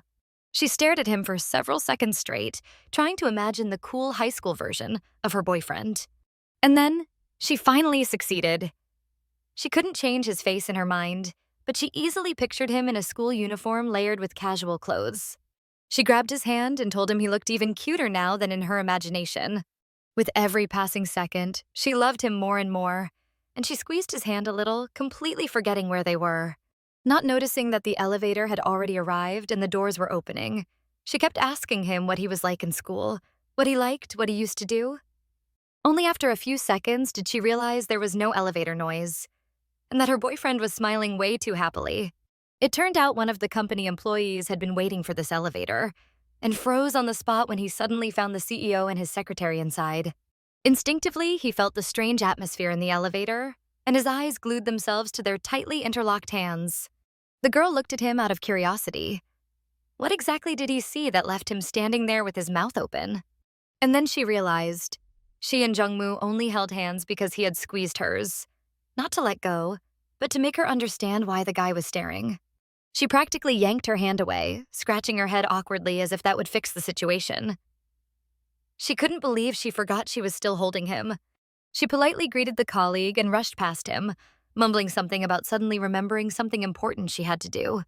Since the men were left alone, the director had something to say, so he addressed the employee directly.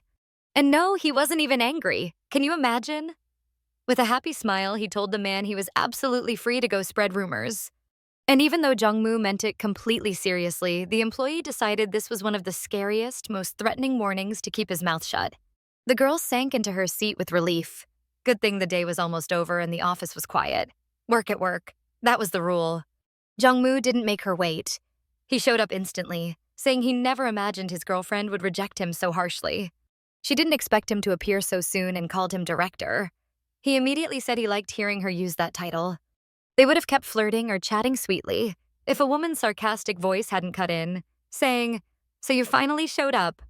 Standing there in the hallway was his mother. It was hard to tell what was going on at first, but Jong Mu instantly knew it wasn't anything good. The moment they stepped into his office, she threw photos and documents onto his desk. Most of them showed Solha and her father. His mother grabbed her head, seeing them again. She didn't even look at her son as she demanded an explanation. Questions hit him like bullets. Was Solha really the daughter of the man who took her daughter's life? She almost screamed when she asked if he knew all of this. If he knew and still kept seeing Solha. She didn't give him a single chance to speak, slammed her hand on the desk, and asked if Solha herself knew what her father had done. Jong Mu had nothing better to do than lie. He said Solha knew nothing. That way she wouldn't be harmed. Calmly, he explained he didn't want his mother to tell her anything. He loved her too much and didn't want Solha to leave him. But that was probably the worst thing he could have said. The distressed woman grabbed his forearm and demanded to know what he was even talking about, reminding him that his sister died, supposedly at the hands of Solha's father. Jong Mu tried to explain he was investigating whether her father was truly responsible, but she cut him off with a brutal question. What would he do if it was true? Nearly in tears, she asked what he'd do if the investigation confirmed the worst. Jong Mu smiled calmly and said he would find the truth, no matter how painful it was. And even if the truth was exactly what she feared, it wouldn't change anything. It wasn't Solha's fault. The fact that his sister was gone, that wasn't his girlfriend's sin. That's what he told his mother. She covered her mouth in shock, unable to believe her own son was saying something like that. It was like a slow-motion explosion tearing her apart from the inside. She said he must have lost his mind, but Jong Mu insisted he loved the girl and was too attached to let her go. He reached toward his mother to calm her down, but she jerked away, screaming across the entire office that she ordered him to break up with that girl. He tried again and again to hug her, explain, comfort her somehow, but every attempt failed. Finally, she pulled away one last time and said that from this moment on, Jong Mu was no longer allowed to call her mother. And then everything went silent, except for the sound of her heels clicking away. For him, it was a brutal blow. His heart tightened, his throat closed, and tears filled his eyes. As for the person who came up with this monstrous plan, he was sitting in his office with a smile. Next to him sat the same rat as always. They were clearly waiting for something. Not working, not talking, just waiting. And sure enough, they got what they wanted. The landline phone rang, and Jo Tae-gun had to pick it up. The moment he heard the message, that disgusting, sly smile spread across his lips. He must have been smirking like that since childhood. The kind of smile that screams trouble from a mile away. The rat jumped from his chair the moment their unexpected visitor burst into the room. And that visitor was none other than Cha Jeong-moo. He didn't look angry, but a mask of absolute coldness covered him from head to toe. The kind of heavy aura that makes the whole room freeze. As for Solha, she was on her way to meet her friend, but now she looked worried and completely lost in her thoughts. She kept replaying the expression on Jong-moo's mother's face when she arrived, and when she left. It felt as if the woman had learned something terrifying. Lost in thought, the girl didn't even notice she'd missed her chance to cross the street. She hadn't seen the green light at all and now had to wait for the next one. She had planned this evening to be relaxing. A simple, pleasant night with a friend. But Jong-moo's mother had shaken her to the core, and now anxiety clung to her. And she probably would have missed the next green light too, if it hadn't been for a familiar voice telling her it was safe to cross. Not only that, he even suggested they walk together, since fate had thrown them into another unexpected encounter. She mentioned that they hadn't seen each other in a long time and asked how he'd been. He said she hadn't come back to the bar. It had been boring there, same as always. The girl let out a polite little laugh. Woo Hui probably still remembered the night when she'd been there with Jong Mu. Of course, she didn't feel great about going there without telling Jong Mu, but he'd found out anyway and showed up. That had been awkward. Her gaze dropped in the man's hand, the one walking beside her, and curiosity struck. His hand was wrapped in bandages. Worried, she asked if he was okay because clearly that injury was real, and probably serious. First, he joked that he'd heard it doing something bad, but then brushed it off and changed the subject, saying the weather had gotten cold and she should dress warmer. And then he added, out of nowhere, that her boyfriend was extremely lucky. He'd long noticed how determined she could be. She didn't think the shift in conversation was strange, so she paused for a moment to think about her reply. Then, with a sad little smile, she said that in truth, her boyfriend was much better than she was. Honest, kind, gentle, the best. He looked at her with quiet understanding and gave a faint smile but didn't say anything. They walked in silence for a while, not long, before he suddenly asked her what she would do if someone incredibly important to her made a truly terrible mistake. He narrowed it down even more. What would she do if something like that happened in her own life? But we didn't get her answer. The scene shifted at the moment Jong Mu entered the office of that blonde bastard. As mentioned earlier, he maintained a calm mask, and the blonde greeted him cheerfully, saying it had been a long time. Of course, he knew exactly why Jong Mu was here. But he played innocent and asked what brought him in without warning.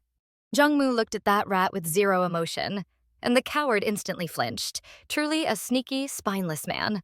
He muttered something about having things to do and shuffled toward the exit. Jo Tae-gun commented that Jong Mu must have really missed him if he came at such a late hour. Jong Mu didn't respond. He just reached into his folder. After pulling out the documents, he threw them straight at Tae-gun, surprising him with such sharpness. Jong Mu let out a tired yet furious smile and said he'd come to return that trash to its rightful owner. The game continued, and Tae-gun kept playing the fool, pretending he didn't understand. Me? I'm the owner of this? Jong Mu wasn't in the mood for jokes, and he made that clear. He wasn't going to play along with this nonsense.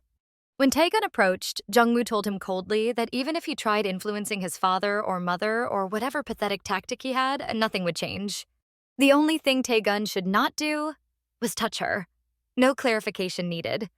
The blonde smirked and sat on the desk. He said it was funny. He'd always been the type who climbed over others without remorse. Jong Mu gave a bitter smile of his own, repeating Tae-gun's words as if tasting them. Then he enlightened his enemy. The truth was, they were exactly the same. Jong Mu wasn't harmless. Tae-gun wasn't the only threat in the room. The blonde lifted a brow. Now things were getting interesting. Honestly, Tae-gun hadn't expected Jong Mu to handle things the way he did. As for Solha's meeting with Woo Hui, they eventually parted ways. He stood in his home, surrounded by empty alcohol bottles, replaying her words in his head. Behind the door, someone could be heard quietly sobbing, nonstop crying in the background. He listened to that crying and everything twisted in his mind, especially Solha's words, especially her advice. She'd said that if something was a misunderstanding or injustice, she'd do everything she could to resolve it. But if the mistake turned out to be real, something truly wrong, then she believed you should admit the fault and apologize. She continued, saying that if the person was important, truly valuable, hiding the problem wouldn't make it go away, and it certainly wouldn't help that person. Thinking about this, he poured himself a drink, something strong with a large chunk of ice. He stepped away from the kitchen, drink in hand, and looked up at something in front of him.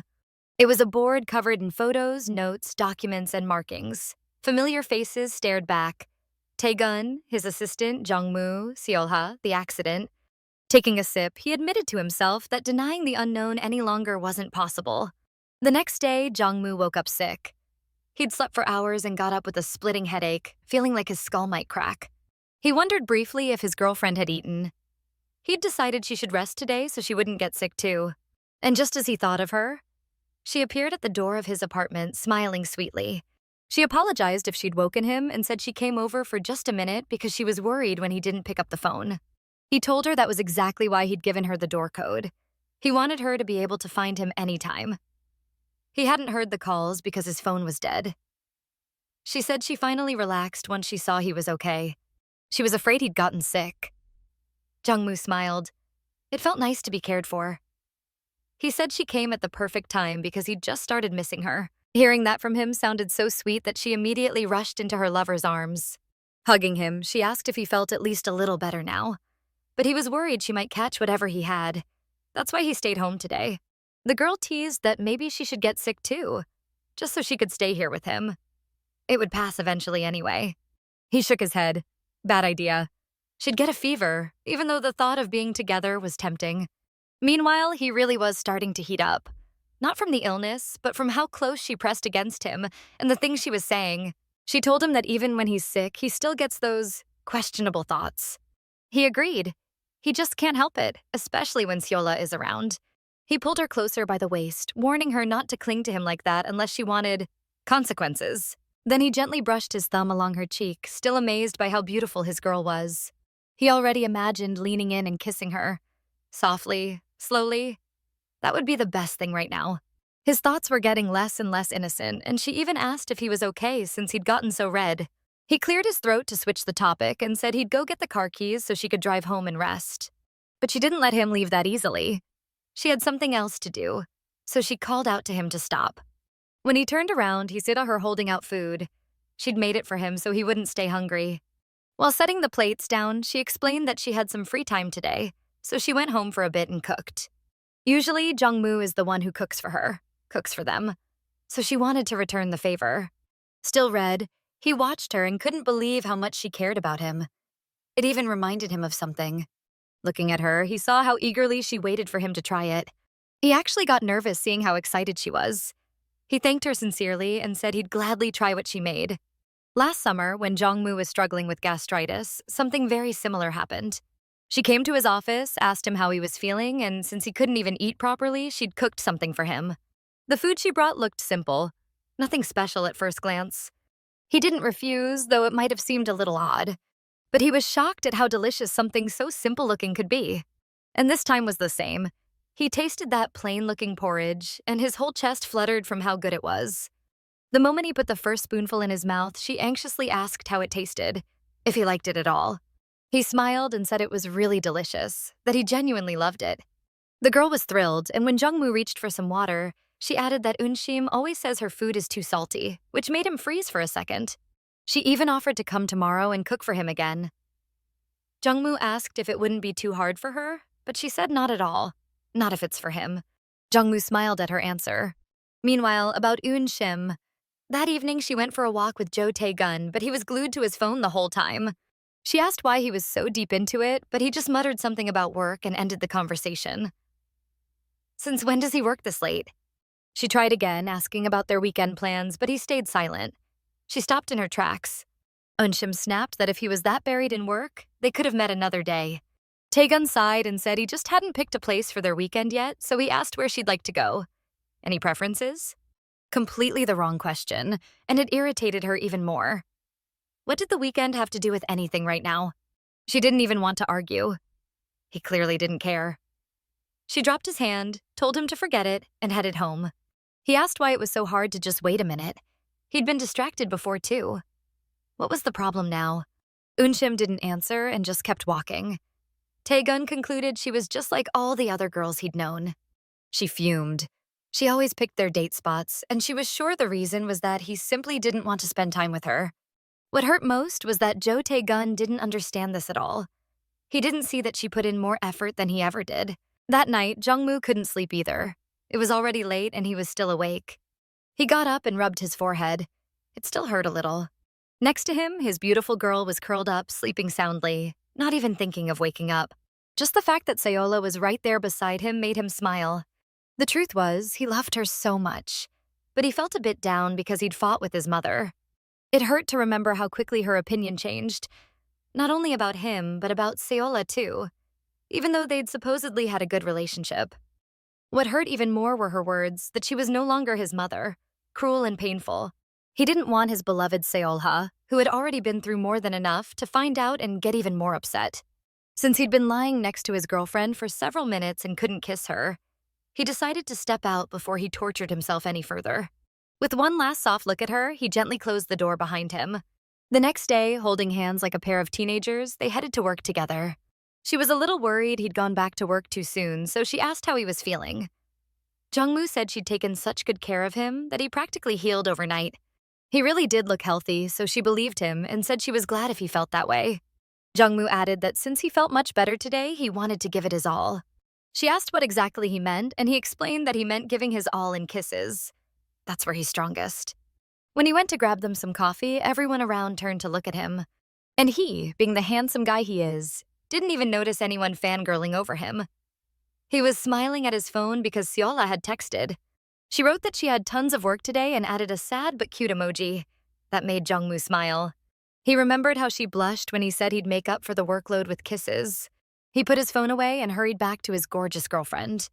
He wished the day would hurry up so he could go home with her. Just the two of them. On his way into the office, he accidentally overheard two women talking about some relationship crisis. He wasn't the type to eavesdrop, But he couldn't help learning that sometimes couples' feelings fade. At first, they can't get enough of each other and then suddenly barely interact. He heard that people who see each other too often burn out in relationships quickly.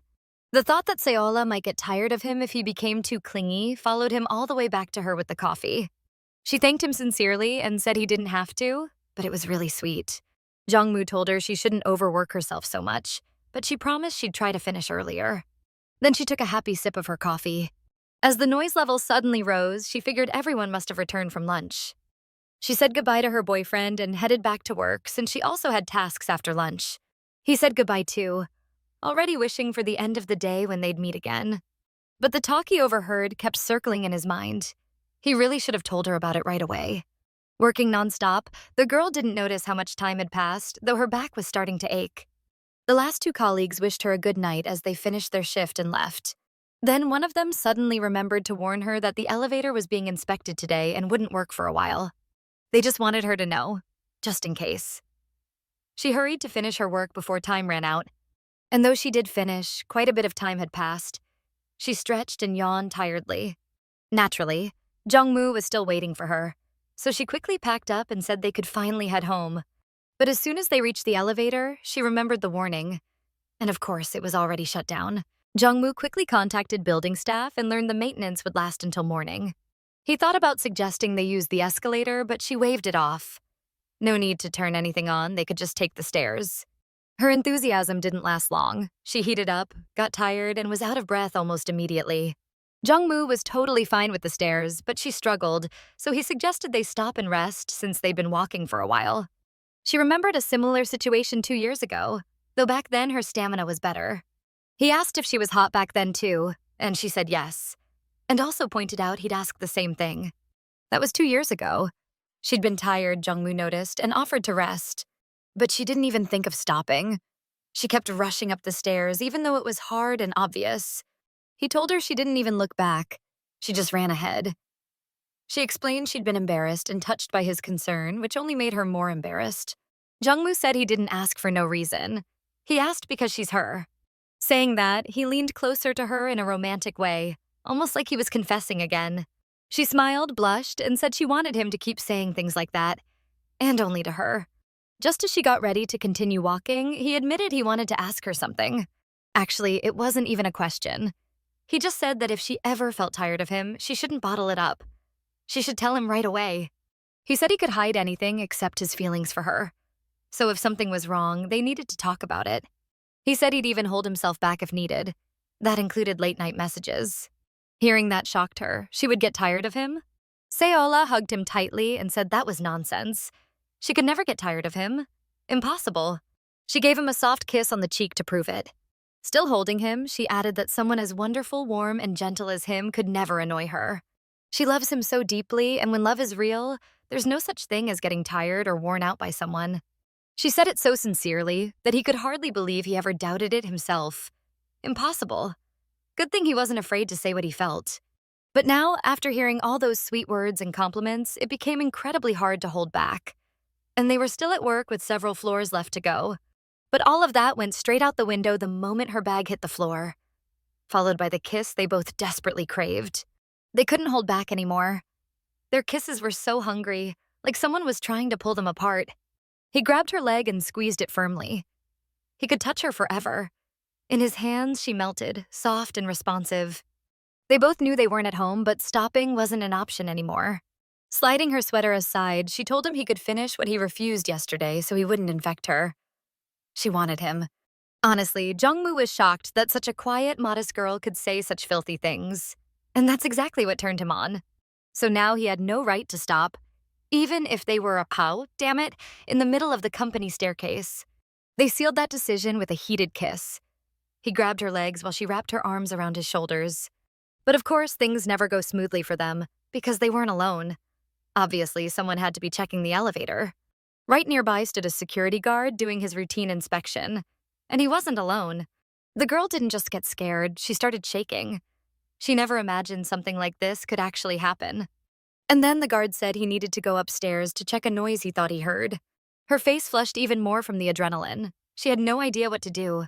Staying quiet was torture. When the guard reached the top, he was startled by the unexpected encounter. The girl and Cha Jeong-moo managed to pull apart at the last second, so Director Cha stepped forward to meet him. The guard said he didn't expect anyone here this late and explained he was checking the building to make sure everything was fine. Jong Mu replied that he had checked the upper floors and would personally inspect the lower ones, so the guard could head home. Solha stayed exactly where he left her. If Jong Mu looked convincing, she definitely didn't. Her face practically confessed everything they'd been doing. The guard didn't argue. He wasn't sure if leaving without checking everything was okay, but he had no choice but to follow the director's orders. A few minutes passed before Solha came out. The guard should have already left. She quietly asked if they could finally go. Jong Mu nodded and held out his hand, telling her to be careful on the stairs. At home, as they undressed, she shared her feelings, saying Jong Mu had no idea how scared she was. The man asked if he should go home, but she didn't want him to leave, though they really needed to sleep early since they had work tomorrow. When her phone rang, she sat down and answered it. It was Yoo-sung calling late enough to worry her. The musician said nothing bad happened, but there was something he wanted to tell her right now. And of course, the moment Jong Mu heard that familiar name from her lips, he hugged her from behind, fully intending to finish what they started. He didn't stop touching her, so she could barely even focus on the conversation. Jong Mu said loudly, on purpose, that he wanted to finish what they were doing at the office.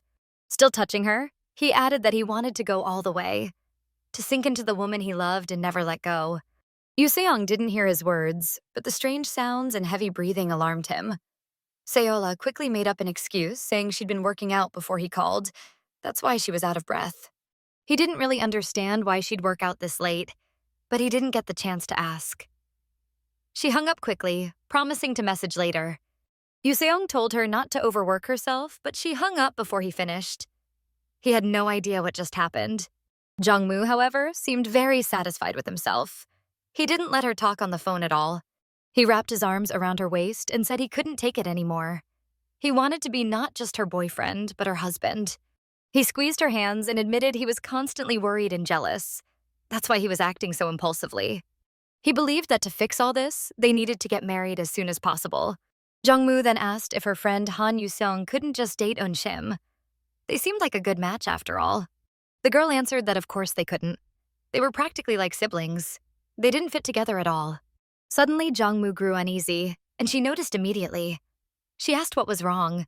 He remembered how she once said her tastes had changed. That day, Solha described her type as a sweet guy who wins people over with kindness, and Jong Mu was the complete opposite. She laughed and said her beloved man clearly still didn't know her at all. Funny that he worried about something like that. She placed her hand on his shoulder, showing she was being completely serious. Leaning into him, she explained that she had purposely chosen the opposite of her actual taste. Her true type was only him, Cha Jeong-moo. He blushed, embarrassed, by how she said it, by what she said, and by the fact that he had actually believed otherwise. She gently tugged on his tie and told him it was probably time for him to go home. Twirling his tie in her hand, she fixed it neatly so it looked proper. Before leaving, he asked when he'd finally become her husband. She said if he wanted it that badly, then starting today. As for Han Yoo-sung, that night, like so many before it, he once again couldn't fall asleep. It felt sad. He didn't even get the chance to say anything over the phone, and now he had only a week left to see her at least once in his life. That's actually what he wanted to tell her, that he had to leave, and before going, he hoped they could meet, just as friends. But after that conversation, it felt like maybe it would be easier to just leave, not to say goodbye. Not to think about it. Just pack up and go. Not out of spite, but because it hurts too much. That dream where Solha came to him before, even if it was just his imagination, hit him hard emotionally. Now he saw the girl he loved almost every night. She'd come quietly, whisper sweet words, want only him. He even tried staying awake just to avoid seeing and reliving it again. It was only an illusion. The next morning, the same employee Cha Jeong-moo had instructed to start spreading rumors walked into the CEO's office. Jong Mu only needed to assist him, but right as manager Oh was about to leave, the director called out to him, asking him to stay for a second. With a confident smile, Jong Mu announced that he wasn't just a boyfriend anymore. The manager had no idea why he needed to know that. But Jong Mu stepped closer, still smiling, and told him that from now on, the rumors he spread had to include that he and Solha were officially husband and wife. Once again, he emphasized that he wanted those rumors circulating. From the outside, it looked strange as hell, but honestly kind of adorable. Well, to the manager, it just looked weird, and honestly a little scary, as if he knew something he really wasn't supposed to know. A bit later, he and Solha went to a bookstore. She was picking out a book for her father to bring him over the weekend. Her hand accidentally brushed against another man's hand. They reached for the same book at the same time. She apologized immediately and quickly turned to look at the man. Strangely enough, she recognized him. Turns out fate is really good at pulling surprises. Cha Jeong-moo was waiting for her, but after a moment, he decided to check if she had chosen a gift for her father. He must have run out of words when he saw her standing next to some man. He had only been gone for 5 minutes. Looking more closely, they weren't talking in any particularly friendly way. Definitely not the way she talks with Yoo-seong. And it seemed like Jong Mu recognized the man too. Not from a random encounter, but because the girl once wanted to show him a photo album. In one of the photos, she wasn't alone. A boy stood next to her. And she looked a bit uncomfortable in that picture. Jong Mu didn't know who he was, since she never really wanted to talk about him. And judging by the way she looked now, they didn't seem like close friends. If anything, she seemed uncomfortable. That's when an unpleasant, but strangely interesting thought crossed his mind. Could that man be Solha's ex-boyfriend? Based on the photo, they had known each other for a long time. She was still in school back then. They were talking about basic things, how they'd been, what had happened since the last time they saw each other. The man said not much had changed in his life. He was still working and had come here for a meeting. The girl didn't share anything about herself, but then the man got a message and had to leave. He said they should definitely catch up again later. He suggested the three of them, Zio, Seopse, including Unshim, should meet sometime, smiled, and hurried off before she could say anything more than goodbye. After he left, she lowered her head, wondering why she was even this nervous. It was all in the past anyway. It was just a coincidence. Then Cha Jeong-moo stepped out from behind her, saying it was a shame the man left so quickly. They didn't even get introduced. Jong Mu admitted that the man reminded him of the boy from the album, the one smiling sweetly and leaning close to her. Solha was surprised he had noticed so many details and told him that yes, the guy really was someone she knew from school. Jong Mu had a lot of questions, but since she didn't share anything on her own, it wouldn't be polite to pry. He decided some things should stay private and changed the subject, asking whether she had picked a book. She had, and asked if her boyfriend had chosen anything for himself. He usually didn't have time for reading. His schedule was insane, but surprisingly, he found one. He showed her the book. It turned out to be about how a man should behave after getting married. He smiled gently. After the purchase, he still had work to finish at the office, so he headed back. Work was hard. His mind was somewhere else entirely. He tried to focus, but he couldn't stop the flood of thoughts. All of this was about his girlfriend, complications that made him feel uneasy. And the root of it, strangely enough, was Min Seola's beauty. Why did she have to be that gorgeous? He couldn't force her to wear a mask, of course, but his coworkers kept approaching her, asking for her number, trying to take her out. And the female coworkers were constantly begging to introduce her to their brothers, friends, whoever. Of course, she always said she already had someone she loved, but something still ate at him. Maybe that's just how it is when you love someone a little too much. But he couldn't lock her away or restrict her, even though he was constantly anxious and about to explode. Meanwhile, Solha finally arrived home. Thankfully, tomorrow was the weekend, a long-awaited break. She was supposed to meet her father, but he suddenly said he needed more time to remember things.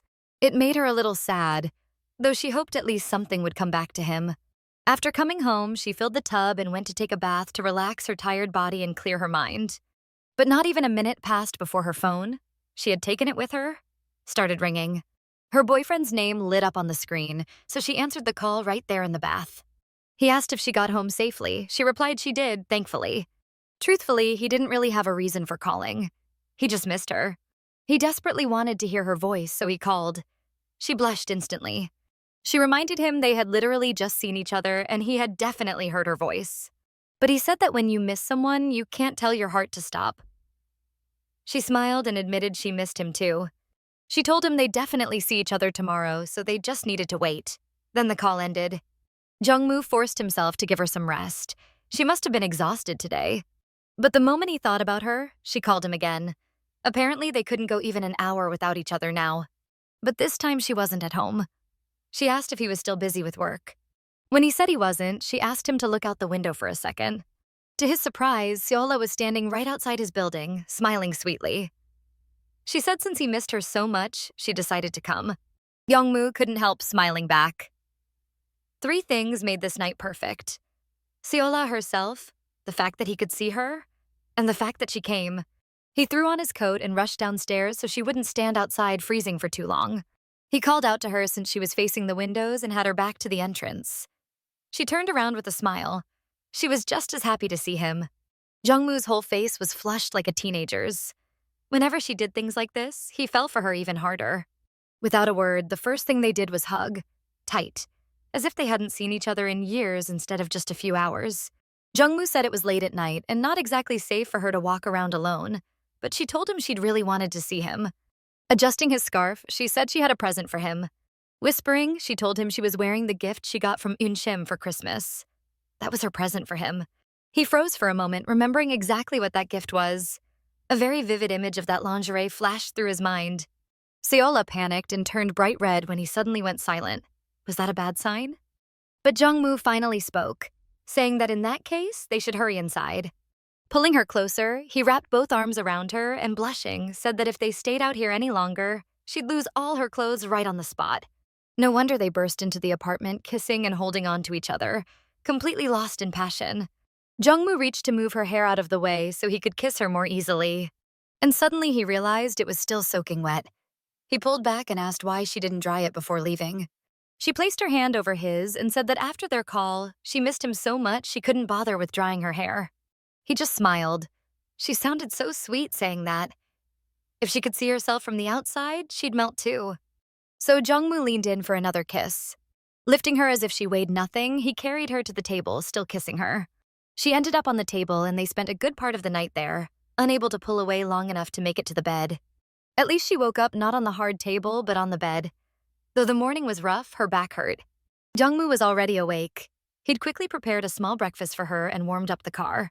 Sitting beside her, he apologized for the soreness. He had promised to keep it to one round, but completely failed to restrain himself. Solha sat up and said it was fine. After all, she wasn't exactly passive. She'd spent half the night reaching for him first. Seeing her coffee and, most importantly, strawberries on the tray made her genuinely happy. She loved that. She asked how he even knew she wanted strawberries for breakfast, and Jong Mu just smiled and said she told him herself. Apparently, in her sleep, she talked about strawberries, so he figured she must have wanted some. She blushed, embarrassed, but honestly touched that he turned her sleepy nonsense into reality. Thanks to Jong Mu, the topic shifted. He suggested they go check out wedding venues next Sunday. She was surprised, but they weren't exactly rushing. Or maybe they were. Jong Mu said that if they planned to get married, then it was time. Solha lay down beside him and smiled, saying she was all for it. The next day, Sunday, they woke up early because they had to see Useong off. He was flying out today. She said she really wished Unshim could have come too, but Yusung said it was fine. He'd be back again anyway. Solha wished him a safe trip and asked him to take care of his health.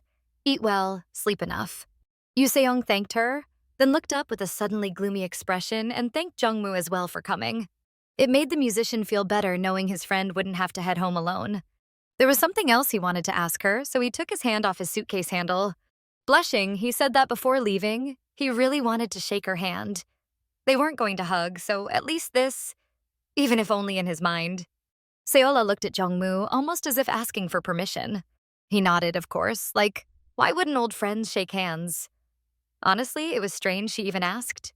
She didn't quite understand why Useong was so nervous and red while shaking her hand, but she didn't comment. His hands even turned red. You have to understand, this was all he could get from the girl he'd loved for years, so it meant a lot.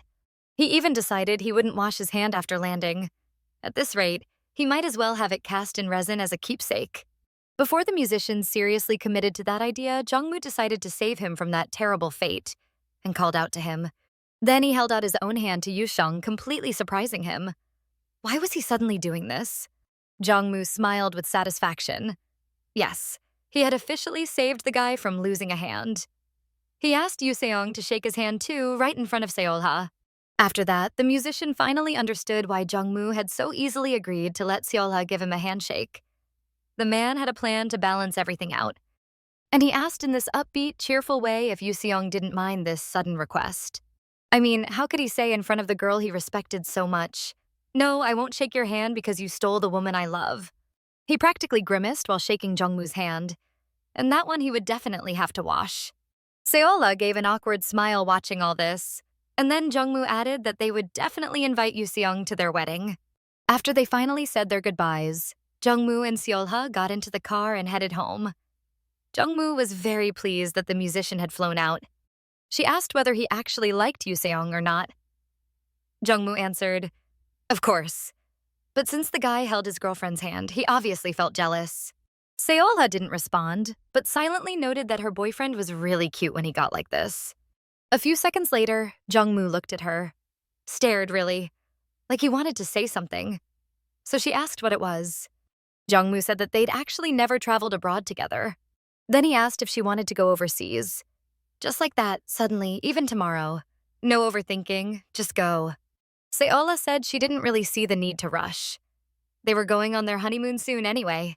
It was like those words hit him straight in the soul.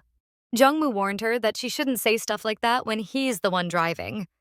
The emotions overwhelm him. They might end up in a car crash at this rate. And Jong Mu really was bright red. Even his hands on the wheel were flushed from how nervous he was. He looked like a full-on tomato. It was embarrassing to admit, but her words, and the thought of them actually becoming husband and wife, triggered every possible reaction in him. Seola noticed they weren't even driving in the direction of home. Jong Mu said he knew. He intentionally didn't drive toward home because it was way too far right now. He had a wild urge to stop immediately, to take a little break, but only he knew the real reason. As for Yoo Seong, he was flying in absolute comfort. He was a famous musician after all. His thoughts drifted back to that moment when he'd had to say goodbye to the girl he'd loved for so damn long. It hurt even if something new had settled inside him. Then, turning back just once, he had to admit that too much time had passed. He no longer had any right to interfere. Only now did he truly realize that there was no place for him in Min Seola's heart anymore. Just empty hopes. And even those hopes had finally faded. But weirdly enough, it felt like relief. Like it was how things were meant to be. She genuinely looked happy, and trying to take her for himself would have been selfish. In a way, it was good he was flying out. He finally had a chance not to nurture his feelings anymore, but to put them out. Right as he decided not to live in the past, a flight attendant approached to bring him the water he'd asked for. His decision and the sight of her were strangely connected, because she looked so damn much like Min Seola. It was unreal. He thanked her and covered his mouth with his hand, noting just how unfair fate could be. By the way, he also had another friend, Yoon Shim. And speaking of her, she had just stepped out of the shower. When she looked at her phone screen, she saw that Jo Tae-gun still hadn't texted her, and probably wasn't planning to. She regretted ever falling for his sweet words in the first place. She should have never agreed to date him. Now she'd gotten used to him, grown attached. Why did she keep feeding herself promises that he would change? Nonsense. What an idiot. She wasn't even waiting for his messages anymore. Let him try showing up again, she'd show him. Min Seola wasn't at work that day, so Jong Mu worked alone, sorting through documents. One of the secretaries tried to say she'd been assigned to cover Seola's duties and could help, but he waved her off. He could handle it. Even now, he couldn't stop thinking about his girlfriend. Checking his watch, he figured she must have arrived already. As for where she went, she had gone to the school. She said she wanted to check out how things were going there and would try to be quick. Of course, he would have loved to go with her, but he could already imagine how she'd react if he insisted. She'd definitely frown in that cute way of hers and remind him that he had an important meeting at work. One he really shouldn't skip. Jong Mu decided he'd tough it out for a bit, then leave work early and go pick her up. Meanwhile, the girl had already arrived. She was surprised by how much everything had changed. She hadn't been here since her school days. She came with a specific purpose. To meet the teacher who'd still been working here that day, she had asked to leave early because of the terrible incident with her dad. She was calmly walking down the familiar halls when one of the boys ran past and bumped into her hard. Since she'd spent the whole weekend with that pervert, Cha Jeong-moo, the sudden twist sent pain shooting down her back. Thankfully, some man helped her keep her balance. She almost fell because her heel snapped from the impact. When she turned around, she recognized the figure. What a coincidence. A kiss. The guy from the photo was smiling, supporting her by the back, saying that not much had really changed since their school days.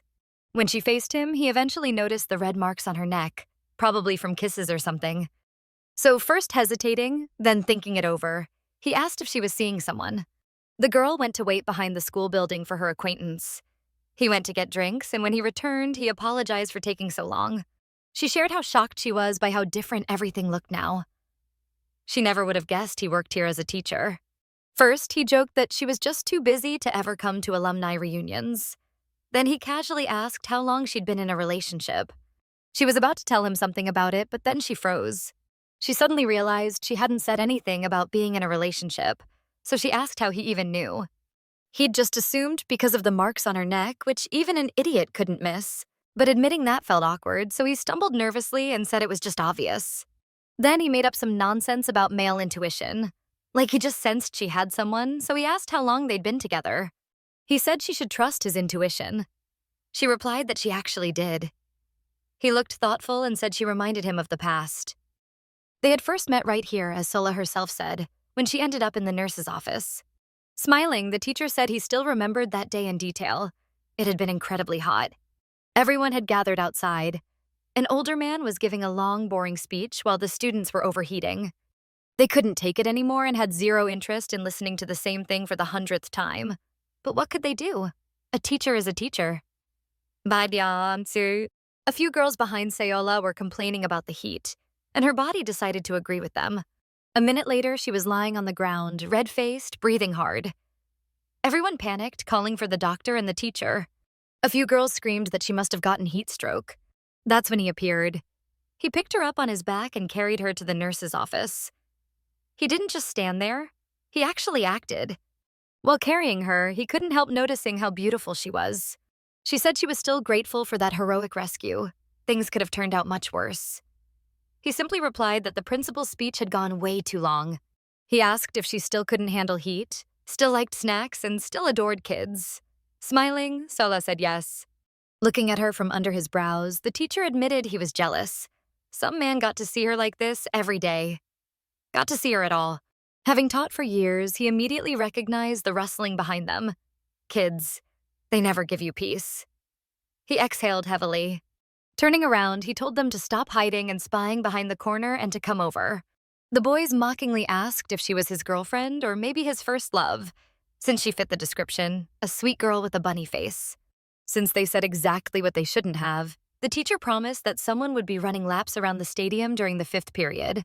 Meanwhile, Solha was getting ready to leave. She knew the teacher must have been waiting for her. She wished the man luck with his lessons and wished his students luck too, since he was holding them all close, preventing them from escaping. Without looking back, she walked away. But the man did look back, to catch one last glimpse of her figure fading into the distance. And as unexpected as it was, Jo Tae-gun did call Unshim, right after she decided she wouldn't forgive him. Even he didn't understand why he did it. He asked how long she planned on ignoring him. She said if he didn't like it, then he should message first. Long story short, he called, asked to talk, why even he didn't know. She was just a normal girl, nothing particularly unique. So why was she stuck in his head? One thought of her being with someone else was enough to make his blood boil. And he hated that. Finally, he heard footsteps. She came out. But she was angry, hurt, disappointed. She asked sarcastically what he even wanted from her since she'd already said everything. Tae-gun asked why she came out then. Simple. He's always stuck in her head and she thought that snapping at him would help. But her eyes also showed she didn't actually want things to end so easily. With tears in her eyes, she said, swearing she hadn't wanted to see him at all. At least she was lying to herself, if not to him. Watching her, the man realized this was his chance, not to fix everything or apologize, but to take what he wanted. He stepped closer gently, placed a hand on her cheek, and wiped away a tear with his thumb, showing just how moved he was. And then he reached for what he'd wanted most. Her lips. He kissed her, paying no mind to the tears. That day, when Solha went to school, Cha Jeong-moo had done everything as planned, so he was already waiting to pick her up. From somewhere nearby, a male voice spoke, saying that Solha should probably be done by now. Hearing his beloved's name, he reacted immediately and turned toward the voice. It was the guy from the photo, smiling, saying that judging by Jong-moo's reaction to her name, he must be her boyfriend. Jong-moo replied that the man had a good intuition, and he was right. He thought that maybe Jong-moo should ask who this guy really was. As Solha's guy, Jong-moo should have been curious, or maybe he already knew everything. Jong Mu, in turn, said that no one mattered to him except his beloved, no matter who the guy was. Then the man from the photo stepped closer and asked Jong Mu if he really didn't want to know what kind of relationship he'd had with Solha. He said they'd spent a lot of time together after graduation, and he was hinting straight out that what he and Solha had was real, passionate, and deeply desired.